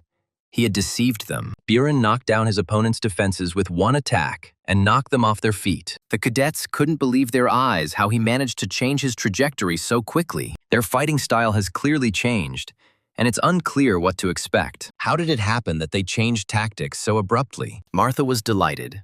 Rayon was right after all. How do they think why they lost if individually they are stronger than them? Buren suggested that information and tactics were exactly that. The 6th training hall already knew the abilities and skills of each of them, and they planned their tactics based on this information. Their team didn't prepare at all, deciding that they would win anyway.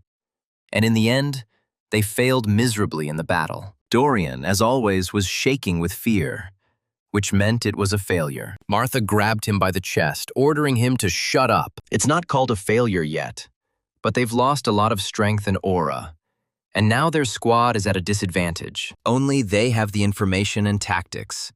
Everyone else has pricked up their ears. Buren leaned forward, hope in his voice, wondering if he really had an idea. Kane Sehart, the best of the 6th training hall, has a keen eye and well-developed intuition. Because of this, he noticed them from afar and sent disciples who were especially good at countering their weaknesses. Martha's strengths are her power and endurance, but her attacks are rather primitive, so he sent swordsmen who can withstand her onslaught. Buren is fast, but his attacks are too direct, so they sent swordsmen who specialize in evasion against him. How can they win in such a situation? The easiest way would be to simply change the people they send. But he doubts that his guys will agree to this. Marta started to wail. She herself wants to defeat them. Then there is another option. They need to fight differently. These guys are certainly tough, but they have more weaknesses when it comes to using aura. Buren is weak against opponents who rely heavily on their instincts in combat. But such guys are usually powerless against feints. As a result, they need to abandon their usual fighting style and use more feints. Kane really does have a keen eye. In fact, his senses are even better than those of a standard student. But Rayon Seahart's instincts are just as good. They're all doing well, and Runan won't lose. He knew who had come up behind him. Now it was his turn. Rayon rose from the stump and slowly drew his sword.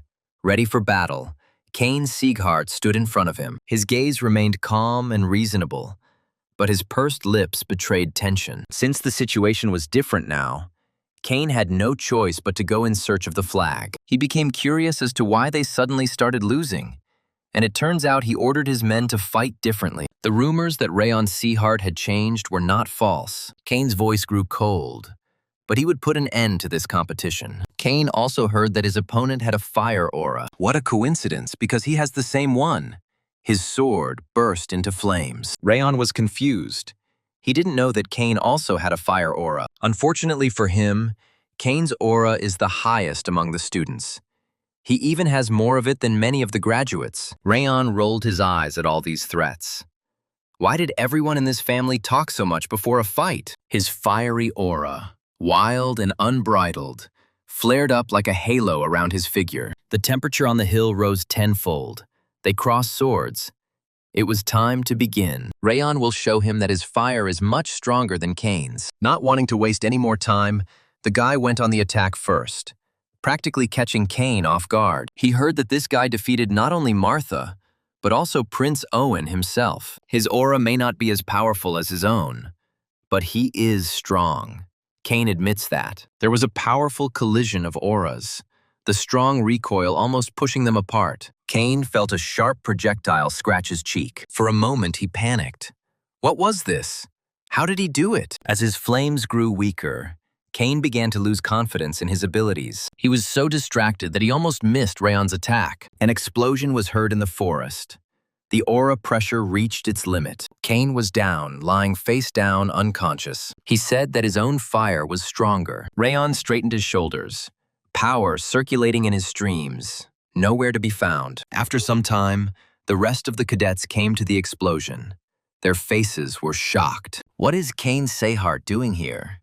Looking so rumpled. The best strategy for winning a losing battle is to defeat the enemy commander. Rayon knew that would happen, but that's not all. He was right. They were easy to deceive, and the guy helped not only him. If not for his advice, they would have lost to the 6th Martial Arts Hall long ago. Martha crossed her arms over her chest. She didn't want to admit it, but it was true. If his advice hadn't worked, she would have given up on her promise to serve him. They recognize him as the best student of the 5th Hall and will continue to follow his orders without hesitation. It seemed like this experience had made them mature a little. Rayon was glad. Here it is, the 5th Hall, to which he is accustomed and which listens to him. He can't help but praise them. They did a great job. He is sure that the recent battle forced them to draw conclusions. How dangerous it is to rely on your own superiority and strength. And what happens if you don't calculate your moves in advance? If the battle had been real and not a training one, then everyone would have simply died. Rayon looked around the crowd with a serious gaze, making sure everyone was listening to him. They must not forget this lesson. Then the guy switched to everyday affairs. Kane listened and watched their actions. Rayon Sehart is much better than he thought. It's obvious how excellent he is in tactics and martial arts. Kane thought that the 5th Hall was full of insolent people. But it turns out that he was the only one who was. He wanted to say a few words too. He had received a good lesson from Rayon Sehart. He realized that in a fight, you need to be on guard until the very end, and that you always need to have a couple of backup options. Kane believed that he would defeat him in any case because, after all, they had studied them well. Not only did their team lose the overall battle, but Rayon also won the one-on-one duel. Kane was sure that he was stronger than him, but it turned out that he was just an impudent fool. Rayon taught him a great lesson. The guy smiled awkwardly and extended his hand to him. He thanked him.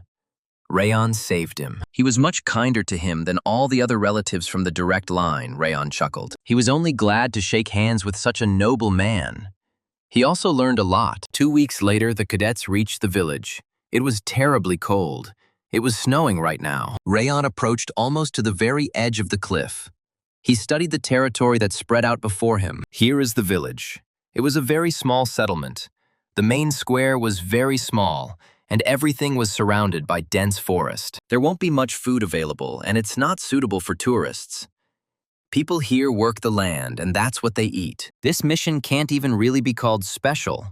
They were drawn here because monsters often appear in the area. However, for some reason, Rayon was no longer overcome with the feeling that they were being closely watched. It doesn't feel like an instructor observing the students, but rather like they are being studied for the purpose of attack. The best tactic now is to notice the surveillance and be on guard. No matter how much the guy studied the surroundings, he did not notice anything remarkable. He had an idea. He would ask Buren for something. He should take on the role of the mission leader. The guy's eyes widened in surprise. Buren thought he had misheard what he was talking about. During the first mission with the Snow Leopard Paw Bandits, he and Runin fought. So this time, it's up to them. Wasn't it Buren who said on the very first day of their training that he would catch up with Rayon? And that it was time to show what he had achieved. He will show how much he has already changed. He will take control of the mission. Rayon addressed the squad. From that moment on, Buren was their commander. Rayon turned his gaze to Martha. He would explain everything to her later. For now, she had to support her brother. The girl rolled her eyes and turned away. There was no point in calling her aside because of something like that. She said that she would obey his orders. She muttered under her breath, meaning that's what she would do. And then she headed towards Buren. Rayon lowered his voice. Wrath also felt like they were being watched. There is some sense in this, after all. The guy took the loot from him. The spirit's laughter was full of poison. So he told him how many people there were. Let him go and find him himself. Rayon chuckled thoughtfully. It turns out there was only one pursuer after all. The spirit said his name, not theirs. Anger was furious when the boy thanked him with a smile for the information. However, the guy did not relax. Even of this one cannot be sure. Even if they are being watched by one person, there may be accomplices nearby. So you need to be on your guard. Rayon felt fatigue creeping up on him. It had been a difficult journey. There is a feeling that this mission will not be easy. A few hundred meters away from them, the spy was reporting information to his accomplice. This is the Sieghart family, one of the 6 imperial clans. There is nothing special about them. There is an assumption that this group of students did not have an instructor with them, which means this is their second mission. Of course, they didn't notice him. He's sure they wouldn't have understood even if he had been nearby. They have orcs on their side. It's hard to verify that they sent simple students against them. The commotion among the locals is to blame for everything. They hope to quickly find the mana stone, but they can't find the artifact. Most likely it is in the village. One of the men was impatient to act. Maybe he should attack now. The opportunity is just great. At the same time, they will get rid of this bunch of children. It's not hard to kill them, but if they rush, they might find out about the mana stone, which is something you can't let happen. The hooded man laughed briefly. Let them hunt monsters for now and think that you will successfully complete the mission. The man picked up his helmet from the ground. It looked quite ancient and worn. When the helmet touched his head, unimaginable changes occurred. He became taller and larger. His skin turned green, and his teeth and claws became sharper and thicker. And then they will attack the village after leaving, and leave no stone unturned. Towards evening, the cadets finally settled in. It was nice to be in the warmth for the first time in such a long time. Even better, a hot, aromatic dinner awaited them. Only Rayon couldn't relax. He kept thinking and thinking. He was a little worried about Buren Sieghart at first, but he's doing much better than he expected. He did not boast about his title, but first of all calmed the head of the settlement and the residents. The guy strives with all his might to become better. However, it is not him who should be worried. He and the others are quite capable of dealing with the monsters while he is not around. The problem is that the observer who is watching them on the way here seems to have headed towards the mountains. Is this an additional test for the Sieghart clan? Or something else entirely? Early in the morning, the squad went outside to explore the surroundings. The snow was melting quickly. They needed to hurry. There are definitely monsters in this area, as evidenced by the tracks they left in the snow. At this time of year, monsters begin to appear. But this time, there are 3 times more of them than usual, and they cannot cope with them on their own. To be more precise, they counted several hundred tracks, which means there are more than 200 monsters here. Although it is not a matter of quantity, since they are not familiar with the area, the old man will find them a guide so that they do not get lost in the woods. Kanbar had known something was wrong when the leader had called them to the meeting last night. But he hadn't expected to have to drag himself along with the Siegharts. Rayon took the tiredness and dissatisfaction on his face for concern, and tried to support him. Kanbaru doesn't need to worry. He will definitely return home safe and sound. Everyone, pay attention. Orcs are far superior to normal monsters in battle, and goblins and kobolds do not hesitate to use poison in battles. Even the slightest injury could be fatal. They all must be on guard. Buren ordered the 6th Martial Arts Hall to concentrate and not let a single monster escape. Kane intervened. They will help, well, they will show these impudent monsters. The squad ran forward towards the tall, frightening figures. What fools! They rushed headlong to God knows where. Before it was impossible to catch them by surprise. Now they are screaming at the top of their lungs. Rayon tried to calm the Essence King down. After all, this was their first mission like this, and he could forgive them one mistake. Yes, and he too is on a mission for the first time. But he is not at all nervous, but carefully observes the battlefield. Wrath glanced sideways at him, looking as if he was already a seasoned warrior. The roar of the orcs was so loud that it echoed throughout the forest and mountains. Marta pulled her sword from its sheath and rushed forward. Now she would give them what they deserved. First, you need to destroy the goblins and kobold orcs. They can leave them for later. Panic broke out in the squad. The orcs broke through the formation. 2 of them are moving in the other direction. The escort screamed in panic, wondering if they were really running here to them. He threw himself on the ground in fear, continuing to scream, "You shouldn't have come here." Rayon moved quickly, moving swiftly from one orc to the next, striking. The orc's blood spattered across the snow, turning it green. The escort finally found the courage to open his eyes when he had time. Mr. Kanbar gradually began to calm down. He is completely fine. Rayon had a question for him. Whether there were any local legends here, like a great treasure hidden from prying eyes or a monstrous monster. There is one such, according to which, hundreds of years ago, a brutal battle took place here between the Goblin King, who came from the west, and the knights. They say the Goblin King's ring is still in these parts.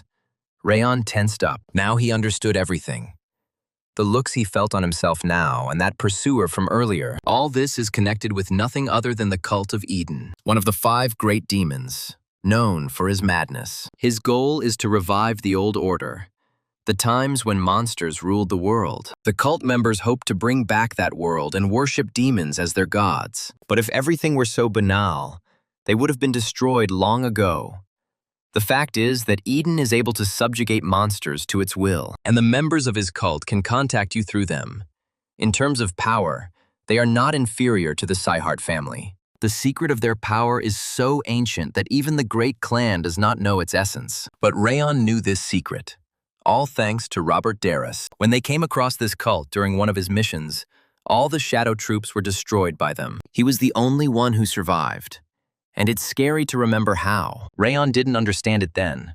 The situation was extremely strange, because Darris knew from the very beginning that the cultists were using mana stones. How did he know the secret? Why didn't he reveal it to the whole world? The voice of anger made him come to his senses. What he was thinking about. The spirit could literally feel the dark rage boiling up inside him, the very thought of it throwing him off balance. Rayon took a couple of deep breaths. He needed to calm down. Eden's main problem right now. Their goal is the mana stone from the Goblin King's ring. Several hundred years have passed since he fell here, but the guy is sure that the ring with the powerful stone is still kept in the local mountains. They want to let them know that the mission is accomplished, and then begin searching for the stone after they leave. Buren raised his sword. This is their leader. He will finish him with one blow. Snow exploded right in front of his face, making it hard to see what was in front of him. Marta was right there, but no, he didn't have her. Buren rolled his eyes and exhaled loudly. How uncultured. He turned to the rest of the cadets. The boss was dead. They had to deal with the remaining monsters. Regarding this legend, no one has ever found the lost ring since then. Mr. Kanbar was lost in thought.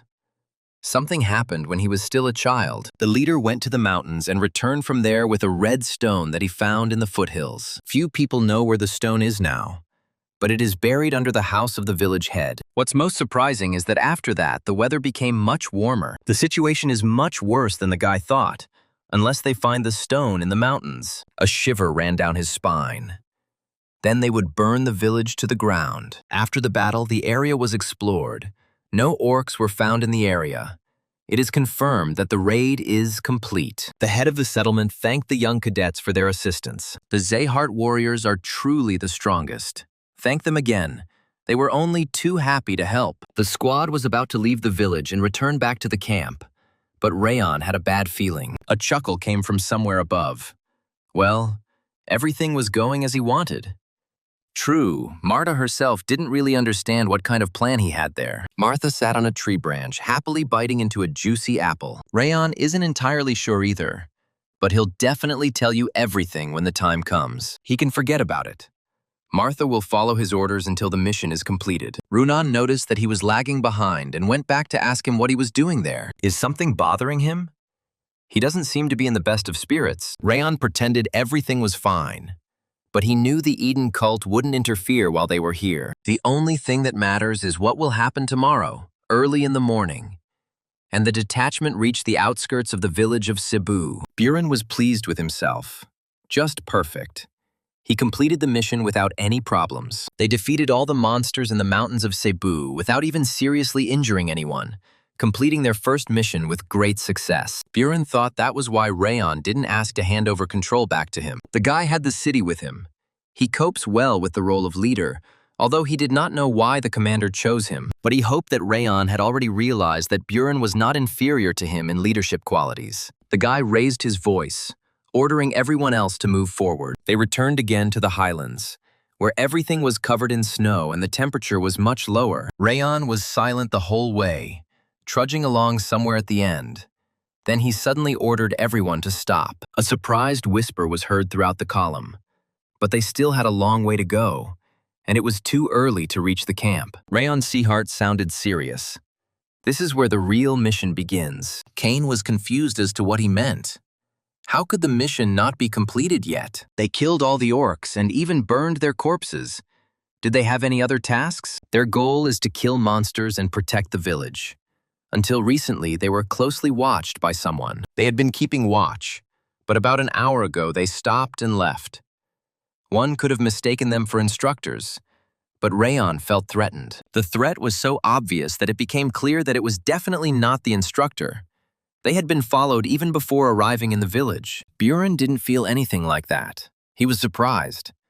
Rayon was absolutely sure of his words. To be more precise, the surveillance began from the moment they passed the foothills. This means that he handed over command to Buren in order to conceal his presence and try to learn as much as possible about the enemy. During their fight, Kane realized this too.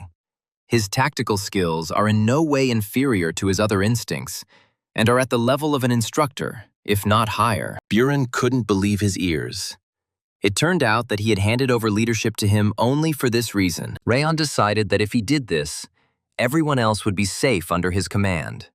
And he did it well. He is sure that because of this, the enemy decided that he was the strongest of those present and did not pay attention to him. Buren is the true Seghart. Damn it! He thought he was on par with Rayon, and he was just using him as bait while she scouted out the situation. Firstly, monsters do not tend to unite in groups.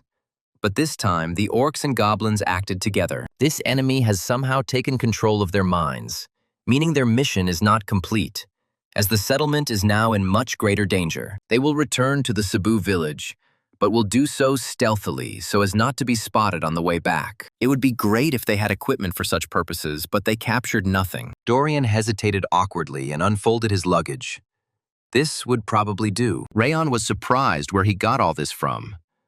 Dorian took it with him just in case. Did he really take all 40 sets with him just in case? It's better to always be prepared. Then they can escape. Just like in training, no one is faster than Crane. So she will go to the nearest Seahart estate and report on the situation. From this moment on, the entire squad obeys Rayon Sehart's orders. He will not tolerate disobedience. The spy returned with a report. The detachment left the village.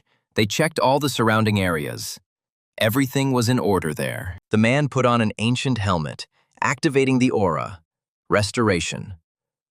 It was nice to feel much stronger and taller, the aura spreading around him for meters ahead. He activated his ability, attracting the rest of the orcs, and they would now head to the village. The subjugation of control was successful.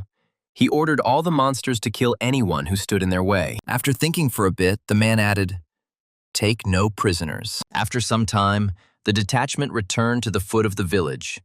There really were other orcs here. Buren was impulsive. He rushed forward to deal with them here and now. Rayon stopped him. It wasn't time yet. He had already said that they were being followed. But most importantly, it was not a monster. He sensed the presence of a person, but the identity of the enemy is not yet known to them. If they intervene and lose, every single one of them will die. The instructor warned them about the importance of understanding the essence of E's mission. If they want to save the village, they can't wait any longer. Rayon cut him off sharply. The time has not come yet. Besides, you have to be doubly careful, because the Eden organization is against them. Even Martha looked scared. That same Eden of the 5 great demons. If they are able to control monsters, then their opponent is either Eden or an extremely high-level monster, so they need to be on guard. Buren understood how strong this organization was, and that the guy was completely right. But if they didn't move now, half the inhabitants would die. Would they just stand and watch? He thought he knew the Seihart family's principles better than anyone. Apparently, he was wrong. They would attack now, because that is exactly what warriors of the Seihart family should do. Buren was furious. He didn't care whether they followed him or not, but if they consider themselves worthy of the name Seihart, let them draw their swords and follow him. His fiery speech even captivated Runan. She will follow him. As warriors of Seihart, it was not fitting for them to sit and tremble in fear just because their opponent was one of the 5 great demons. They are the warriors who carry the banner of the 6 emperors. Forward. They will protect the village and all the local residents. The 6th training hall will assist the 5th and deal with the Eden cultists. Rayon assessed the situation with his gaze. Everything was going as he had expected. From his observations of Buren and the others, he realized that they were too honest to tolerate injustice, so they rushed to help. So he sent the Runan an aura message in advance, telling them to follow Buren. But what was surprising was that Martha stayed where she was. Why didn't she go with them? He thought she would run first. Marta had already said that she would obey his order. Okay, then they will head towards the village after the others, but will hide their presence as much as possible. Rayon is sure that Eden has additional troops near the vanguard. The intent to kill is felt too clearly. However, it does not come from the direction of the village, but from the side of the mountain. The 5th and 6th halls will deal with the remaining enemies, but if they come face to face with the main enemy, they will find themselves in danger. Although this only applies to Eden. Buren burst onto the battlefield. There is no need to attack the orcs directly. It is better to move away a little and only then attack. If you can't kill them alone, let them attack in a group. If they don't stop them here, the whole village will be in danger. These orcs are much more vicious than those they fought yesterday. But if the problem was only with them, there wouldn't be any particular difficulties. The thing is that their main opponent is Eden, which means he won't stop at anyone. Everyone pay attention. They must beware of enemies who may attack them from the forest. Goblin masks and these clothes. There can be no doubt. This is a squad of green ghosts of Eden. Even off the top of my head, I can say that there are more than 40 of them. When the enemy outnumbers you, you can't act rashly. Cain and his squad will hold back the orcs. They must not get into the village. Runan can cool the air and freeze the feet of the orcs and ghosts. Runan obeyed his order, but Buren will go first. The girl activated her aura. An aura of cold, pillars of ice. Everything around froze. The monsters, feeling the cold grip their limbs, roared. They didn't like it. Now it was Buren's turn to attack. He took a position and activated his aura. The continuous flow fighting technique. A powerful wind intensified the guy's attack. The monsters were knocked off their feet. However, Buren did not have time to relax. His instincts continued to tell him that a threat still hung over him. The green ghost from the Eden squad fired a dart from a tube, most likely containing poison. Buren, fortunately, managed to react in time, just a couple of centimeters, and the dart would have ended up in his shoulder. He shouted at the top of his lungs, warning the others about the poisoned needles. They could either deflect them with aura or dodge as quickly as possible. The cadets began to panic. The green ghosts dropped a bag of poison gas. Buren cursed. It was much stronger than what the monsters used. He needed to close his airways immediately. The cadets felt weakness throughout their bodies. What aura? They couldn't even lift a sword. The gas affected not only the main guys, but also Buren. The body does not obey the mind. Runan is also gradually getting worse, but the green ghost and the orc are doing just fine. If this continues, they will be ground into dust. Buren was intimately familiar with this energy and destructive power, and hope settled within him. Marta appeared at the right time. Now their forces are equal. They will replace these blockheads and give Eden a good whack on the head. She continued to run and swear dirty. The poisoned cadets felt relieved. Lady Martha brought reinforcements. If they had been a little delayed, they would have come either to their cooling corpses. Buren can't see Rayon yet, but with Marta and fresh forces, they have become much stronger. Perhaps they will even be able to win. Some of the green ghosts began to retreat. What kind of students are they? Where did they get so much strength from? This did not escape the leader's attention. Were they really leaving the battlefield without permission? A dull voice rumbled across the entire field, and the cadets froze in horror. It seemed that many of them guessed who was in front of them. His strength surpasses all the ghosts combined. He wears a winner's helmet on his head, and he even speaks like a human. The cult of Eden, the green phantom of war. Rumors of his ruthlessness have long since spread across the continent. Even though his level is low, what is an Eden officer doing here? It turns out the cadets decided to return and disrupt their offensive. Although the Phantom was informed that they had left the village, it was not bad at all for simple recruits. He observed their strength since they had recently barely escaped from here. They just had to leave peacefully, and now they will all die, all because they do not know their place. Buren was knocked down violently, his lungs refusing to fill with air and his vision darkening. The Green Phantom took out 3 of them with one blow. Where is Mr. Kane? He's fighting the orcs at the barricade. It's unlikely he'll even show up here after that. Martha still had the strength to get up, apparently. She was the strongest among the local trash, so it was no surprise that she was able to sense their presence. But she's just one of the bugs that Phantom crushes with his boot. Weak and pathetic. Luck has turned against them. They will all die here today. From somewhere behind the Phantom, a calm, boyish voice was heard. This will not happen. The flame of 10,000 lights blinded everyone present with its light.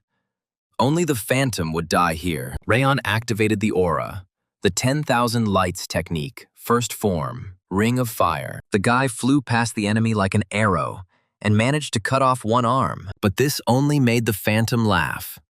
He had a pretty good ambush, but it seems the guy didn't expect the orc to dodge and not let him hit him in the neck. However, he still managed to cut off his arm, which is not bad for Sieghart. That was where his luck ran out.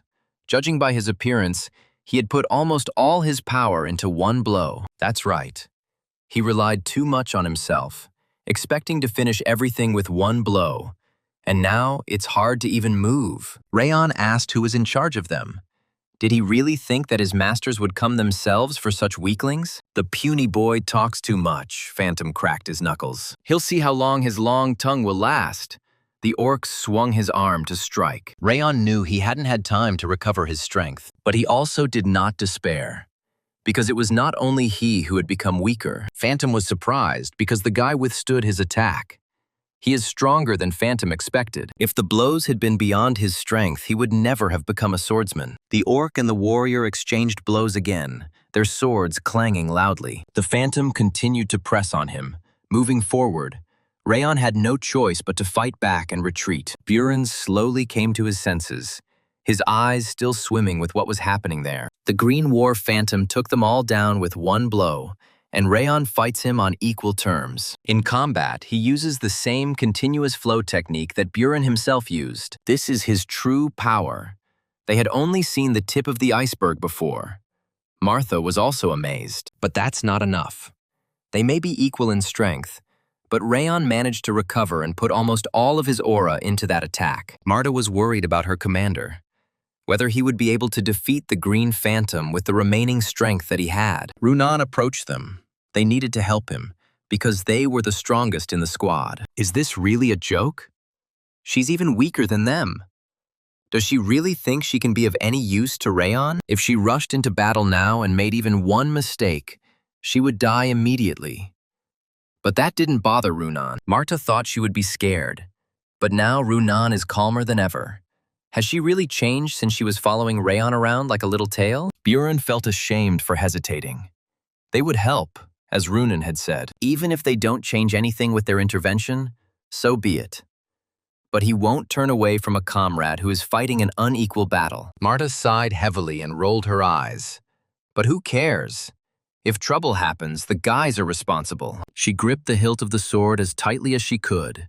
They would put their lives on the line and enter the battle. It's amazing that some brat manages to hold out for so long. He's so talented that Phantom would even take him to Eden. The orc asked Rayon's name with admiration. The monster was surprised.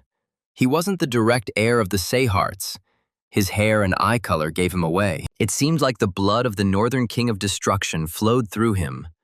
Rayon remained silent, neither denying nor agreeing. Phantom took his words back. He would do everything to end him here and now. His voice trembled with rage. At any cost. The air around the monster became agitated and began to move in black waves as the orc grew in power. Steam was emanating from his body, and his eyes were shooting green lightning. Rayon was amazed. This monster began to move much faster. The movement of his sword was almost invisible in the air. Rayon had to rely on his instincts to dodge. Does Phantom use his life force to become stronger and faster? He can barely hold the ring of fire, but his strength has not fully recovered. Rayon's eyes widened in surprise. He didn't expect Martha to intervene in the battle. With just one sharp blow, she cut the orc's back with her sword, and everything around turned green. The Phantom's voice trembled with rage at how she, a pathetic little bug, dared to attack him. The Phantom was distracted for only a second before he felt his hand grow cold. Rayon became more and more surprised. Even Runan decided to intervene in the fight. Still, she found the last of her strength to use her aura of cold, the breath of winter. Having frozen the monster, the girl gave a signal to her comrade. It was time for Buren to act. While Phantom struggled with the ice, Buren jumped up, concentrating all his strength on one blow. The guy struck him in the stomach. Continuous flow technique, starlight interweaving. But the cadet was unlucky. The monster managed to grab him. Buren's ribs cracked under such force, they decided to defeat the Phantom with trivial tricks. If these kids aren't up to that blonde guy's level, they shouldn't even be trying to get into trouble. He's right. They can't defeat him with their attacks, but at least they were able to buy a little time. Marta gathered all her aura in her palms.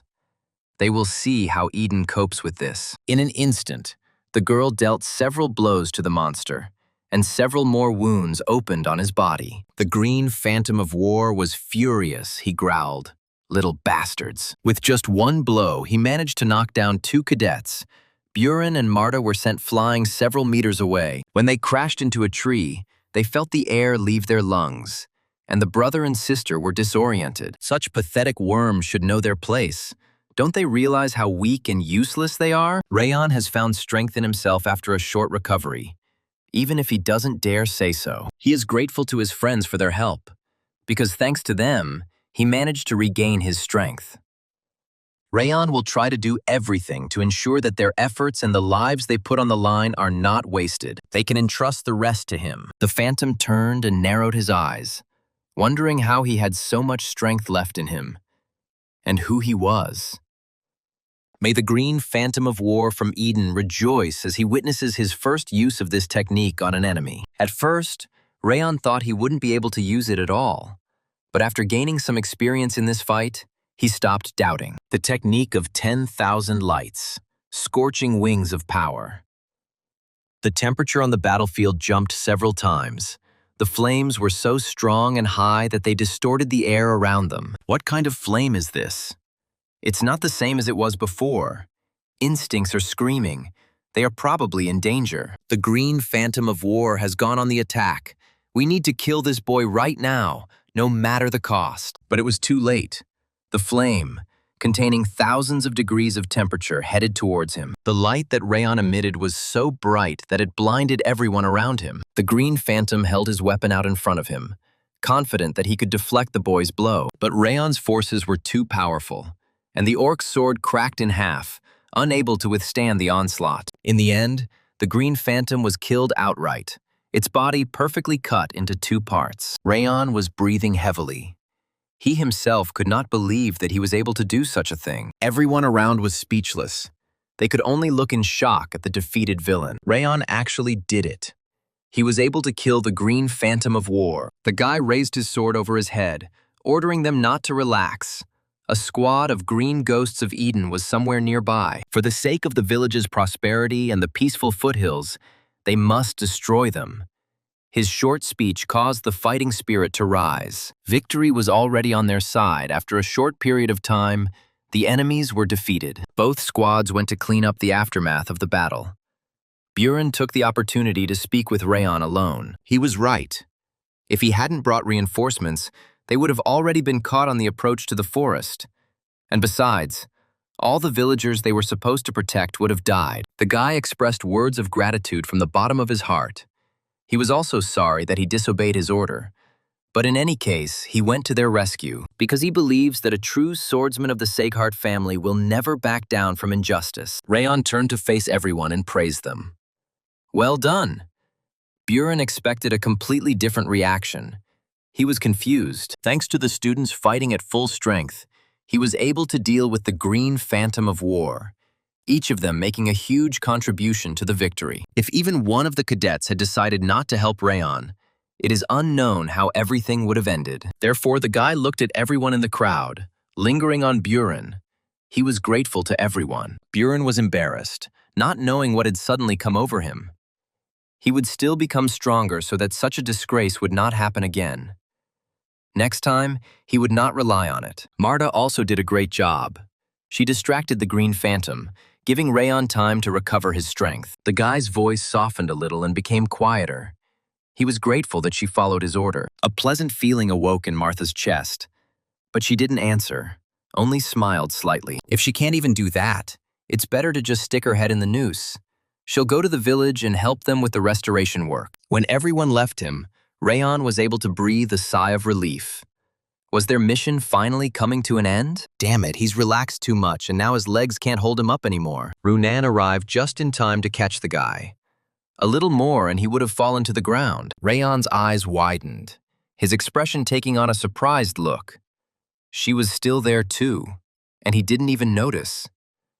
She managed to catch him just like during his usual training, and it seemed to her that all his strength had left him. All this time, he was the only one keeping an eye on the others. And it turns out that the guys were also attentive to him. It was still nice when I cared for you and worried about you, Rayon. Tired but sincere, exhaled words of gratitude. At that moment, a system window popped up. And in a difficult fight, he demonstrated his ability to overcome the limits of the possible. All characteristic points increased by 1. Apparently, this is the result of his victory over the Green War Phantom. All of his stats have increased, and in addition, he has received a new title and ability. He had a little rest, and that was enough. Rayon rose to his feet with an effort. He was already feeling better. Runan could go to the village. The title of Unbreakable Spirit. It turned out to be much better than he expected. 3% may seem like a small amount, but the stronger he becomes, the more his stat points will increase, because now he will encounter similar opponents quite often. The Essence King was furious. He had received so many rewards after fighting such a weakling. Even though he had developed his own system, he still couldn't understand what it was doing. Rayon smiled. Thanks to him, he was getting stronger every day. So he was grateful to him. The spirit continued to curse at him, but the guy didn't react. He simply waved his hand goodbye and walked forward. The Essence King accompanied him, continuing to roar angrily. In the lowlands of the mountains, large-scale construction was underway, and the people were helping to restore the destroyed buildings. Rayon woke up hearing the noise, his head aching mercilessly. He wanted to lie down for a while, but it seems he accidentally fell asleep. Still feeling weak in his body, the boy left his house, freezing on the threshold. As he saw, the construction of the wooden fence had almost been completed while he was sleeping. Runan noticed almost immediately that he had woken up and how he was feeling. If he gets better, Roos follows her. Everyone is already waiting for him. Rayon was quite surprised who she was talking about. Of course, she was talking about the villagers. All the inhabitants of their settlement came to express their gratitude to their saviors, the swordsmen from the Sageheart clan. They are grateful that the cadets protected their village. They put their own lives on the line to help them. If it weren't for the gentleman swordsmen, they would have been in great danger. Their valor and bravery will forever remain in the hearts of the villagers. Rayon felt a feeling he had never experienced before. It was persistent and pleasant. For some reason, at that very moment, he wanted to look at the faces of his comrades. There they were, standing here, next to him. He feels the respect of his comrades, their aspirations, honesty and sincerity in the heartfelt words of the villagers. Rayon realized that this was the first time he felt this. In his past life, as a hired killer, he had never felt anything like this. Then there was only emptiness, loneliness. He was surrounded only by death. His whole life was dedicated to Robert Darris. No matter how many people he killed for it, No matter how many times he got his hands dirty, only his master received the reward. Now, for the first time, his merits were recognized, and he felt proud of himself. Rayon raised his eyebrows in surprise, wondering if this had ever happened before. Greed grows within him. He wants this to happen more often, to be looked at more often with such admiration and gratitude. From now on, he will cast aside the life of a hermit assassin and live as a swordsman should, and he will receive approval from the saved people more than once. From now on, he will live only like this. In honor of their victory, a small celebration was held. Everyone was walking around, chatting with each other. Rayon found the headman in time. He wanted to talk to him about something. The guy wanted to talk alone, so that no one would hear them and so that the noise of the celebration would not drown out their voices. Does he know who controlled the orcs that attacked their village? The blue-haired swordsman told him everything. He heard that this Edeg was one of the 5 demons, but the old man could not understand at all why they decided to attack them. Mr. Kanbar told the boy that he had once found a red stone in the mountains of Cebu. The old man exclaimed in surprise. Now he guessed that Eden had come here for this stone. The elder was seized with panic, which meant that all this happened only because of him. He almost turned the village into ruins. This time, the cadets were able to stop them. But if the stone does not remain here, Eden will come for it again and continue to attack the village. After he buried it in the ground, it became much more fertile. They perceived the stone as a blessing from their local deity. But because of him, Eden is ready to raze them to the ground. What should they do? Rayon offered to take the stone with him. For a second, the old man was disoriented. Eden believes that this stone can revive the dead. Even if they hide it in the mountains, Eden will still find it. But if the cadets do that, then Eden will come for them too, Rayon reassured the old man. That is the way of the Seahart family. The old man was silent for a while. He hesitated, unsure what to answer. It seems the Seaharts are once again showing them a favor the village can't repay. A decade ago, when the village chief was just a little older than the boy himself, there was a moment when Glenn Seaghart protected their village. Rayon couldn't believe his ears. He was definitely talking about the head of their family. Like the boy, he saved the village from an influx of monsters and looked at them with a smile on his face. Was very kind to them. Rayon compared the image of his grandfather with the words of the village elder. They were definitely thinking about the same person. It seems he was completely lost. The elder called him to follow him. He will prepare the stone for the guy to take it. He buried it here. The stone he brought to protect the village is now bringing great disaster upon them. The stone is wrapped in a cloth that has been passed down in his family for generations. He wrapped the stone in it so that the red glow would not be visible. So this is the Goblin King's mana stone. If it falls into Eden's hands, new monsters with the Goblin King's abilities will appear. Rayon touched the stone and looked at it with awe. With tension in his voice, he asked the elder to first cover the stone back.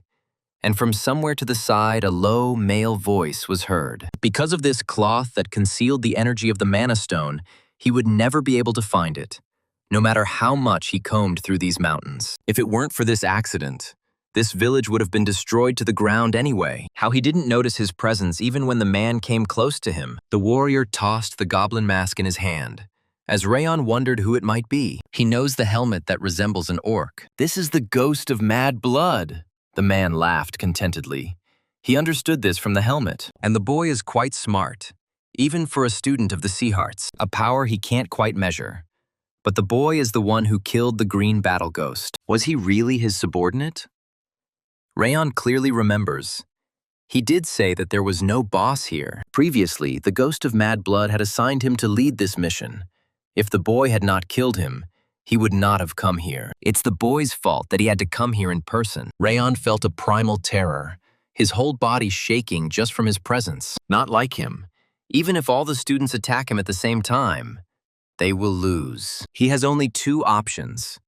It's a shame to die in futile attempts to defeat him, or to give control of the body to the spirit. He doesn't have much time. It's time to decide. Rayon must understand that he clearly does not have a third option. The cadets helped build the fence, completely unaware of what was happening on the village border. Marta heard that her brother was restoring the barricades, so she came to check the results of his work. It turned out great. Doesn't Buren think that he is much better at carpentry than at swinging a sword? The guy's eyebrow twitched involuntarily. If she checked everything, let her shut up and leave. The brother and sister were distracted from their quarrel when they felt that the third wheel was watching them. When Martha asked her displeasedly what she was doing there, Runan explained that she had brought fruit. These are for Rayon. They are fresher and tastier, so she picked a few. Isn't she too helpful? If you look at them from the outside, you might mistake them for newlyweds. Runan rolled her eyes in displeasure and said she was leaving when an explosion sounded behind them. The fruit basket fell from her hands, and she immediately realized that something had happened to Rayon. While the others froze in shock, the girl ran as fast as she could in the direction of the explosion. She reminded that Rayon and the headman had gone in that direction. Weapons were at the ready, and they needed to call Kane in the 6th hall. Only fragments remain of the headman's house. What is happening here? Before the 3 cadets had time to reach the scene of the incident, another explosion occurred. Rayon flew past them, holding a sword in his hands. It seemed he was protecting someone. All 3 tried to see what had happened, but the curtain of dust made it difficult. When the dust settled, they could finally see their friend's face. With a black eye and numerous small abrasions and bloodstains all over his body, Rayon Sehart was on edge. Buren hurried to help. He grabbed the head of the village, who was unconscious. Rayon looked even worse as he tried to get to his feet, ordering the others to quickly get out of here. They must take the headman to a safe place and escape as quickly as possible. Martha was about to protest, but the words stuck in her throat. All 3 felt the air leaving their lungs and they couldn't breathe. The pressure of the ghost was too strong. What a nice company gathered here. It seems they are starting to realize the situation. It's the appearance. The orc armor. Buren cried out in surprise. There was another Eden officer in front of them. They can't stand in his presence, despite their famous name. They are all pathetic weaklings, the monster laughed. Rayon had never yelled at his friends so hard. Do they all really want to die? This is an order. They must quickly pull themselves together. If the cadets stand like pillars, the monster will simply crush them. They need to concentrate their aura to withstand the pressure. Then he turned his gaze to Buren. He must run to the village and evacuate the inhabitants. Marta and the Runan must retreat and prepare to fight. And even if they don't think about attacking him, they just have to be on guard. Instructor Rimmer had often told them that they needed to be able to exceed their limits. And now was precisely such a moment. It was time to transcend the boundaries of his body and mind. Rayon tried to find the remaining strength within himself. The orc laughed in a good mood. However, does the guy really think that this is enough for victory? Behind Rayon are their recruits, the village of Cebu and its inhabitants. If he retreats, it will all be over. He got into a fighting stance. He had to defeat the ghost at any cost. He understands everything, but he is not sure that he can do anything at all. It is as if he is standing at the edge of a cliff leading into a bottomless abyss. It would have been hard for the guy to fight him even in his past life, and even more so now. He claimed that he would attack the ghost at any moment, but now he just stands still and watches. The monster spat, how pointless this was, and went on the attack. If the boy doesn't attack him, he will attack him himself. Rayon's eyes caught on faster than his body could react. The enemy even faster than before. At the last moment, he activated his aura, the 10,000 lights technique, the 10th stance, blazing heavens. However, the orc, with only a little effort, broke through. For him, it felt like just a slight tickle. But he praised the guy. Not bad strength. The ghost's fist was rapidly approaching Rayon, and the boy knew that he wouldn't be able to parry the blow. He easily broke through the technique of 10,000 lights. And now he's still attacking. At the last moment, Rayon managed to bring his sword forward, but his enemy's strength was too powerful. The 2 energy sources collided with each other, causing an explosion and throwing them apart. Rayon barely dodged. If he hadn't managed to read the direction of the blow with the help of the Ring of Fire, he would have already been dead. The guy felt exhausted. His legs could hardly support him. He wanted to retreat, but he couldn't do that. We need to show the guys who are now watching the fight his other attacks. In this case, their chances of survival will be slightly higher. They will increase by 1%. For the ghost, it was all just a game. He laughed and struck with only half his strength. A fire that disappears with half a kick is no good. This boy's flame was very different from the usual aura. He was still surprised how the Green Phantom lost. The ghost believed that his own stupidity was to blame for everything. But when he saw the boy's strength, he understood the reason. Only now the whole situation looks even more pitiful. His flame will not touch the ghost. Rayon guessed why. It was all because of his helmet. The power of an orc was contained within it. Forest fires are unable to harm the orc. This monster fiercely defends its territory. When an orc attacks a castle, he fears neither protective fires nor fire arrows. Then he knows for sure that no matter how strong his aura is, it is not scary to him. Rayon wasn't going to give up if fire didn't work on his enemy. He just used something else. The temperature around the boy dropped sharply, and the metal his sword was made of became covered in frost. He had already managed to surprise the ghost with his aura of fire, but it turns out he is able to change the element of his power and hit with the same force. Such ability and power at such a young age. The ghost whistled in admiration. Now he became curious about who this boy really was. What difference does it make to him? The ghost will soon die by his hand anyway. Such blatant insolence angered the orc. What an insolent fellow he is!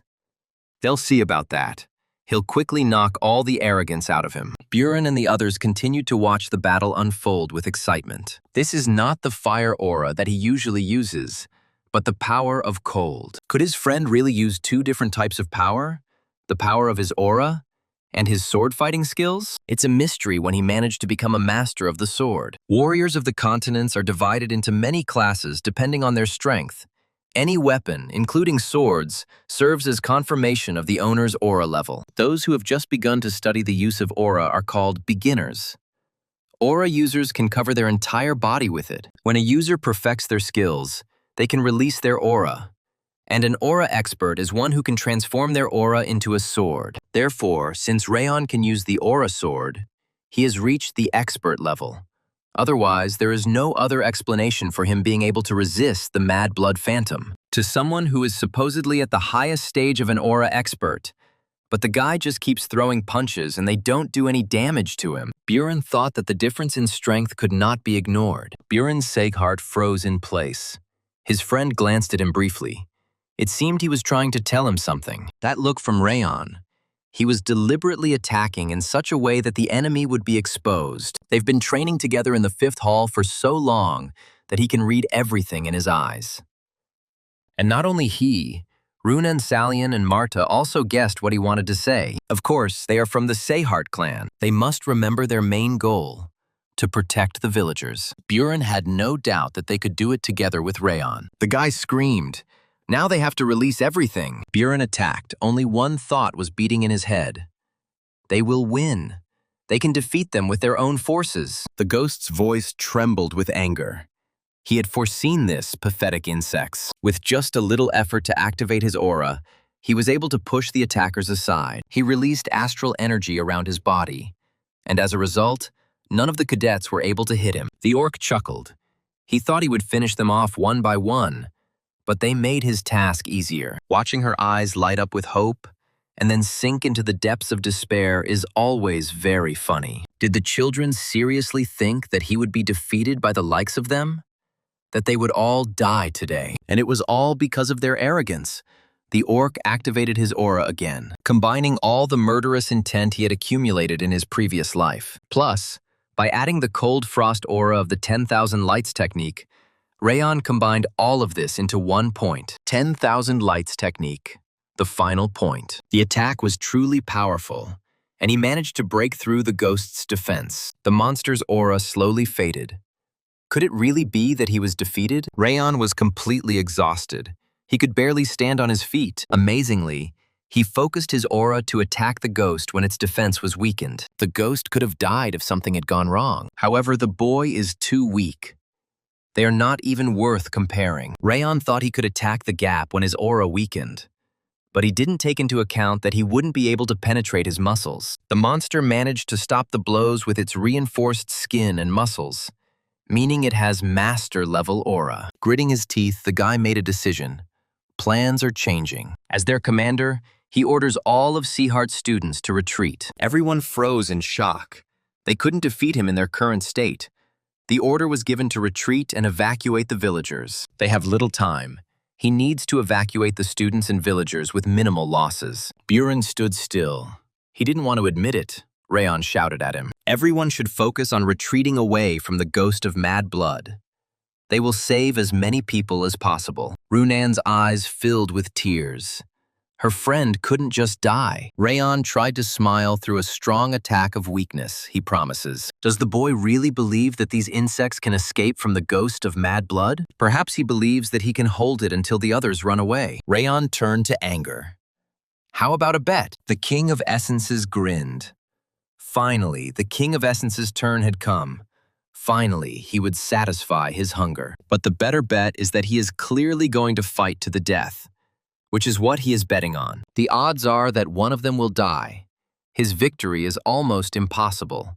So he will demand a small favor. The spirit will restore his body and aura, and he will be able to reduce his resistance to anger. If the boy dies, all his stats and his body will be useless trash. So he will restore it. Let him accept the wrath of the Essence King and feel it with all his being. Rayon felt as if a powerful charge of electricity had shot through his spine, and all his muscles were seized with spasms. The ghost of mad blood noticed that something was wrong and became wary of what was wrong with him. What is this strange ability to recover? It doesn't look like he drank the blood of an orc or a troll. Rayon had already told him, hadn't he, that the orc didn't need to know that. Rayon ordered him to attack. He was ready to entertain him until dawn. They must listen to his orders. If someone is injured or feels unwell, they can ask for support. There was no time. They needed to move safely to another place as quickly as possible. The cadets were in a panic. Marta wanted to answer, but she hesitated. It seemed that for the first time in her life, she lost the power of speech. Rayon stood alone in front of this monster for the sake of these people and themselves. What kind of attitude is this? He fights even with a broken arm and ribs, and they just stand rooted to the spot. Were they all going to die so stupidly? Martha's voice trembled with anger. She's right. Now is not the time to be paralyzed. Buren waved his hand and raised his voice. From that moment, they speeded up. Klein will head to the nearest branch to request reinforcements, by which time help will have arrived. But everything was not so simple. The orcs came to the noise. Why did the king of the forest, the orc, come down so close to the village? The orcs emerged from the forest one after another, and the people screamed in fear. They are surrounded by orcs. Orcs are working together. Is that even possible? Martha heard that the people of Eden can control monsters. The reason why that blood ghost ignored them and charged at Rayon was because of this. They released the orcs in advance and foresaw that this would happen. It's all over. Rayon is still fighting. There is no giving up. They will not die here senselessly, as they will be able to meet a friend who alone holds back that ghost. The cadets must evacuate the people and then quickly return and help Rayon. Yes, he can't die here. It's the greatest respect they can show their friend, fighting alone for them. The cadets rushed into the attack at breakneck speed, ignoring the grassy scent that spread throughout the valley. They also didn't pay attention to the leaves floating in the air. Although, where would they come from in a coniferous forest? Buren noticed first. He knows who controls this wind. The boy, like a leech, clings to his life. The ghost had knocked him out several times already. It was time to give up. This broken arm is getting in the way. If he cuts it off, he will be able to fight a little longer. But still, the guy was overcome with despair at what he was doing here. Every muscle and every skin cell screams in pain. Why does he endure this? Just to fight a monster? In his past life, Rayon would have run away without a second thought. But now, things are different. His mother's voice echoed in his mind, and he remembered her last words. She wants her son to become a proud swordsman worthy of the Knights of the Sea Heart name. Yes, that's right. These words made his spirit grow stronger. The memories of his comrades who were with him until now, they connect him with this place. Runan, who seems indifferent but is actually the kindest of all. Buren, who started on the wrong path but is now confidently moving towards his goal. And Marta, who supports everyone with her unwavering faith. It would be a lie to say that he is not attached.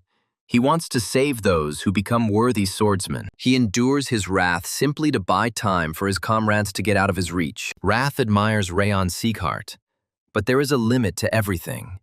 especially ignoring his powers. Does he really think he can regain control of his body by catching up with his comrades and killing him? The boy lost the moment he accepted his wrath. Perhaps he would survive its transfer, but there would still be no return. The ghost of Mad Blood chuckled thoughtfully. It seemed like his limit had finally been reached. He had just come up with a great idea. He will save the boy for last. First, kill all his comrades. It will be much more fun that way. Just imagine the look on his face when his comrades' heads are torn off one by one before his eyes. At the apprentice level, they won't be able to withstand the master's attacks. He must hold off the ghost until the others escape. Rayon spoke up. His name is Rayon Sehart. He is a descendant of Glenn Sehart, the Northern Slayer King, and will one day become the continent's strongest swordsman. As long as his heart beats, the mad ghost of Eden will not be able to leave here. Such courage at such a young age. It's not even impressive to say it. A true warrior deserves such respect. He will remember the name of Rayon Sehart. The boy's fortitude still lived in his body, but he no longer had the strength to dodge attacks. He closed his eyes, about to surrender to fate, when a familiar herbal scent entered his nostrils. Long scarlet hair fluttering in the wind, pointed and long ears. Rimmer stepped forward with his sword at the ready and repelled the orc's attack. Rayon felt relieved and smiled. He was late. Rimmer winked at him and apologized with a smile in his voice. He had overslept a little. The boy can leave this place to him. After these words, Rayon felt his consciousness slipping away. The ghost recognized the diamond sword of the Sehart family. Rimmer greeted him, calling him Baldy. It was more like a conversation between two old acquaintances.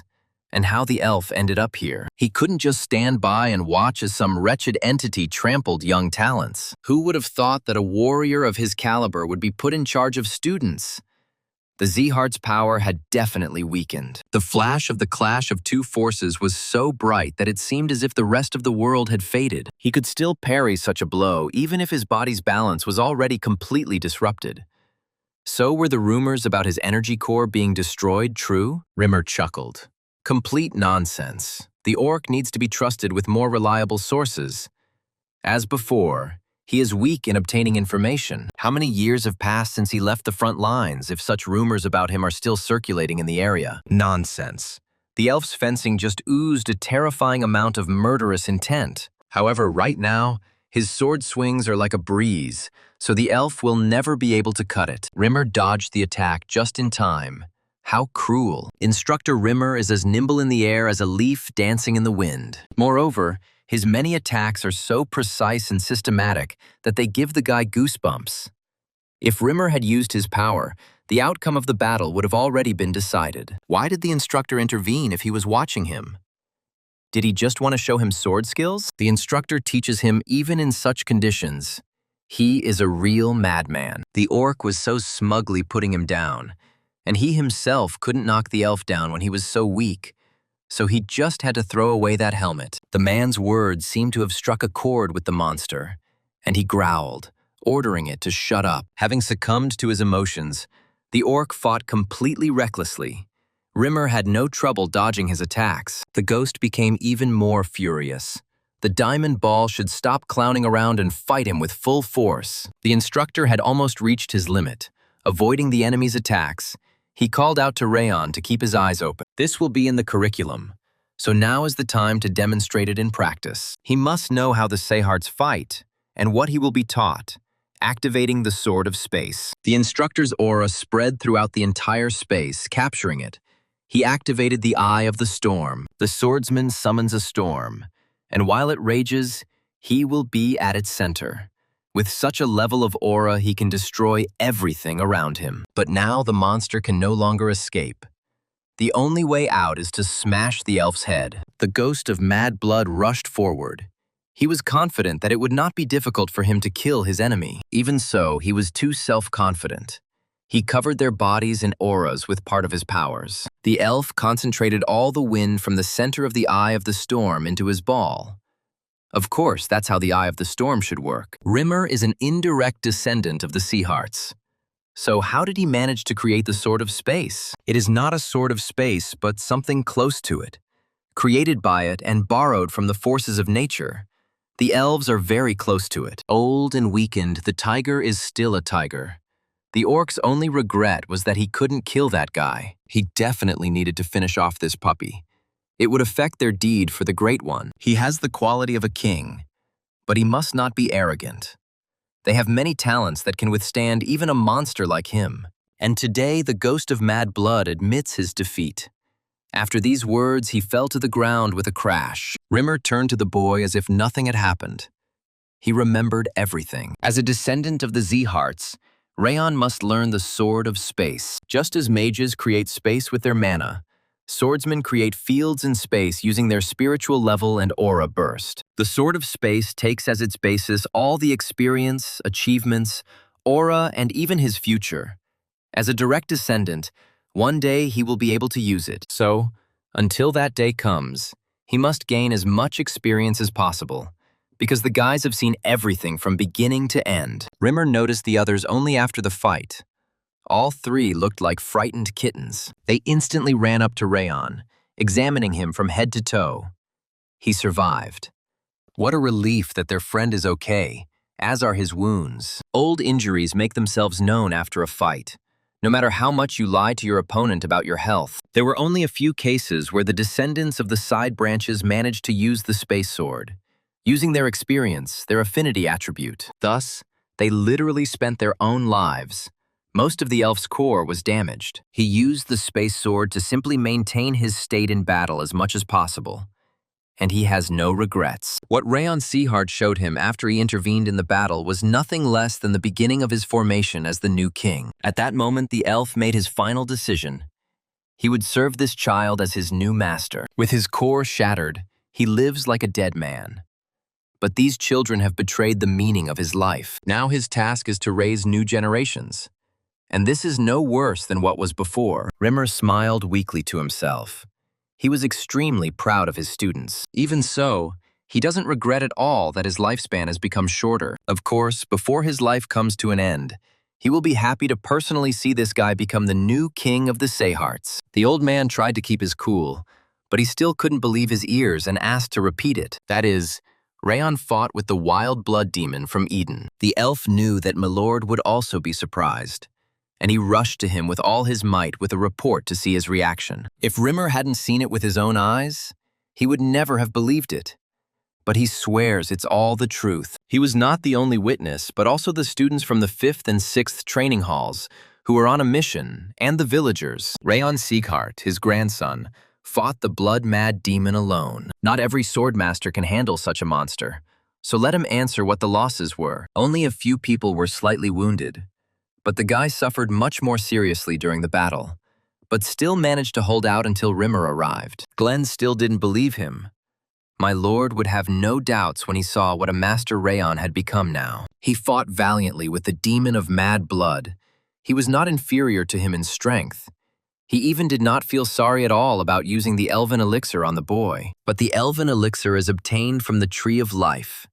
It is a priceless thing. Rimmer smiled, and the boy fully deserved it. Apparently, the elf has become too loyal to the boy lately. He just wants to give him and everyone else every opportunity to grow. The conversation was smoothed over, but the old man remained dissatisfied with it. He ordered the butler to call the division commanders.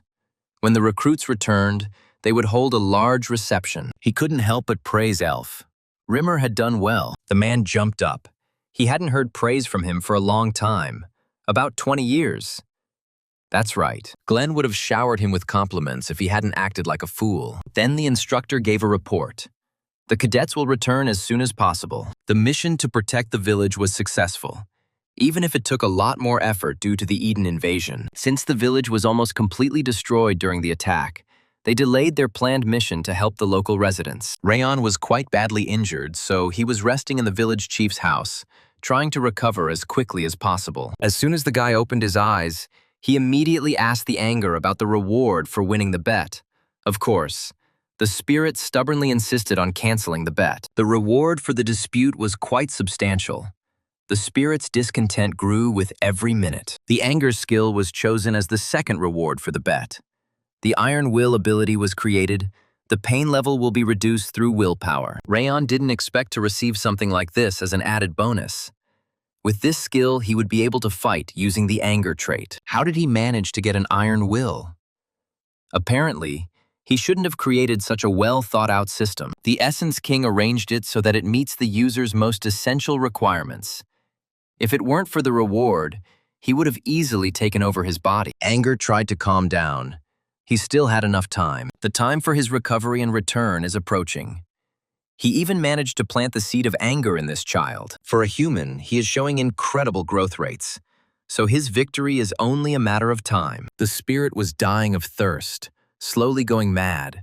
There was little time left, and his body and soul would belong to him. When he descends to Earth, the boy and other bugs like him will squirm under his feet. The division commander, Ilion, welcomed the young cadets. The children were exhausted and wanted to go home as quickly as possible and finally eat their favorite dish. Ilion thought they were tired from the journey, but it was not time to rest yet. The man pointed his hand somewhere to the side, ordering the cadets to go to the master's estate. Rayon, as the commander, stepped forward and knelt before his grandfather. Whispers were heard from all sides. Rumors were circulating that he had defeated the Green Phantom of War and fought with the demon of mad blood. At first, the boy was worried about the sudden call, but now realizing that this was a great opportunity, all the high-ranking officials gathered everywhere, and he learned some lessons from the past mission. But now he simply has to show himself worthy in future battles, right here and now, in front of all the division heads, all the heads of the direct line families. Countless eyes are directed at him. Glenn delivers a variety of techniques, both publicly and privately.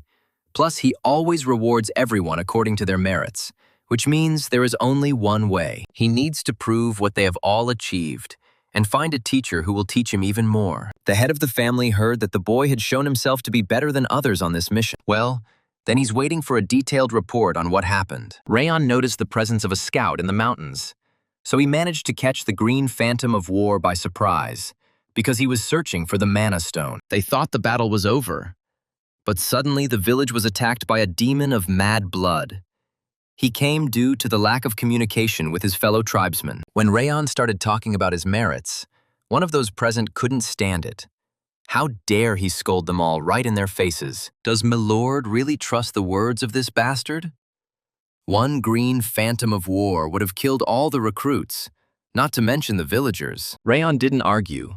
He just asked Dorian to bring those very things. The boy quickly ran for the bag and turned it inside out. There were orc heads in it. Everyone present could not believe their eyes.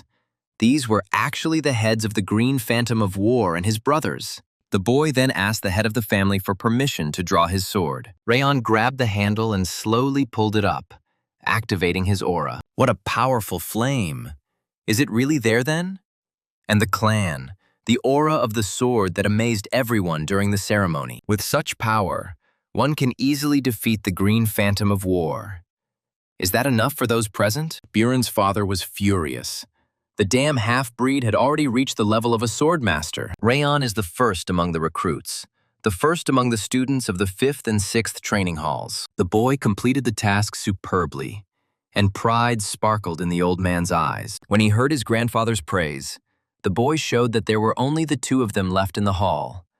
Everyone else was speechless with surprise. Some of the recruits couldn't hold back their tears when they heard his remark, as it was the first time in a decade that the head of the family had said something like that. After finishing the report, the guy showed him the red mana stone and told him about the goal that Eden was pursuing. Unlike the others, he was awarded a silver medal, although the boy believed he would receive an additional reward for revealing Eden's plans. The Essence King was also perplexed.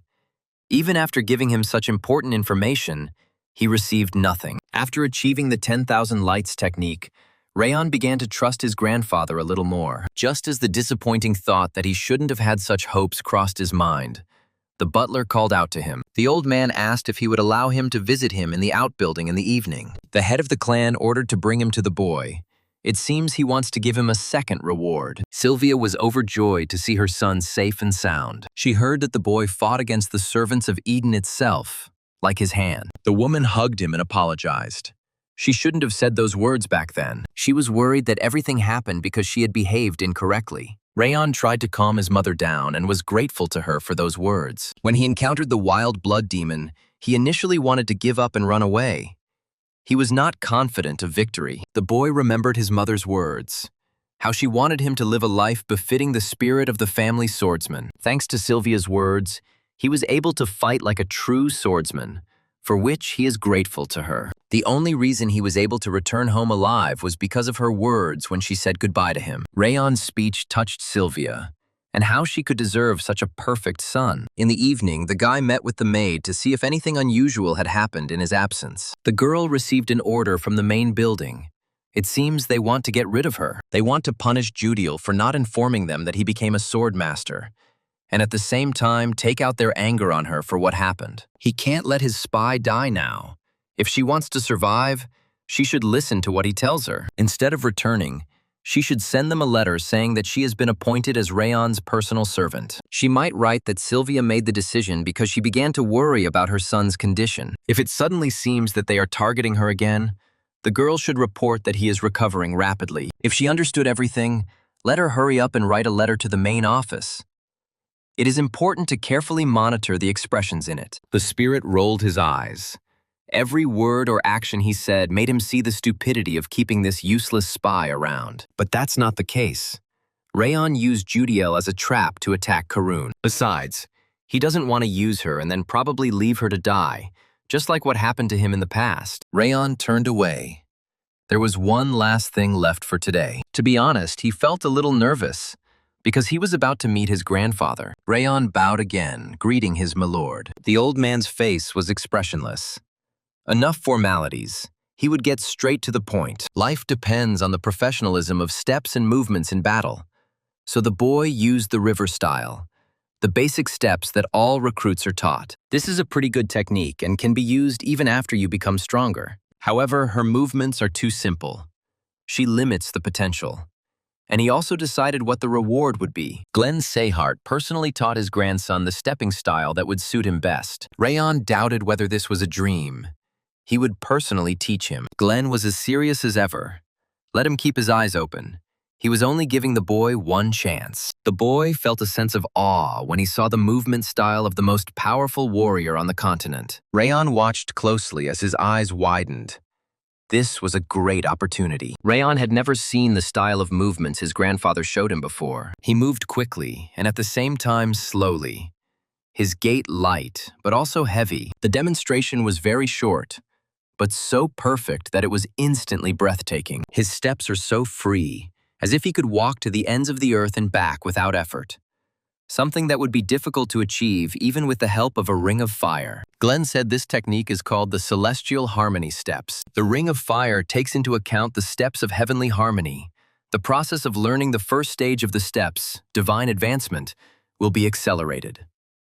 Rayon honestly admitted that he was only able to remember the first step of everything his grandfather showed him. However, the old man was cold-blooded. Their meeting was over. He could return. The boy has received his reward.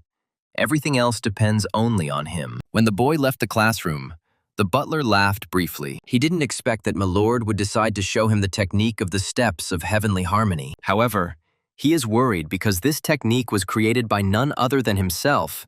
It is too difficult for the boy. Glenn showed it only once, but the boy already understood the divine advancement. Because the first step is the basis of everything. Rayon instinctively understood that all technique was based on the first stage. The spirit continued to tease. Such a weakling would not be able to learn such a complex technique. Rayon stubbornly continued to repeat that if he practices a little more, he will understand everything. Sylvia was furious about what he was doing there. She told him to rest. He said that he would only start training once he had fully recovered from his injuries. The training to achieve the steps of heavenly harmony was temporarily suspended, of course. The boy continued to train in secret. Sometimes it's nice to just sit and relax like that. Just as he had time to think about this, everything was ruined. Raiden Seghart came to him. It seems he is the son of the fourth of Glenn's sons, and that's why he is here. The maid could not give an answer. But immediately after his arrival, he attacked my lady and her servants. She didn't even tidy up the garden before arriving to visit. And now she's even claiming that she didn't receive the notification letter. So she means that it is his butler's fault. Or she means that he is lying. Sylvia asked Raiden for a couple of minutes so they could get the garden looking presentable. It's so infuriating. Right now, his whole family should be looking at him with admiration. After all, he personally destroyed an entire branch of the white blood cult. This is how it should have been. But no one even said a word about his feat. Everywhere you hear only talk about some boy named Rayon. How dare this dirty degenerate from a side branch steal his glory? Raiden spat dirty and shouted loudly. And how long should he wait here? The maid couldn't stand it. Even for a descendant of a direct line, he was going too far. The man cursed foully and hit the maid, knocking her down. Yes, he is a direct descendant of the Zyhart family branch. And her immediate superior, even if he is released from the servant's guts, will make him sit at home for 2 days at most. Judiel didn't want to let the Rayon harm Lady Sylvia, so she intervened. So he is that same Rayon. He showed up on time. Raiden himself was going to find him. What is that in his hand? Does he really want to point his terrifying sword at him? The boy should not forget that Raiden is a direct descendant of the family. Let him put down his weapon and not make the situation worse. The man radiated vanity. He was Raiden Seahart, son of Baldur Seahart, a master of swordsmanship. Rayon, with one sharp movement, put his sword to the man's neck, forcing him to shut up. He didn't care. Unfortunately, Raiden's butler reacted in time to parry his attack. Raiden Seahart rubbed his own neck in fear. He was a crazy freak. Beside himself with anger, Rayon punched the butler in the face with all his might. Raiden was alarmed, but at least he understood who he had just hit. Rayon understood everything perfectly well. It was a robber who had broken into their territory. What kind of nonsense is he talking? In this house, Raiden is considered the master. Rayon finally managed to hit him. He's the only one talking nonsense here. He is not a ruler or a boss here. And their extension is not his home either. This place is the home of Rayon Seahart's family. The boy raised his sword over the man's head. A stranger wrapped in a black cloak intervened, ordering the boy to step back. Judging by his uniform, he is a member of the Heavenly Blade Division, meaning he is a swordsman working under the personal subordination of the head of the family. Raiden screamed, ordering the Heavenly Blades to immediately cut off the head of this son of a bitch. The despicable mudblood dared to attack a descendant of a direct line. Rakael helpfully explained to him that they only obeyed the head of the family, so he should stop too. The butler tried to calm his master, who had not been watching his language at the right time, and they should leave. If they interfere in the conflict with the Heavenly Blade Division, it will greatly worsen the situation. Raiden headed for the exit. He will not forget what happened. Rayon will still find out what crime he committed. The boy will suffer such a humiliating and painful punishment that he will beg for death. The maid apologized bitterly. Despite her age, she had acted so thoughtlessly. Helen should not worry about what happened. They would sort it out. Rayon will decide everything, after all. It was he who succumbed to the provocation. They can trust him. Rayon and Raiden had already knelt before the head of the family that evening. Glenn heard that some incident happened yesterday. Raiden sent a letter to the annex confirming his visit because he wanted to talk to Rayon, but he was greeted very coldly there. No one had prepared for his arrival. The boy attacked him with the butler without any warning. If anything had gone wrong, he would have stabbed Raiden to death on the spot. Apparently, he's much better at acting than he is at wielding a sword. This is completely different from what Judiel told me about him. Rayon wasn't going to remain silent. He openly said that everything he had just said was a lie, especially the part where the man swears he was trying to calm him down. And the boy clearly remembers his face, purple from screaming. The head of the family's butler ordered them to stop immediately. Don't they understand who they are in front of now? They both say completely opposite things.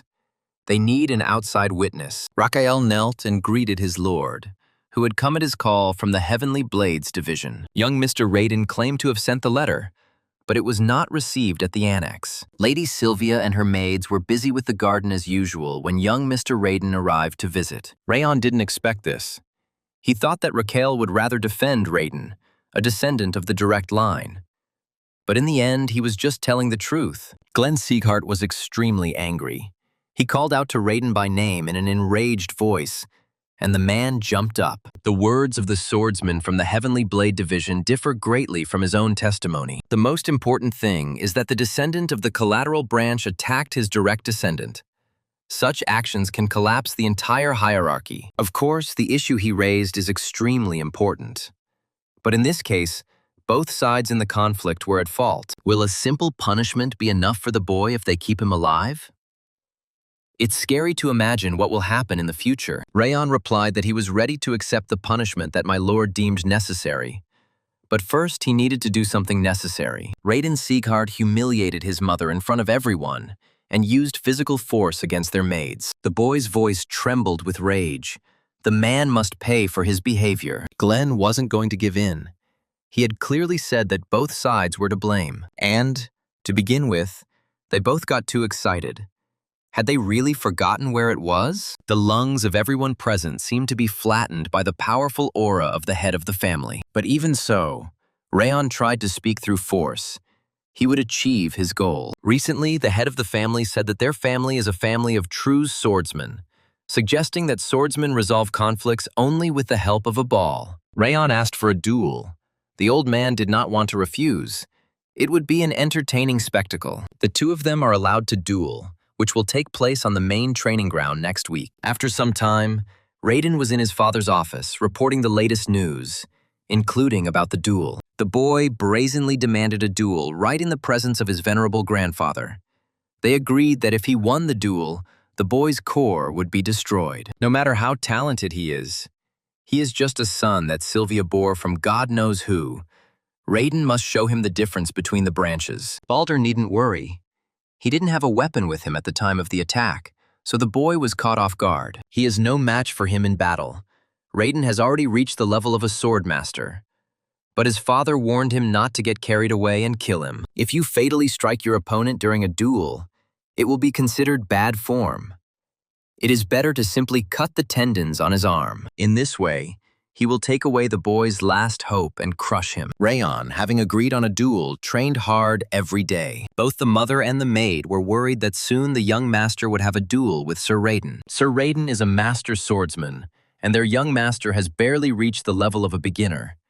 It is not too late to stop him. As Helen said, this sword duel is too dangerous.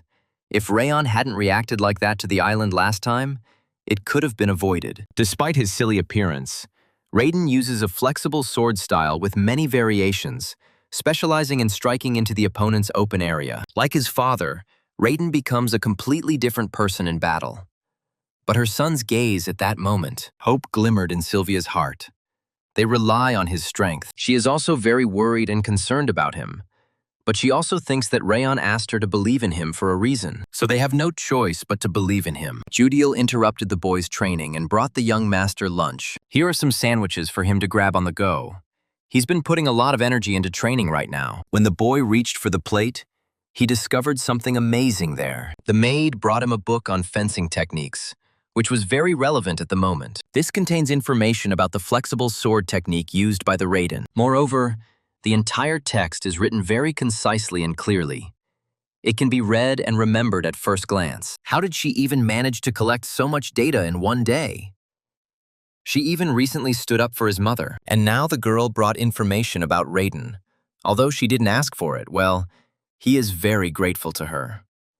Time passed, and the opponents spent it at their own discretion. And so the day of the duel arrived, to which the eyes of many members of the Sieghart family were riveted. Raiden Sieghart had been waiting for this moment. The boys had no idea how much his hands were itching to cut him into pieces. He will cut him to such an extent that the boy will no longer be able to hold a sword in his hands. The second asked the gentleman to come forward as soon as they were ready to begin. The signal has sounded. Let the duel begin. Raiden grinned and ran sharply at his opponent. His tricks would no longer work. However, he didn't even touch Rayon. Using his aura, the boy avoided the attack. Raiden had no idea that his opponent was standing behind him. Rayon slapped him on the shoulder with the flat of his sword. This was the first time. Today, he will make his opponent come to the brink of death 8 times over. Of course, he couldn't deny himself the pleasure and punched Raiden in the face. The man howled in pain.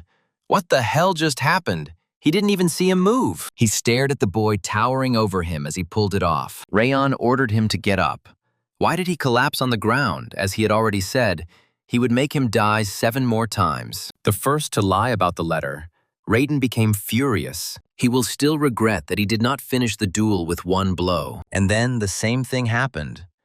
Rayon seemed to evaporate before his eyes. The man was sure that he would definitely be hit now. Another blow to him for spitting on a flower grown by his mother. The third punch to the face is for trampling on it. The boy also took revenge for the man hitting his maid, Helen. It's simply impossible. He's just using basic sword techniques and the river movement style. Moreover, Raiden is absolutely sure that his swordsmanship is at the level of a beginner, an order of magnitude below him. Everything inside the man was seething with rage mixed with a feeling of humiliation at why he was losing to some boy. Helen and Sylvia did not expect this from the young master. He was able to end the duel with the very first attack, but he continues to fight, giving his opponent a chance to counterattack. The young master is not fighting to win the duel, but rather, he is taking revenge for the humiliations they have suffered. For them, the silent servants, those about whom in this name, ruled by the strongest and the strongest, no one holds on to people. Their young master fights a duel with a descendant of the direct line to defend their honor. Sylvia was filled with pride for her son.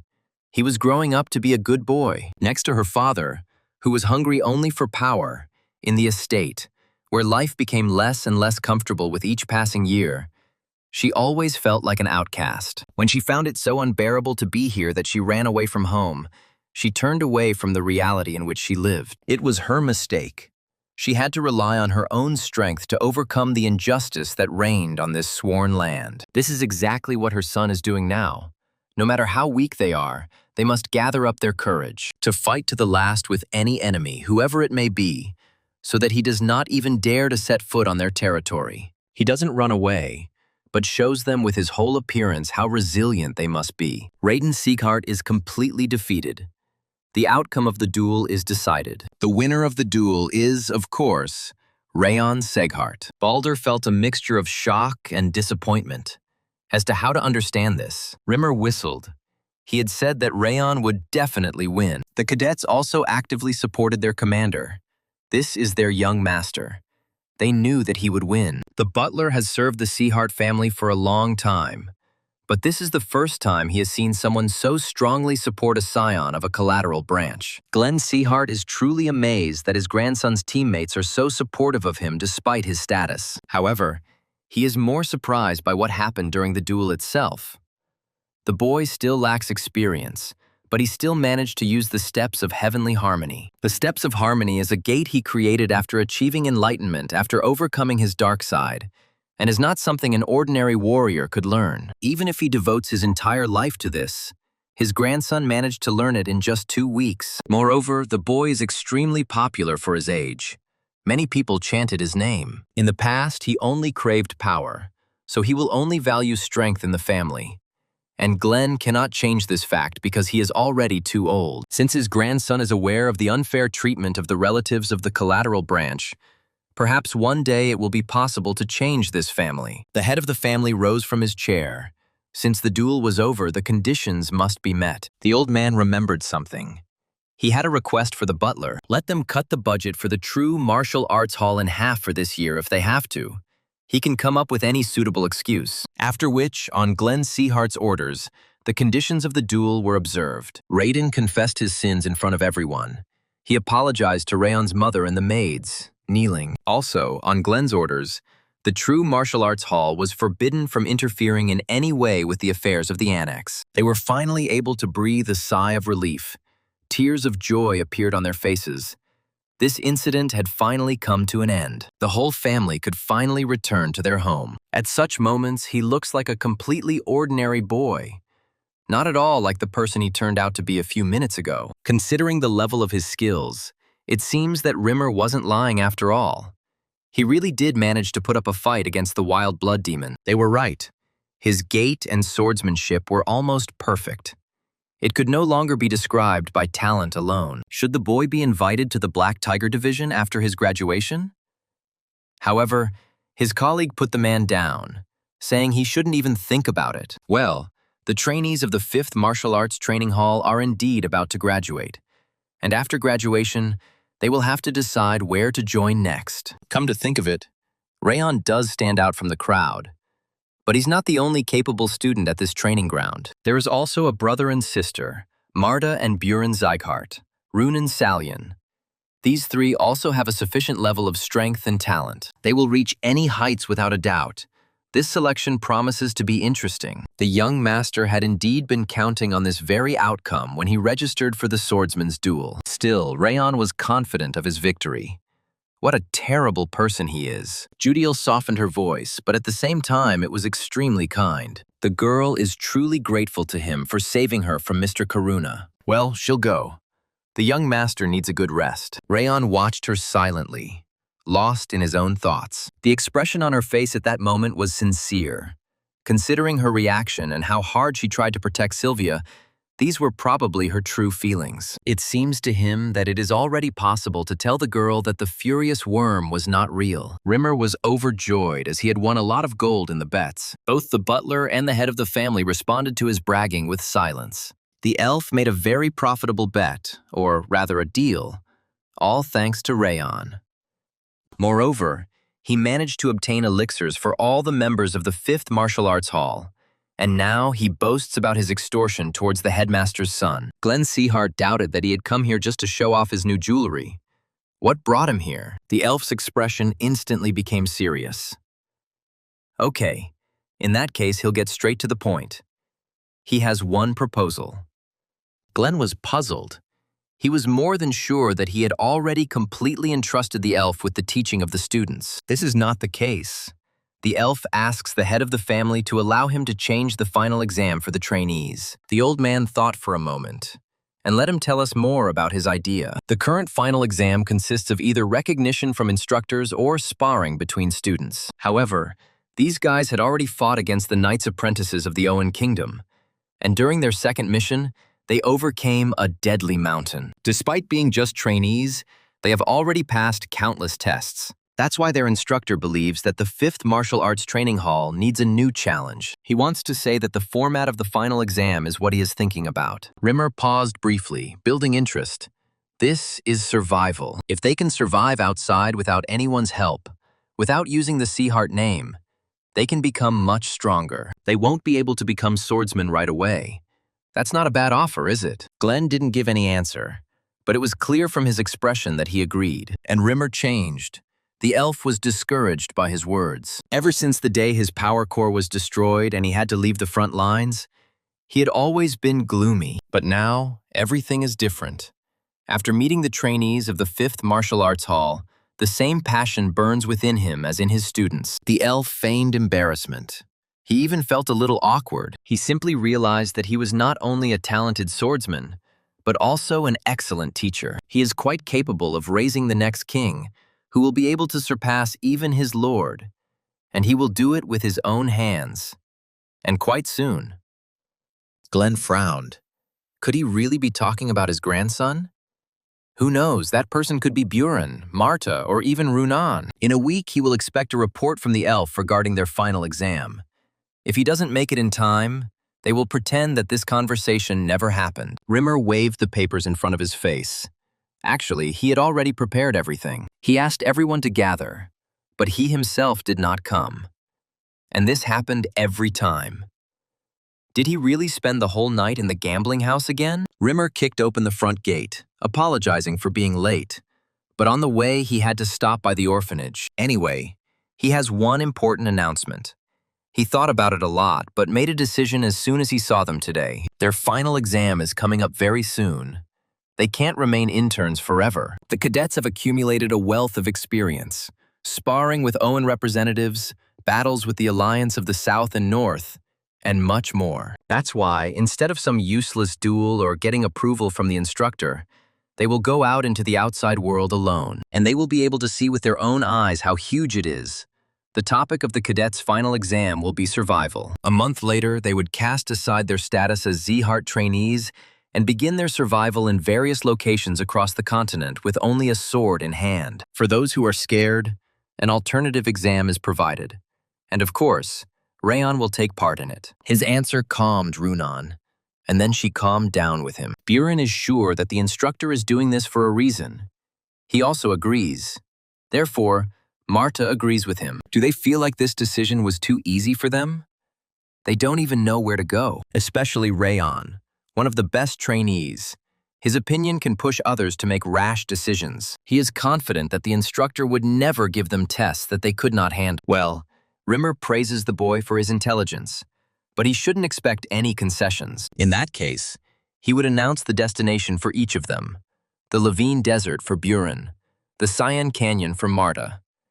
The instructor went further down the list. Finally, it's Rayon's turn. He will go to the Kaboon Castle in the northeast, a battlefield where warriors must fight monsters that arrive daily from the North Sea and the mountains. This place is so terrifying that the warriors here don't even have time to sheathe their swords. He'll have a very hard time. But the same applies to the others. The elf smiled brightly. They must not forget about preparations. There is still a whole month before their departure. Doesn't it seem to Madam that the young master has been training even harder lately? To be honest, Helen would like the boy to refuse this exam. After all, this place is extremely dangerous. Helen is right, but at the same time, this is a great opportunity for him to grow. Rayon is trying to get into better shape. All they can do is quietly support him so that he can fully focus on his training. The guy was starting to get tired. The thing is that this week, after the exam details were announced, he continued to increase the intensity of his training. The monsters of the Kaboon Castle have tough skin and are enormous in size, making them difficult to cut even with a blade. Since Seyhart's swordsmanship involves a balance of attack and defense, he is destined to be at a disadvantage. He can use the 10,000 lights technique, but because it is very powerful. However, there was a downside. It required a lot of aura to use. All this time, the Ring of Fire helped him compensate for this deficiency.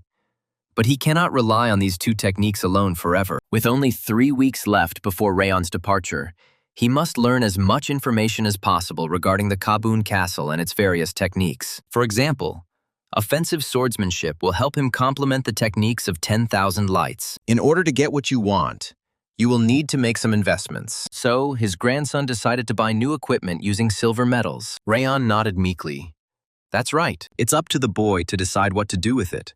But didn't he say he was going to spend it on something else? That's right. He planned to use these metals to restore his mother's status. After the mission in the Cebu village and the previous duel, he realized something.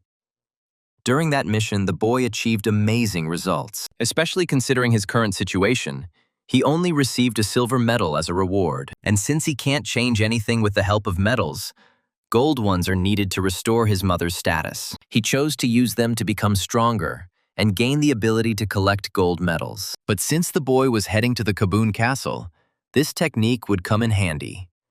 A book in a dark cover floated through the air. Then she landed in Rayon's hands. If he doesn't believe the old man, he can choose something else. The cover said, "Fangs of Madness." At least Glenn gave him a decent award. Grandfather himself chose this technique for him, so there is no doubt about its effectiveness. He will gladly accept it for this book. The boy was about to leave when the old man wanted to ask him one question. Since his grandson came to him in search of new technology, he knows exactly what Kaboon Castle is. Wasn't Rayon scared when he found out that his exam would be held there? Why didn't he refuse? It's simple. After the battle with Eden, he realized something. An unexpected duel to the death provided him with growth. In order to become stronger, he needs to be put into situations where he is forced to surpass his limit. Besides, Instructor Rimmer would never have given him an impossible task. He was sure of that. Rayon has no doubt that this adventure will be difficult, but he feels that it will make him strong enough that he will be grateful for it later. Before he leaves, Grandpa wants to tell him one more thing. There are many ways to use techniques. He must expand the boundaries of his understanding. Rayon bowed, thanking him for the advice. That's why Reamer values him so much. The elf came out from behind the throne. He sees right through it. For an instructor, there is nothing better than a student who fully understands his intention. He is completely different from the grumpy Buren or the foul-mouthed Marta, although he didn't expect the chief to give him the fangs of madness.